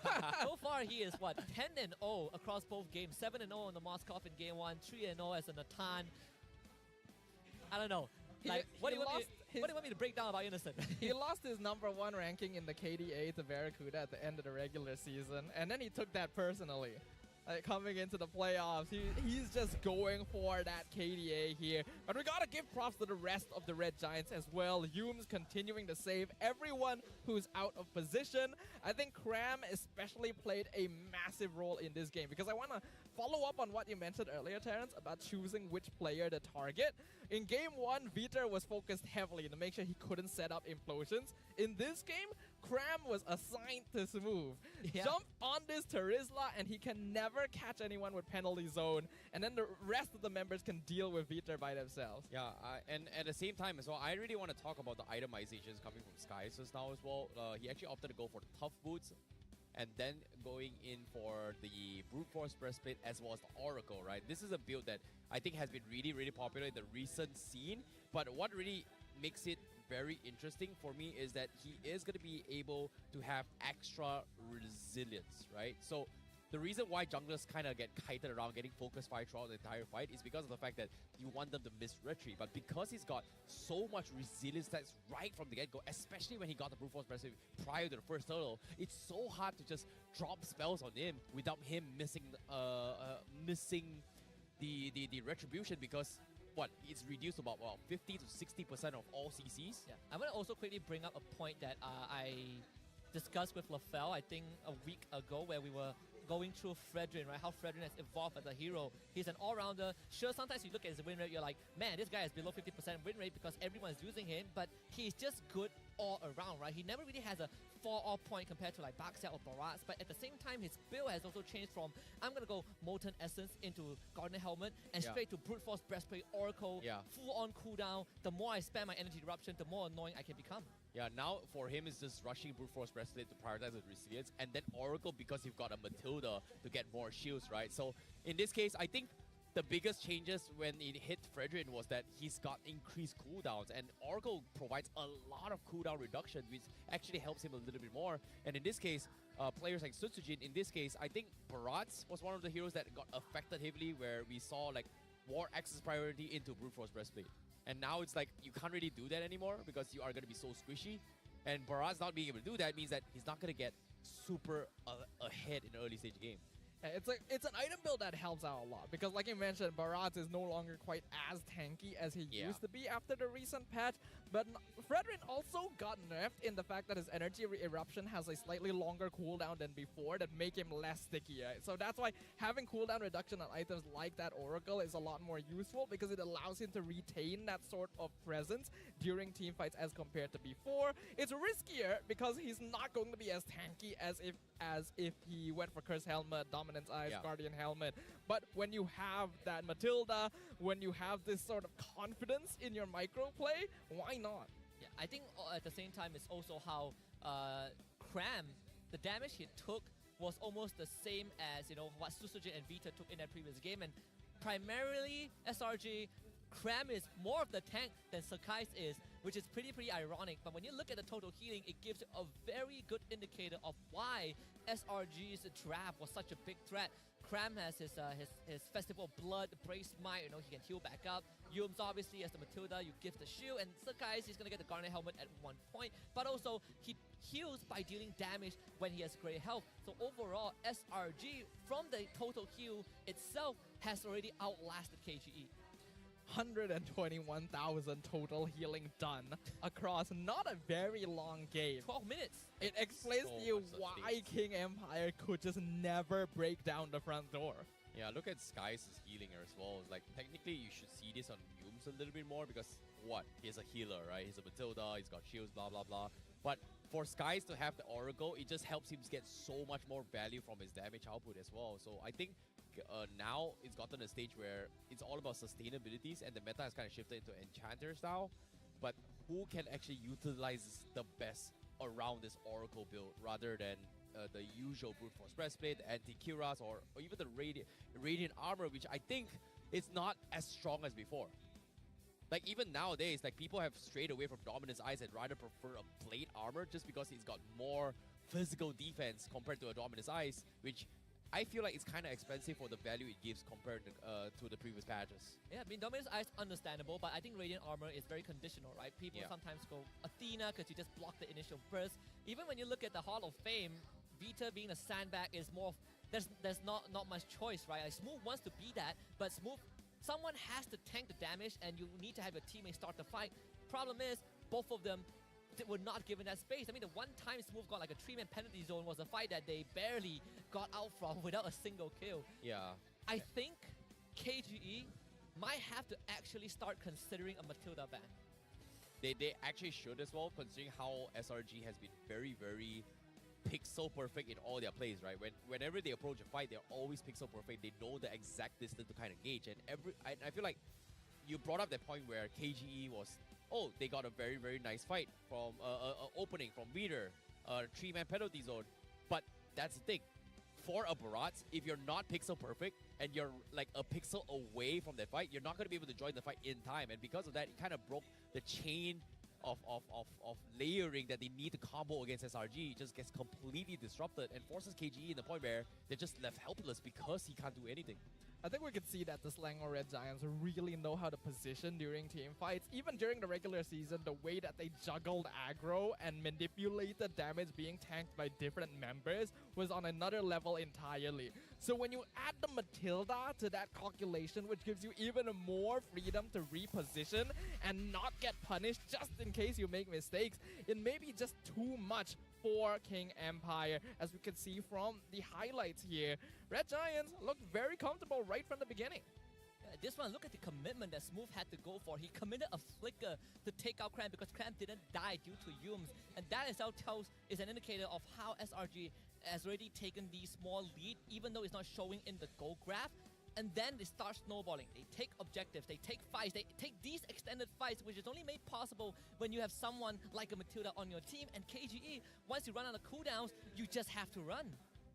Yeah, this was the play I was talking about as well. This was so sick that because of the counterplay coming in from Smooth, but after that, if Tsutsuji doesn't join the fight, he's just get completely shut down. And even here, the Totus Welcome completely whiffing the mark. And SRG, again, pixel perfect dodges, just completely just outclassing King Empire again in game number 2. And game 1 may have looked close, may have looked still kind of one-sided, but this was just an absolute stampede by the Giants. Yeah, I mean, if for Natan and Matilda Lovers out there, now you just found out a new combo. Natan Entropy in, Guiding Wind out. Guiding Wind out, yeah. That's the best of both worlds. It's too much utility in Matilda, right? You go in, she has a way to get you in, she has a way to get you out, she has a way to get herself in and out. On top of all the healing and shielding that she provides, it's understandable why the hero was so heavily banned and contested during the initial stages of the regular season.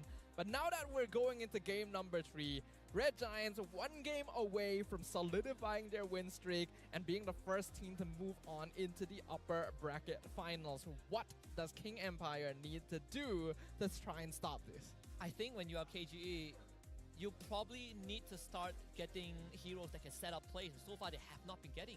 I think that's the most important part. find ways to start an issue with SRG.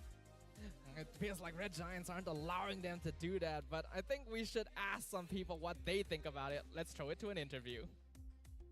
Terima kasih kepada caster-caster kita. Hai semua, this is Rose once again. Dan sekarang kita tengah buat sikit interview dengan mewakili ataupun representative dari kedua-dua pasukan ni. So, kita ada daripada side SRG dengan KGE. Let's start with you dulu. Hi, what's your name and can you bagi tahu semua orang apa yang you buat dalam KGE sebenarnya? Okay, nama Yin. Saya brand ambassador untuk KGE. Apa yang saya buat lagi Saya rasa saya buat menyemak je kat sini kot. Oh, kalau you buat macam tu, apa kata kita tengok kat sini pula? SRG, okay. What's your name and obviously apa role awak dalam SRG? Okay, hi. My name is Bohaski. Role saya dalam SRG is community leader, di mana saya akan chant dengan fans untuk SRG before they start their game. Wow, okay, interesting. So, je. Wow. Macam ada tadi tak dengar suara KGE punya, tak dengar. Bukanlah, kita orang memang simpan tu hari ni. Esok pula. Oh, esok baru seru kan? Betul, seru betul. Saturday. Betul. Okay, kita tanya Yen pula. Okay, so Yen, kita tadi nampak ni best of 5 series. Sekarang SRG dah pegang match point dah. Diorang perlukan satu mata lagi untuk dapat clean sweep sekali lagi. You rasa apa yang sepatutnya KGE buat untuk stop win streak SRG daripada regular season? Okey, apa yang KGE perlu buat? SRG, sorry. Okey, apa yang KGE perlu buat? Aku rasa letak racun dalam makanan dia orang kot. Tak tahu. By the way, kalau kita nak ubah totally gameplay dia orang, kan, perlukan makan masa yang lama lah. So, nak tak nak kita kena admit kekalahan kita macam mana. Macam itulah. So, kalau kita nak menang lawan SRG, totally nak menang 3 straight, kita kena ubah. Ambil masa maybe sebulan 2 bulan. Memang sangat strong. Alright, so kita dah tahu sekarang match point and korang perlukan satu lagi mata. Tapi, do you rasa SRG actually memang continue breaking history dalam MPL Malaysia mana you guys akan sapu completely playoffs 3-0 sampai habis grand finals pun 4-0 ataupun you rasa ada satu pasukan yang boleh bagi korang macam challenge dan cabar sikit korang punya win streak momentum? Okay, bagi saya, pendapat saya, sekarang ni SRG too strong. Diorang dekat atas lah kan. Sekejap. Apa tu? Sekejap je. Tak juga. Sebab kita orang punya mentality jauh sikit. Okay. So, kita ada calon juara guys. Come on lah. Tapi nanti kalau boleh nak dengar sikit lah suara fans KGE. Tadi tak dengar. Tadi tak dengar? Tak dengar. Oh, tadi dia cakap maybe dekat bawah tanah. Kejap lagi kita bagi alright, sikit. dia cakap tak dengar. So sebelum kita start game ketiga, apa kata you lead fans KGE, the battalions untuk cheer kepada fans korang? Okay, KGE. Okay, salah. Sorry, salah. Okay, KGE. Kau semangat sikit Kau tak semangat, esok duduk situ. Okay. Aku cakap KGE, korang cakap faham, okay? KJ! Lagi sekali, kuat lagi! KJ! Boleh lah. SRG, you cakap you're the community manager. Orang yang lead Chan, boleh kalah ke? Come on lah. Tak dengar pun tadi sebenarnya. Macam semut. Tak dengar. Kejap. Atas tu bagi diam sikit. Kita yang bagi yang bawah je. Okey, bawah aje. Baik, tak apa. Bawah kita kasih tahu sikit boleh guys? Okey, yang bawah je. Atas tu seram sangat lah. 1, 2, 3. SRG!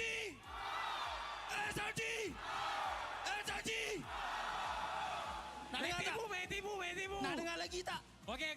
Lagi sekali Kau kuat-kuat jangan malu aku. Tolong sekali je. Aduh. Okey. KJ!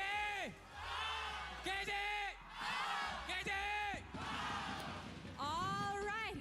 Okay, kita dah nampak fans are cheering for their favorite teams. This is a match point game. Pasukan mana akan dapat game ketiga? We're about to find out sebab mari, let's throw it back to the casters for game 3 in this best of 5 series. Casters, silakan. It's heating up in MBSJ Stadium right now, ladies and gentlemen. Fans of both teams are very eager to find out how this match is going to conclude and whether or not King Empire Esports will be able to halt the momentum that has carried the Red Giants throughout the entirety of Season 13. I personally feel like there's a bit of an outclassing going on here. But how about you, Terrence? What do you think? I think King Empire needs to figure out what they should be focusing on as well, right? Like yesterday, they were able to kind of figure out what works and what doesn't work internally.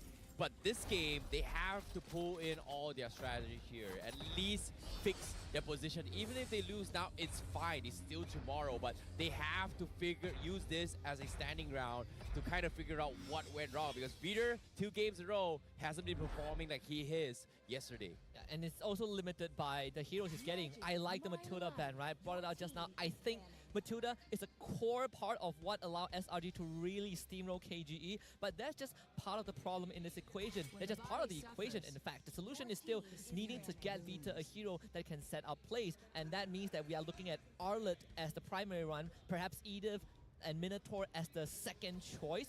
So far, KGE, they're still going back to the Harry ban. I can expect a Loi coming up pretty soon. Yeah, Loi should be eliminated here. It's a bit too effective for a team that... What? Ooh, they banned the Minotaur instead, so they're trying to focus down Yums in this game. But that Loi could be a big problem against a team like Red Giants. Unless Deto first picks Loi. I don't think so. But at the same time, I feel like right now, KGE might just still prioritize the Moskov once again. But I feel like Loi... I don't think Dato has a good track record with Loi.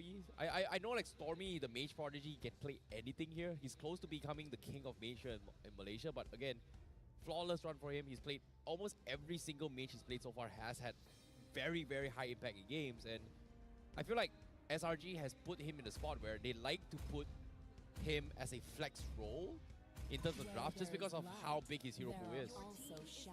But you have a good call here. Loi being banned out. KGE now, do they still go for the Moscow for Sasa? 2 games now, not having the perfect game as a goal laner. You probably go Arlet here, right? I feel like you need to set Vita up for success first. You need to allow him, you need to give him a hero that can be aggressive early, that has big impact moments, like Arlet with the final slash. And it can be a flex pick, although for KG's case, I don't think Smooth is going to play Arlet anytime soon. But if you first pick the Moskov here, there's a chance that SRG just takes that Arlet away. Yeah, that is the worry, right? I feel like Arlet first pick would not be a bad idea for KGE, but I don't feel like they're the type to do so. They do go for the Fredrin, and we can see someone in the crowd showing us their favorite skin. It's Captain Levi himself. I like that skin. That skin is so good. Levi Ackerman. I just wish that wait, if I'm not mistaken, Levi is a Martis, right? Yeah. Yeah, okay. So I just wish that the Martis has longer animations to show how cool Levi actually is. Actually, the animations are longer. They're just sped up, so they don't take the entire game. Yeah. I wanted to be taking the entire game. That's the thing, right? For me, it's weird to see an Attack on Titan skin not on Fanny. I mean, to be fair, Fanny does have one. Yeah, she has the Mikasa skin. It's more like when we see Fanny getting picked, no one uses that skin. Okay, fair enough. True. Yeah. Fair enough. Fair enough. And I tell you, now that you brought it up, last time we saw, the first time we saw it was actually KG against SRG, game number 1. So she didn't got Fanny, but uses the Aspirant skin instead. Right, yeah. Yeah, we were there. And like, oh, if he used Mikasa instead, he could have been able to take down the Titans. But no, in this case, King Empire do actually get the Arlet along with the Novaria too. So they're pulling out all the stops here, knowing that this could potentially be the last game of the series. They are gonna go down swinging.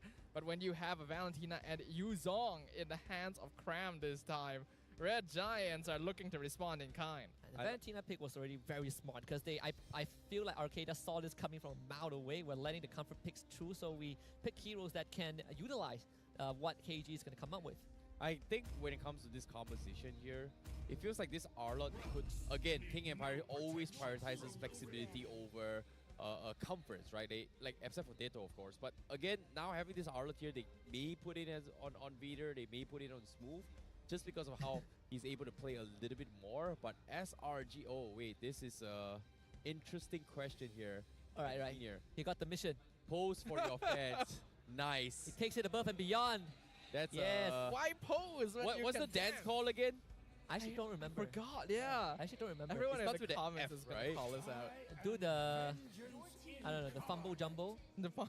Okay, fumble That's jumbo. the new Alright, official sure. name now. Yeah.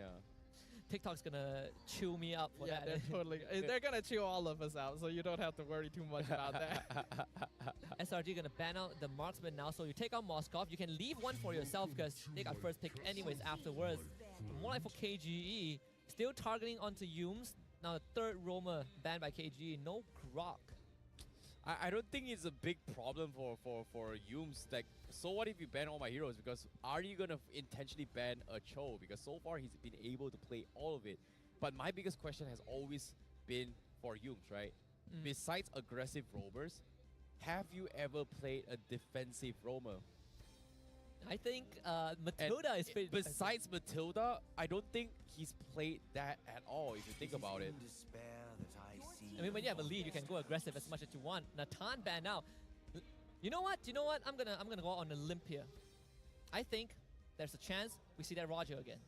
Ooh, that is true. Yeah, with the Natan with the banned nerfs out. though. I mean, Natan is banned out. Yeah, with Moskov and Natan banned out, it feels like they're setting up for Roger, right? Brody? Sure, but would you rather go Brody or Roger? I think you still go for Roger. I would go for Leslie. You would go for Leslie? Man, this is why you're not playing on that stage. Yeah. This is No, exactly okay. why we're in this seat. I think Roger is... That's the thing, right? Like, if you were to base off track record yesterday here, Roger has not won a single game since yesterday, based on all the matches. And on top of it all, the nerfs wow, are they literally do ban but us in the KGE... What? Really? Hey, you caught it, man. The show is okay. an option. Then play Kaja. Wait, is that Mars in the crowd? Yeah, it is. Oh yeah, so he is. Yeah. Must be that... He's just flexing. He's got the MPL jersey from last season, man. Watch out, Mars. You're going to be on set tomorrow. Yeah, but... get your beauty rest. We do see the Roger here. King Empire gonna respond with the carry for themselves. At least have some fighting potential against the tanky divers like the Baxia and the Yuzong. We're gonna see what they decide to go for with that last pick. I'm gonna be looking... Good. It's nice. Great against Yuzong. Great against the Baxia. And not a great target for Roger. Roger hates the Tamus. And I do wonder if this is the case, what if Innocent would consider not playing the Trinity tank build and just go down the Golden Staff one. We've seen some iterations of that from Liquid Echo. I think yesterday we saw it from Sasa as well. Yeah, we've seen different variations of the Roger build where sometimes you'll go the Trinity build, sometimes you'll go for that Windtalker Endless Battle, sometimes you might go for the Malefic Roar. So it's interesting that there's a lot of flexibility with him, but now that his overall health pool has been nerfed, we'll see whether that makes a difference. God. I had this in my mind. I was like, I think Yumes would probably be given Rafa or Florin, but if you want to have some extra boost, the Rafa is a perfect choice. Like, I don't know about this. Like, I've never seen Yumes play so defensively, but I want to see how he pulls this off, because as of now, I like the Rafa, but I just don't like it if Yumes is playing it. You don't remember. Yeah. Yumes was one of the premier Rafs back in the day. Man, you were asking him to play a defensive healer. He gets a healer. But then again, I mean, he probably is going to be the one that like flickers Holy Baptism, Sasa or something. Which we just have to find out though. But I do like the Rafa pick. Yeah, the thing is, this is Raf with Baxia, Yuzong, and Roger. They're going to run at King Empire so fast and just stay alive in the fight. So we'll see whether King Empire are able to stop this, because this could be a clean sweep otherwise. Well, will the Empire strike back, or will the Empire fall? Match point for Selangor Red Giants as they go up to crumble, potentially, the kings of the Empire. This is Game 3, King Empire versus Selangor Red Giants. I feel like out of all 3 games thus far, KG's draft for Game 3 probably has the best chance in every single aspect to be able to start fights, to scale, to be able to play this early the mid game. Oh my Man, goodness. I say that Deto had to blow the flicker already. Oh. First blood. Oh, Stormy's so low, 1 hit! Nice. That's exactly what we want. You give feed to the Arlet, he gets to make a play. His first blood on Stormy. That is already great. Oh, one more HP. The heal. What? No! Oh, no! Let's go, baby. He thought the regen from the Vengeance would be enough. Oh, Man. so unfortunate. If only he had 2 stacks of that. That would have been different. No, he tried. Like Yeah, he only had one. Tried. Like, how the heck did Veeder got Stormy down low all by himself? That was really impressive here. So the aggression coming in from Selangor Red Giants, and this is what I'm talking about, right? Like when you have Yumes, he's super aggressive, but this time Stormy doesn't have that backup because of the fact that it's a Rafa. Level 1 to 4 before 4. What can a Rafa do? What do you mean Rafa do?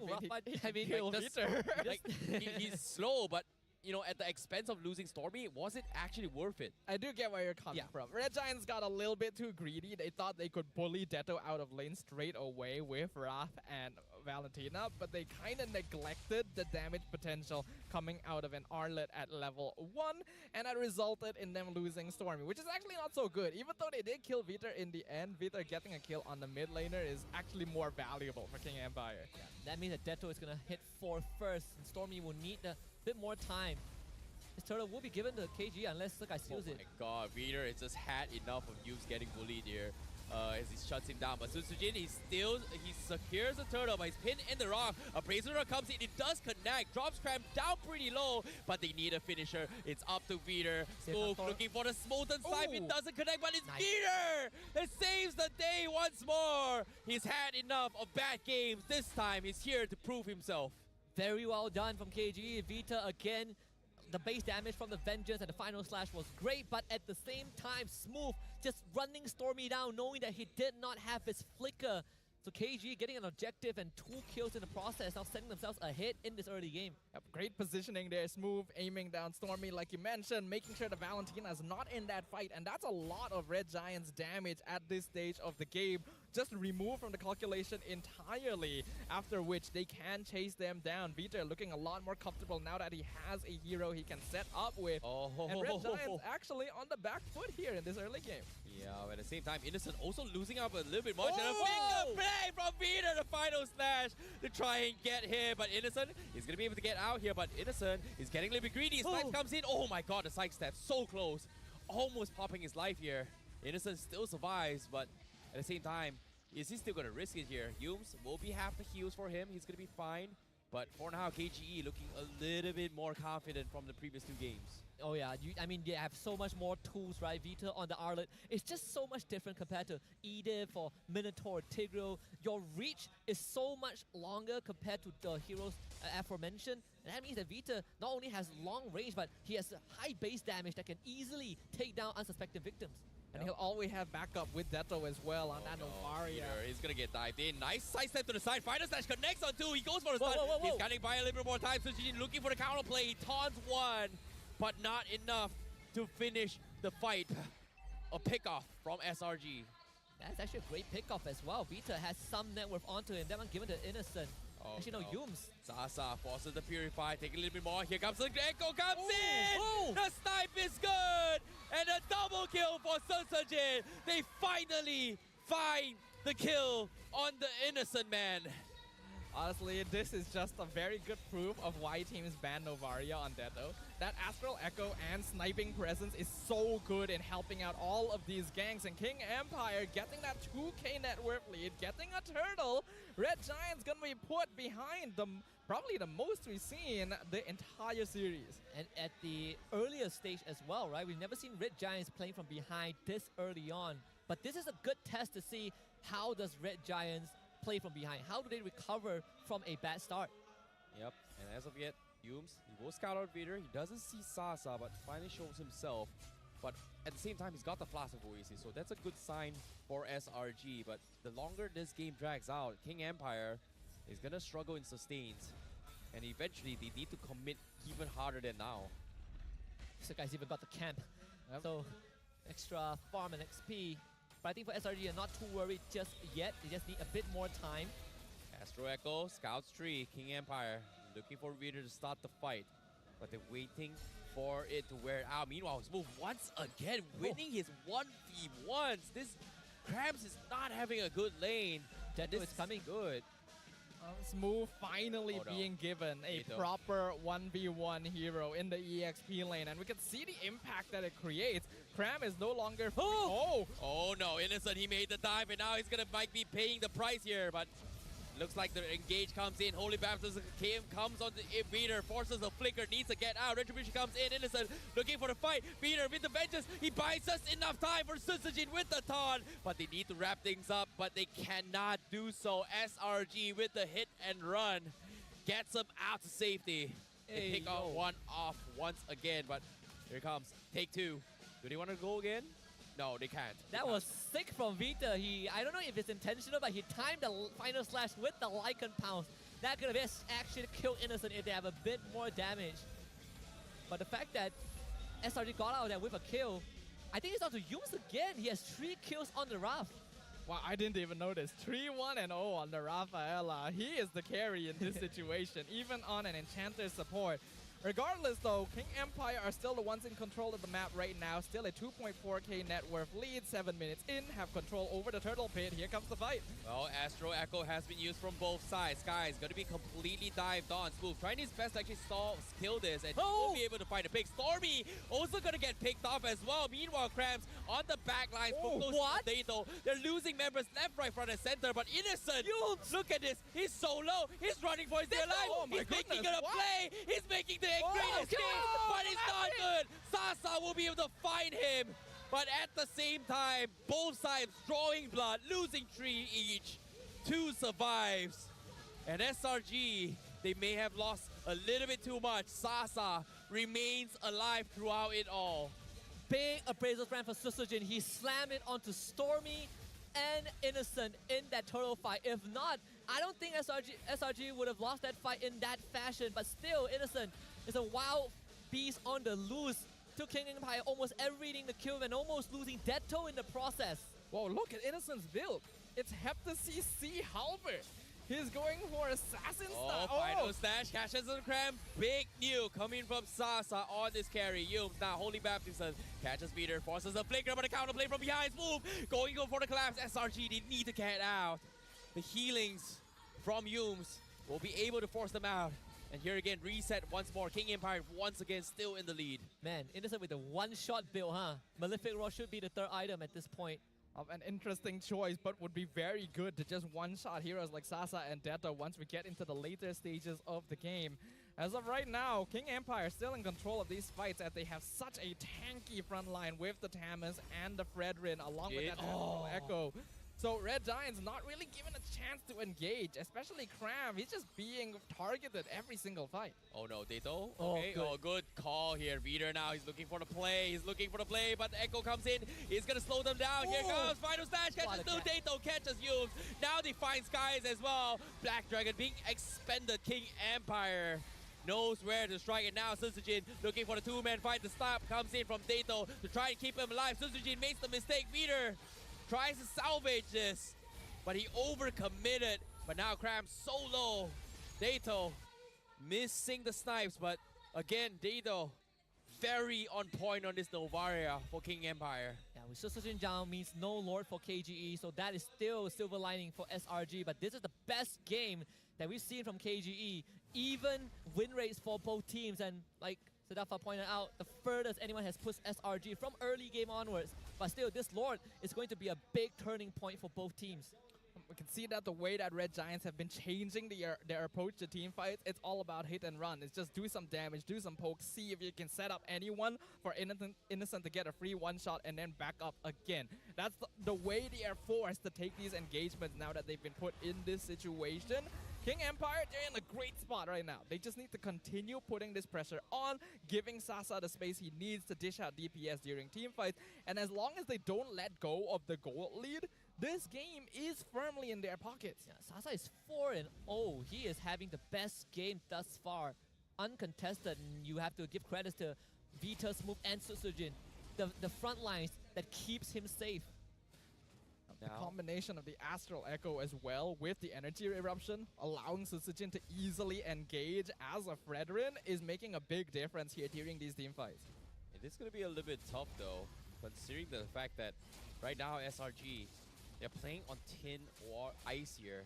They're level behind Skies. Susujin slowly moving down to his half HP, the calm before the storm. How would they play this move? Showing himself on the Lord. Looks like they want to try and go for the collapses here. Seems like SRG, they're looking to try and catch Sasa off the side. Stormy Not gonna be able to go do this. Echo connects on 4. That's huge. Holy Baptism disengage. Large sounds very, very low. Smooth looking to try and show up. He's gonna try and zone out Innocent. He manages to scare him off. Black Dragon comes in. Skies, he comes out with a 50-50 trade. But again, day2 does it for KGE. They get crammed. day2, the inbuilt retribution on this guy. Clutches it for the team. But now, Peter makes the play. Innocent goes in for collapse. He's gonna get dropped. Mistakes were made. Innocent, not so innocent now. A shutdown by King Empire. They managed to catch him as well.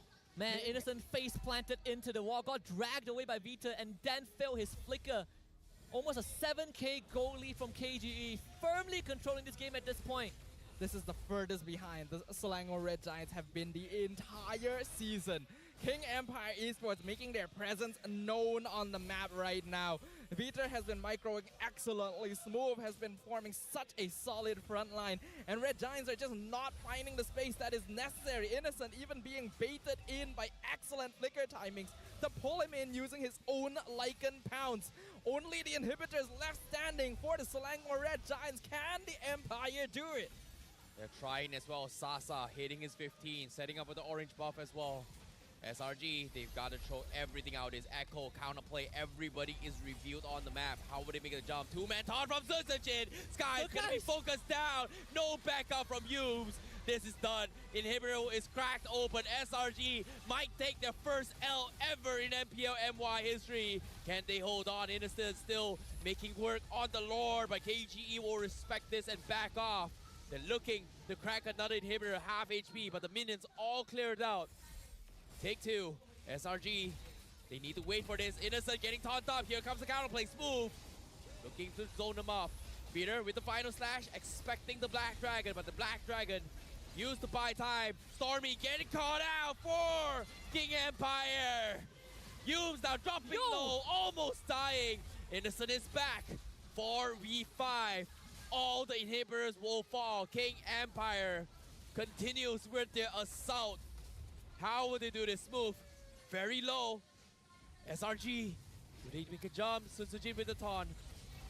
They're trying their best to make an outplay, but KGE is got them backed against the wall. They need to buy time. Stormy, 5 seconds before they spawn.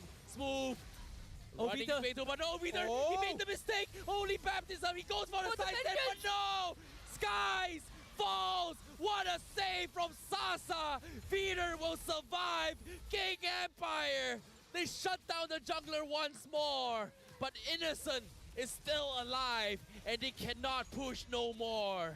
Welcome to the death zone. 11,000 goal lead for KGE. All inhibitors down for SRG.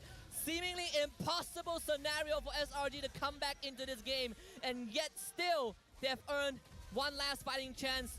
But Lord is not going to be an option, not without Sakai's. KG have now gone so close to breaking the perfect season for SRG.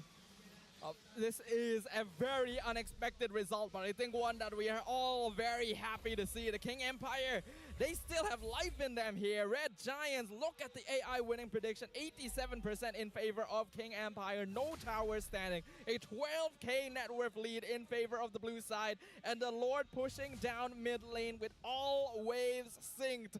I don't know if they have enough wave clear for this. The undefeated Red Giants may have fallen for once, as now Skies gonna be pinned away. The Lord crashing in. Echo connects on 4.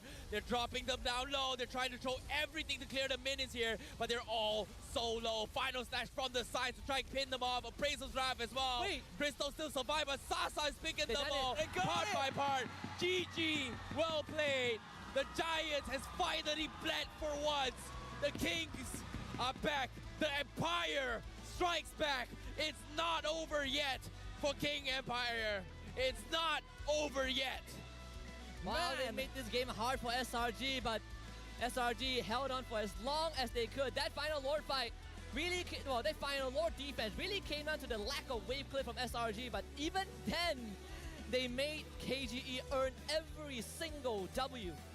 What a game coming in from King Empire.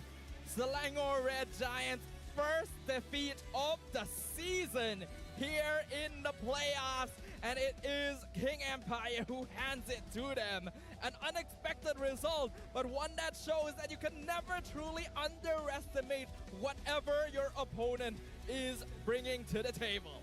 And especially when you have two junglers on the enemy team. day2, first Lord secure, it really started a chain reaction for the rest of the game, but props to KG's draft, right? We say we needed Vita to take priority, gets the Arlet, take the Fredrin away from Sakai's.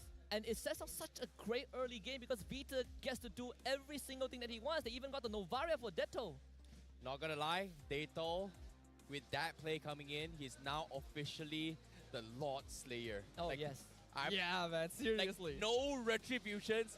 You don't know how it happens, but he gets it done. Like, where? How? Like, his first time making it to playoffs this far, for him to make it to day2, and he's got the Lord. But I'm curious to see who's the MVP is coming for King Empire, because everyone played out of this minds, even Peter.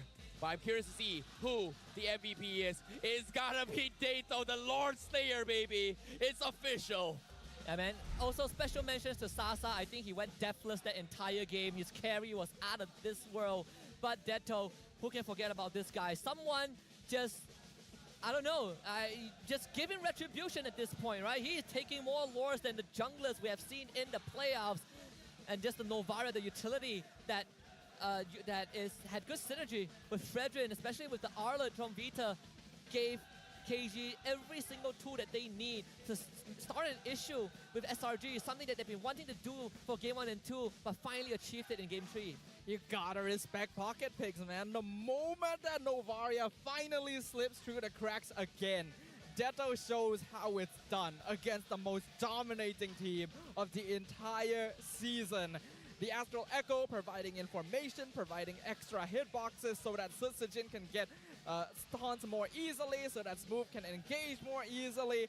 Unfortunately, I do feel like the Red Giants went a little bit too greedy. I think they challenged themselves a bit too much in this game, giving King Empire pocket picks and locking themselves into an early game composition. Now, let's talk a little bit more on the itemizations coming from KGE, right? Like, Sutsujin is still going for the traditional build here, Molten Essence, Brute Force Breastplate.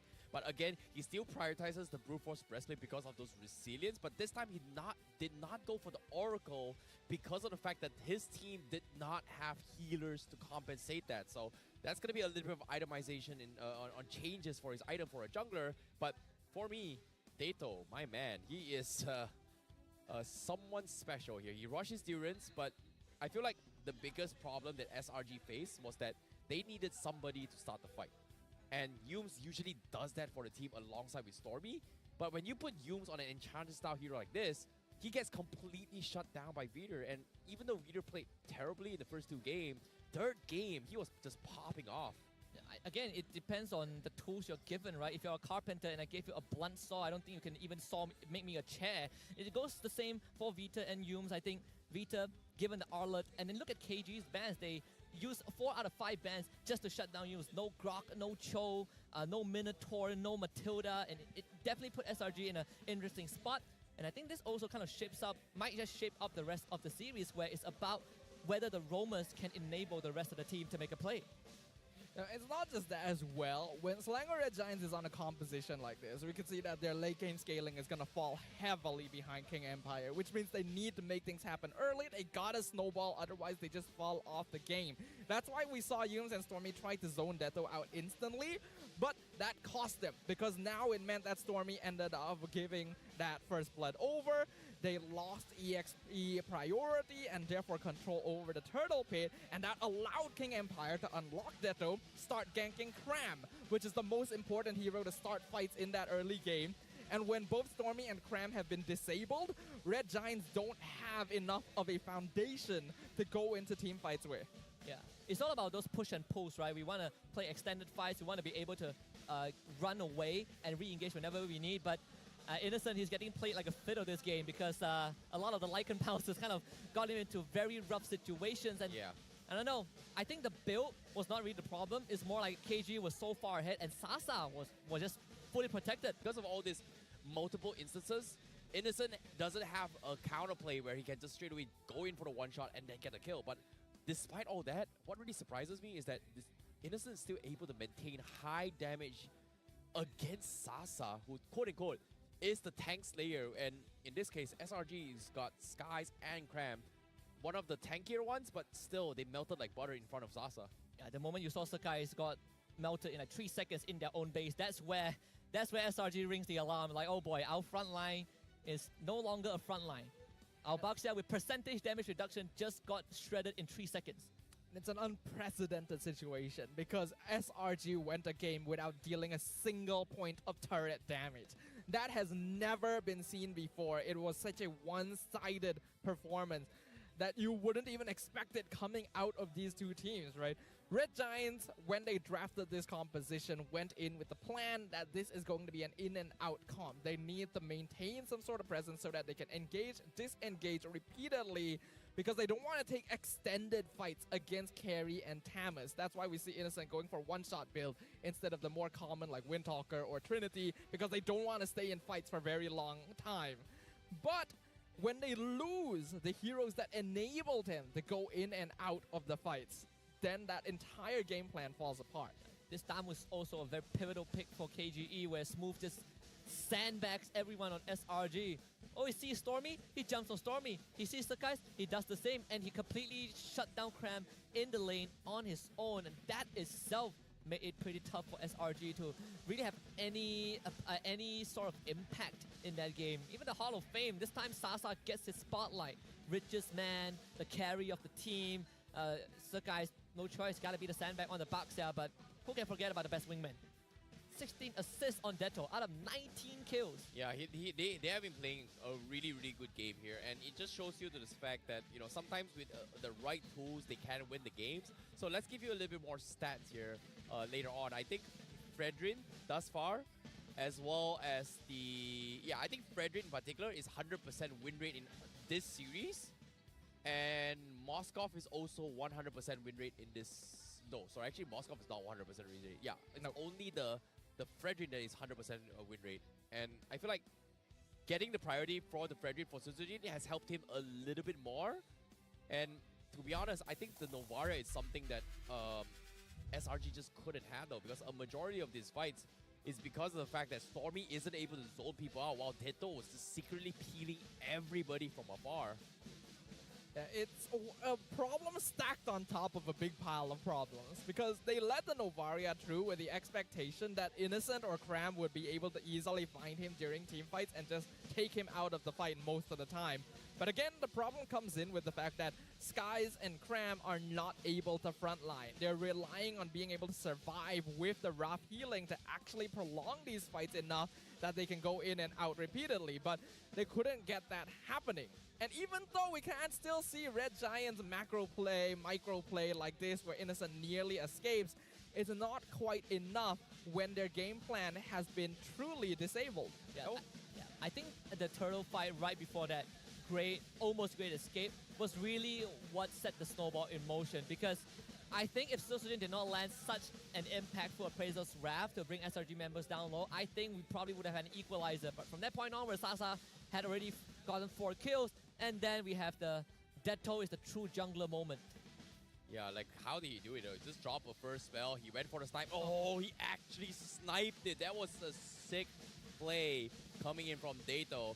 But at the same time, Innocent, I think there were a couple of instances where day2 was able to outplay Innocent, right? He was hovering around the wall, and Innocent went for the Lycan Pounce. But as soon as he jumped onto his day2 was on the wall. And because of that small disparity, it created a gap where Innocent couldn't continue to finish off day2 because of that play. And I think day2 is actually pretty cracked. I mean, even Vita was cracked in that last fight. He was 1 hit from dying. He uses the Vengeance to heal up with the Demon Mark, and then he concealed to run away. I think if Vita went down and Innocent got that reset on the Lycan Pounce, we probably would have seen another defense. Game probably would have gone on for a couple more minutes, but KG really wanted to lock it down, give us that game 4. Oh, we pose the question, can the Red Giants' dominating win streak this season be stopped? And King Empire shows us that they can bleed as well. And it's an incredible result, an incredible performance from a team that was very shaky throughout the regular season, bringing to us their full potential. We're now going to be going into game number 4. And now all cards are on the table. Who knows what could happen next? I feel like, again, when it comes to playoffs, anything can happen.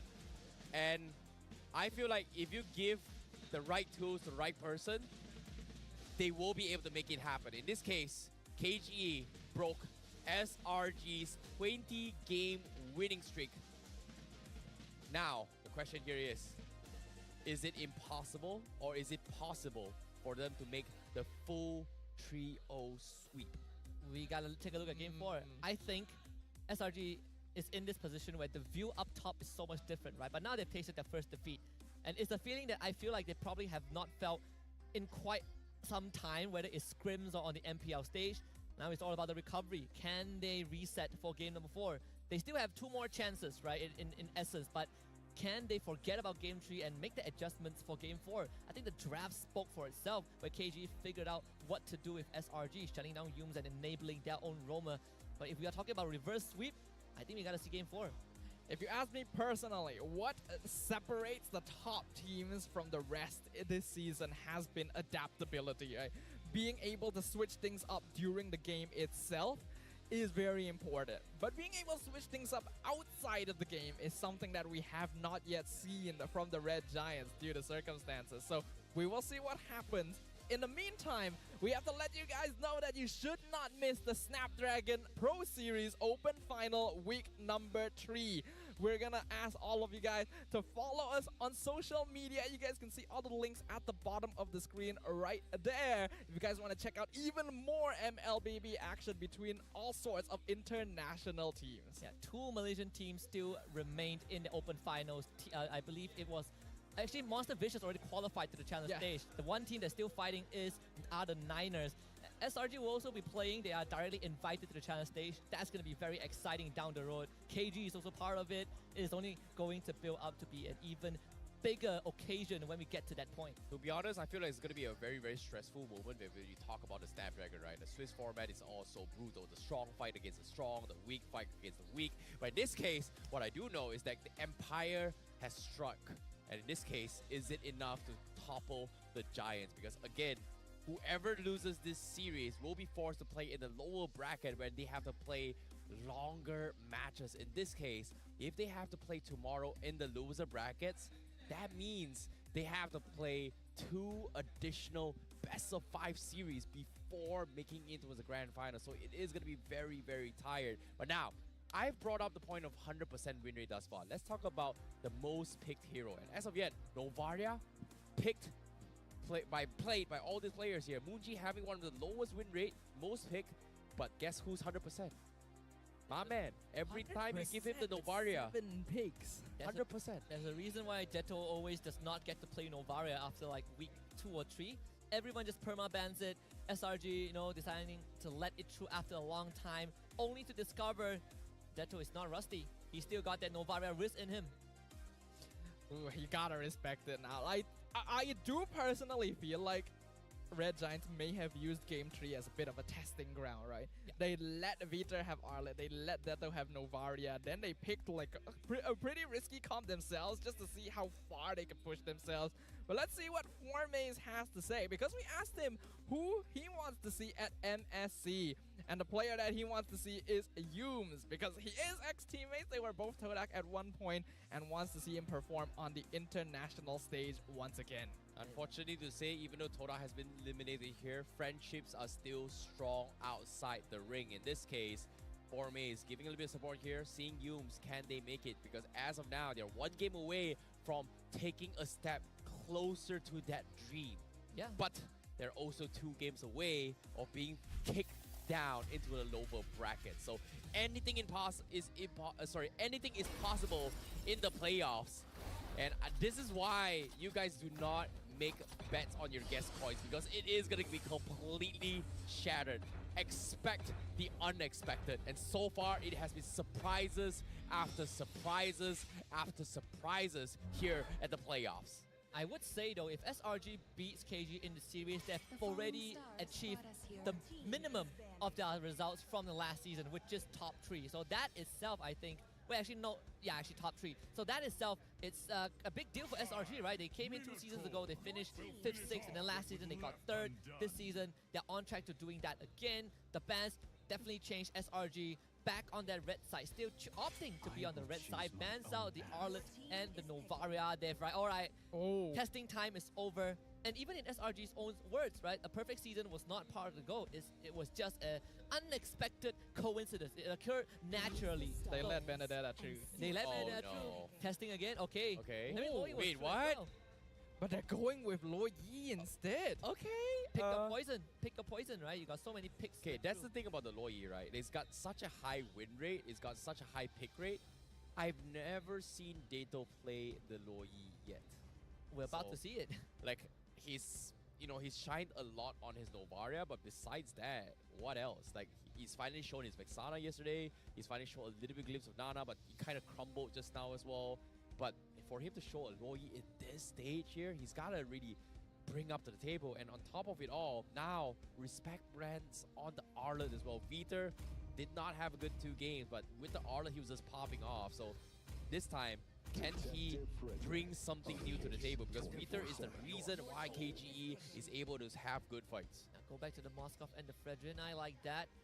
There are some ways to do with the Lo Yi diversion. First of all, having vision, having big AoEs to count engage or counter engage. Benedetta coming out for KGE. First time in a long time we've seen that onto Smooth. After being put in the freezer for majority of the regular season, SRG gives them a chance. They're really testing things here, the Red Giants. Letting Detto have Novaria, now letting Smooth have Benedetta. Like, it's not even them just letting it slip through the cracks. They are purposefully leaving the draft open to just straight up test themselves against these situations. We see the Paquito come out, probably the EXP laner to match Benedetta, but the flexibility is there.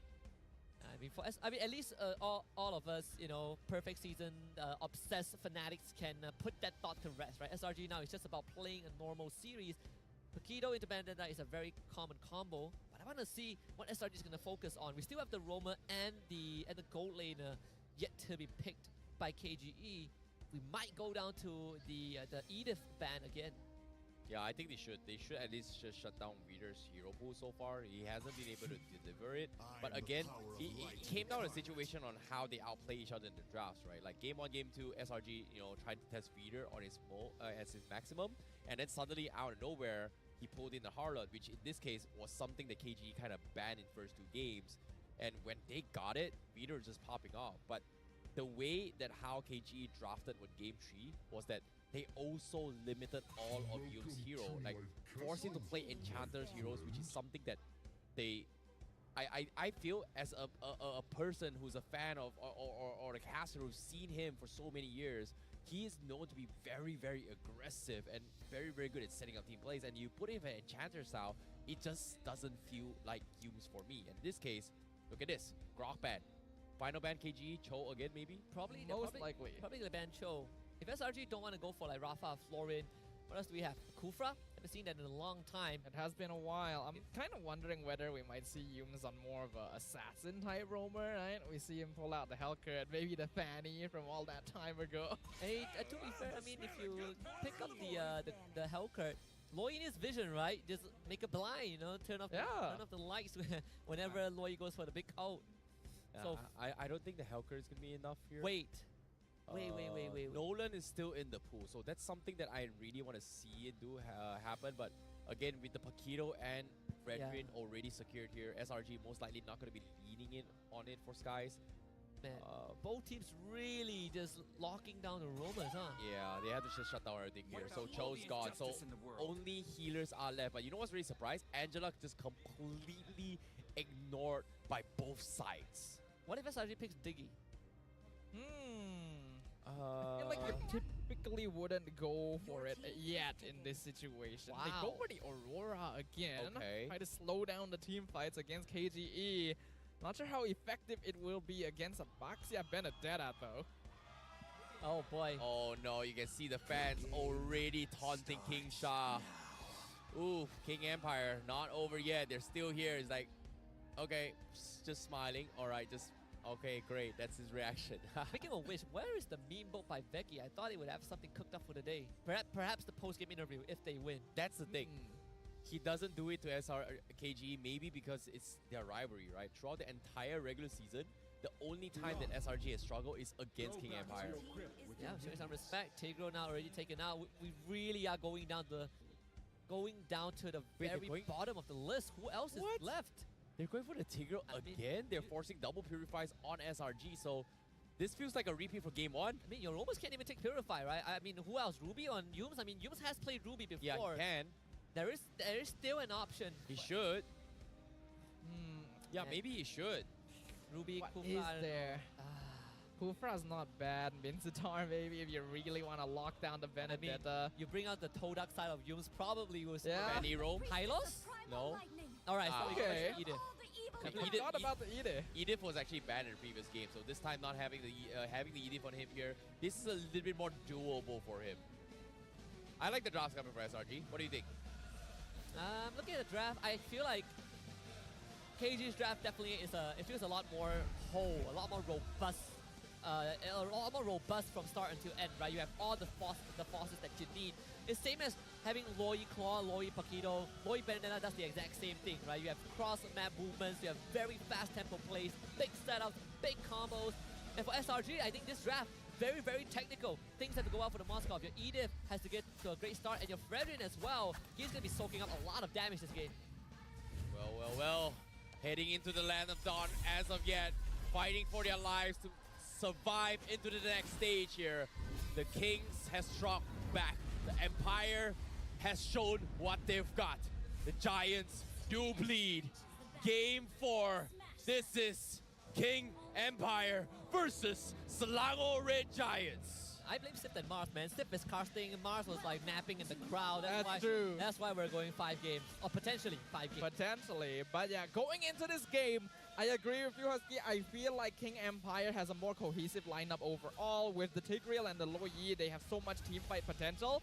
And then they have ooh, that was close. Peter almost stole that purple buff. Forced guys to use the retry. But here we can see that Peter feeling a lot more comfortable now that Yums isn't on a hero like that Matilda. And even Smooth getting his hands onto the Benedetta just feels so much more confident, so much more comfortable. Okay, Sasa is just feeling so much confident to try and trade Innocent here. He's forcing 2 of the roamers to kind of clump up bottom to actually force a fight. They're trading pretty even, and Sasa is level ahead of Innocent. And look at this. It's so oppressive. Okay, finally gets this 2, so it's fine. Not too bad now for Innocent. I think experience-wise, they're still in the same boat because Innocent just hasn't cleared the wave yet. Sasa gets priority on that, but it's fine. Innocent has Quantum Charge. He's going to heal back up.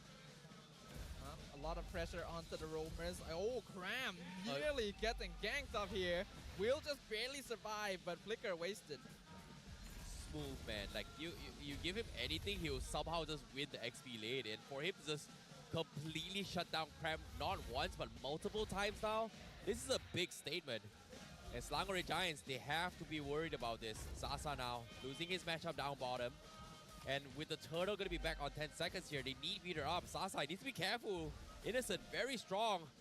Sasa seems to be finally losing out on the lanes now. Yeah, those minor consecutive pokes is going to start cutting into Sasa's health pool.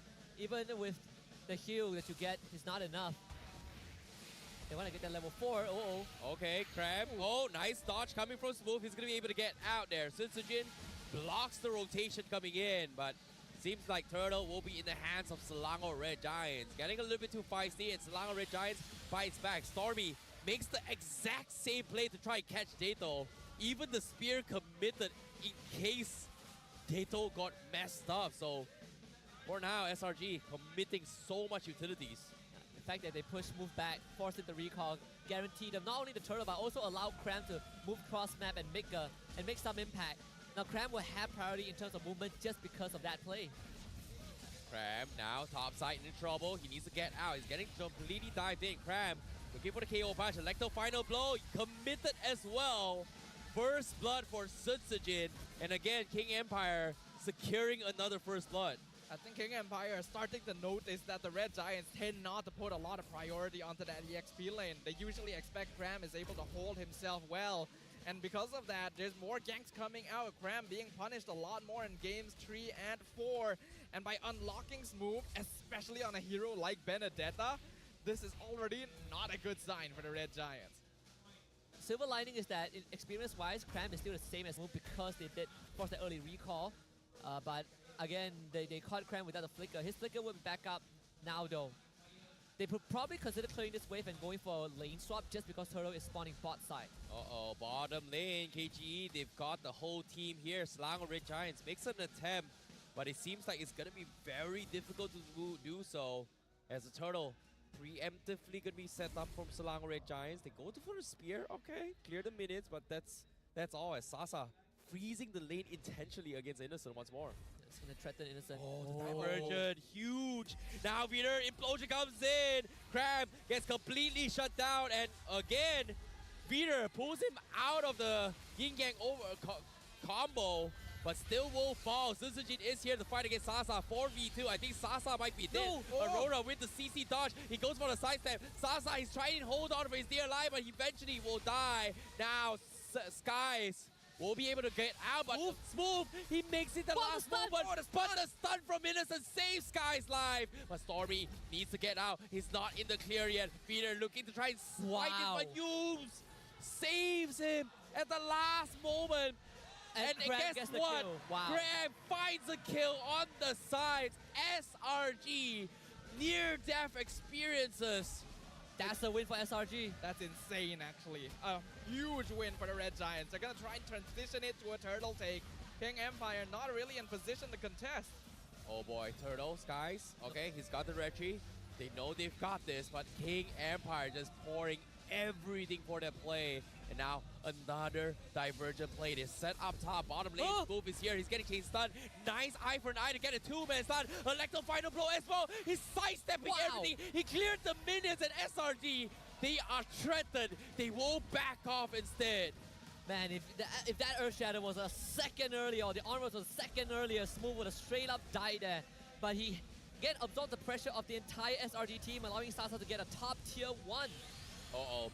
Stormy getting doved on, dropping half HP. Susujin, he wants to finish him off as well. Peter with the two-man implosion. They commit 3 guys, but they can't kill him off yet. KGE may have overthink this a little bit here. The King Empire seems to be, again, much more refined in all these fights right now. I feel like we're actually already seeing some Grand Finals level gameplay here. King Empire has come on a line. They don't want to lose this. Smooth, he tried to go for the Electro final blow. He's got caught up, but again, he's able to get out. But top side, Sasa fight Crab once more. XP later, getting shut down by King Empire. Yeah, you can see the pendulum, the scales really tipping towards Smooth right now. He has escaped 2 ganks. I think he has the tough boost. That's why the combo from Moskov Edith didn't exactly follow up properly. But the fact that they shut down the Paquito 3 times in a row makes it a bit tough for SRG to make any moves. Smooth is holding this bottom lane all on his own, and he's attracting SRG because they want this tier 1. Can they get it though? Seems like they're calling it Suzuki to stop this. Innocent going for the play. Divergent already used, but the minions finished off. Very, very good decisions coming from Selangor Red Giants. They need to make a play. They're transitioning up top. But Sasa, he needs to get out. He's hiding here. He finally shows himself. But SRG would not pick him off. So Turtle going to be priority for Selangor Red Giants. While for King Empire is going to be the purple buff. State of the game right now, still slightly favoring the Red Giants. They've done. Hold on. Mistakes. Susujin, he's gonna get caught out. Here comes the chain stun, but he's so tanky. He's able to survive. The toss comes in, but the implosion comes in. Cat next on 2. Sky still gets the catch, but day2 will settle with Yubes. What? The fight makes out. Sasa is on the hunt. He found Innocent, and now he's looking for Skies. He's gonna go for the finish. Appraiser's draft has been used. Sasa survives, and Smooth now looking for the rest of SRG. They're so low. They're holding on from behind. day2, Sasa from behind. They're solo. I don't think they realize this. They want to go. Okay, they can't. They have to back off. Man, Sasa killed Innocent with the Lycan Pounce before he took that Spear of Destruction behind Susujin. If not, Innocent would have gotten away, got a kill, and perhaps extended team fight. These small minuscule moments allowing KG to come out ahead. Sasa 3-1-1. And even then, KG has not gotten a goalie. You put that into perspective, SRG are holding on pretty well considering everything that has happened. Yeah, they're going to be relying pretty heavily on Innocent here. They know that Cram has been focused very hard, so it's going to be difficult for this Paquito to exert too much presence during these team fights. Oh no, the divergent play. No way. Just a pixel off. They know what's up. They know they scouted this out, so Cram is safe. He finally gets to play the game for a bit. Oh, careful there, Cram. He's testing. No way! Cram, you just saw the Roger! He still walked up. He got caught. Feeder, what a catch. And now, SRG, they have no choice but to try and defend this here. Tier 2 is very important for them for the space. Aurora drops the out. Feeder trying to try and stall them off. But SRG, every single objective counts now. They're trying to secure it. And they will be able to get a purple buff while KGE is still looking for that opening against this fight. I'm so impressed by King Empire Esports. They have brought this so far. Sasa's firing on all cylinders. Deto, Sutsujin, Viter all looking a lot more confident. They got their eyes on the prize. They know what they're looking for. No way, they don't see this diversion. No, they really don't see it. They're going to try and snipe the Lord now. Wait, maybe not, maybe not. Slango Ray Giants. Okay, they're going to check. They're going to be fine right now. Peter dropping half HP. He's going to try and drag Skies in. Electro final blow already preemptively baited out. Stormy, big out comes in. Suzuki still secures a lot, but they've lost Peter first. They need to get out. SRG now on the chase. Skies trying to taunt as much as they can. Innocent finds one. He joins the fight. Dato might be the next to fall. He's running for his dear life, but it's not good enough. Skies takes him down. Only Sasa and Susujin remains. And Sasa, he almost got caught. He's able to reset. But again, Lord favoring King Empire, but Slango Red Giants, they get 3. Yeah, getting the Lord doesn't mean anything in this game. At least not for KG right now, because they have no one to capitalize on it. SRG, they've cleared the mid tier 1 and tier 2s. Cram has already cleared out the top wave, and the rest of SRG will just deal with this Lord. There's nothing much that Susujin can effectively do, not against Innocent at this point, who also cashed in on a couple of kills and assists for himself. Oh no, Susujin, he's got no mobility, he's in trouble, he needs backup. The Toys Mason has been used on Peter! What? 3-man devotion! What a play! Dato comes in, but they still lost the fight. Skysu comes in. SRG, they turned the fight. It's not good enough. Sasa was nowhere to be found. The wombo combo was good, but SRG was prepared first. What a save from Stormy. Man, Vita was good, but Stormy was great. That ultimate completely broke King Empire's momentum. That is the tempo breaker we were looking for. 2 teamfight wins for SRG, knocking on KG's doors. This might be it here, Red Giants. They got the turnaround they were looking for. A 3K net worth lead now. And we've seen in previous games, all it takes is that one fight to reverse the momentum, despite all the pressure they were put under. Every single player of the Red Giants. Oh, no way, no way. Oh. They're going to try again. Do they go for it? They need one more. They're calling his move. Cram is going to be able to get out for now. King Empire playing absolutely out of their minds right now. Yeah, one small mistake is what is going to be costing them. And SRG looking to find that inch to stretch it to a mile. The calm before the storm. They're waiting for the flicker to come back up for Vita. That's the key battle spell that KGE needs. 40 seconds on both Feeder as well as Yubes on that flicker. How will they do this? Because as of that, King Empire, they cannot afford to lose another major fight like this because SRG, they got a huge lead out of it. King Empire cannot afford to be the ones to respond in these team fights. They have to be the ones to start them. Because in the previous 2 fights, where Red Giants engaged while they're taking the Lord and then Red Giants catching out Sutsujin, it's all about the Selangor Red Giants initiating and wasting resources from King Empire first. Jin. He sees it, but he's so scared. Everybody knows they're scared. They don't know what to do. Divergent play coming from King Empire. They find one, but no Cram shows up. But as soon as he shows himself. Oh no, they're going for it. Here he comes, Conceal Play, Implosion, they get him. No, wait, he survived. The Spear comes in as well. SRG, they may turn it, and now the movement stun from Innocent. They got both of them. It's over. day2 is dead. Feeder is dead. Double kill for Stormy. King Empire, they're crumbling. They need to run. SRG looking to hunt down the Kings and dethrone them from their high horses. Suzujin, he is dead, nowhere to run.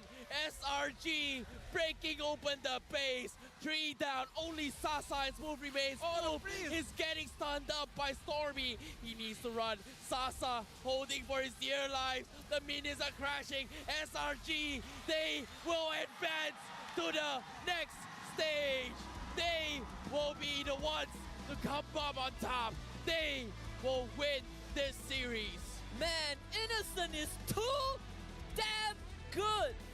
Did you see what he did? Yes, I did. Spear of Destruction, he saw the angle and the pin with the Spear of Misery was what really ended everything. Sure, Cramp survived. That's an icing on the cake, but the follow-up from SRG is just magnificent. The micro movements from Innocent continue to solidify him as one of the MVP players of the season.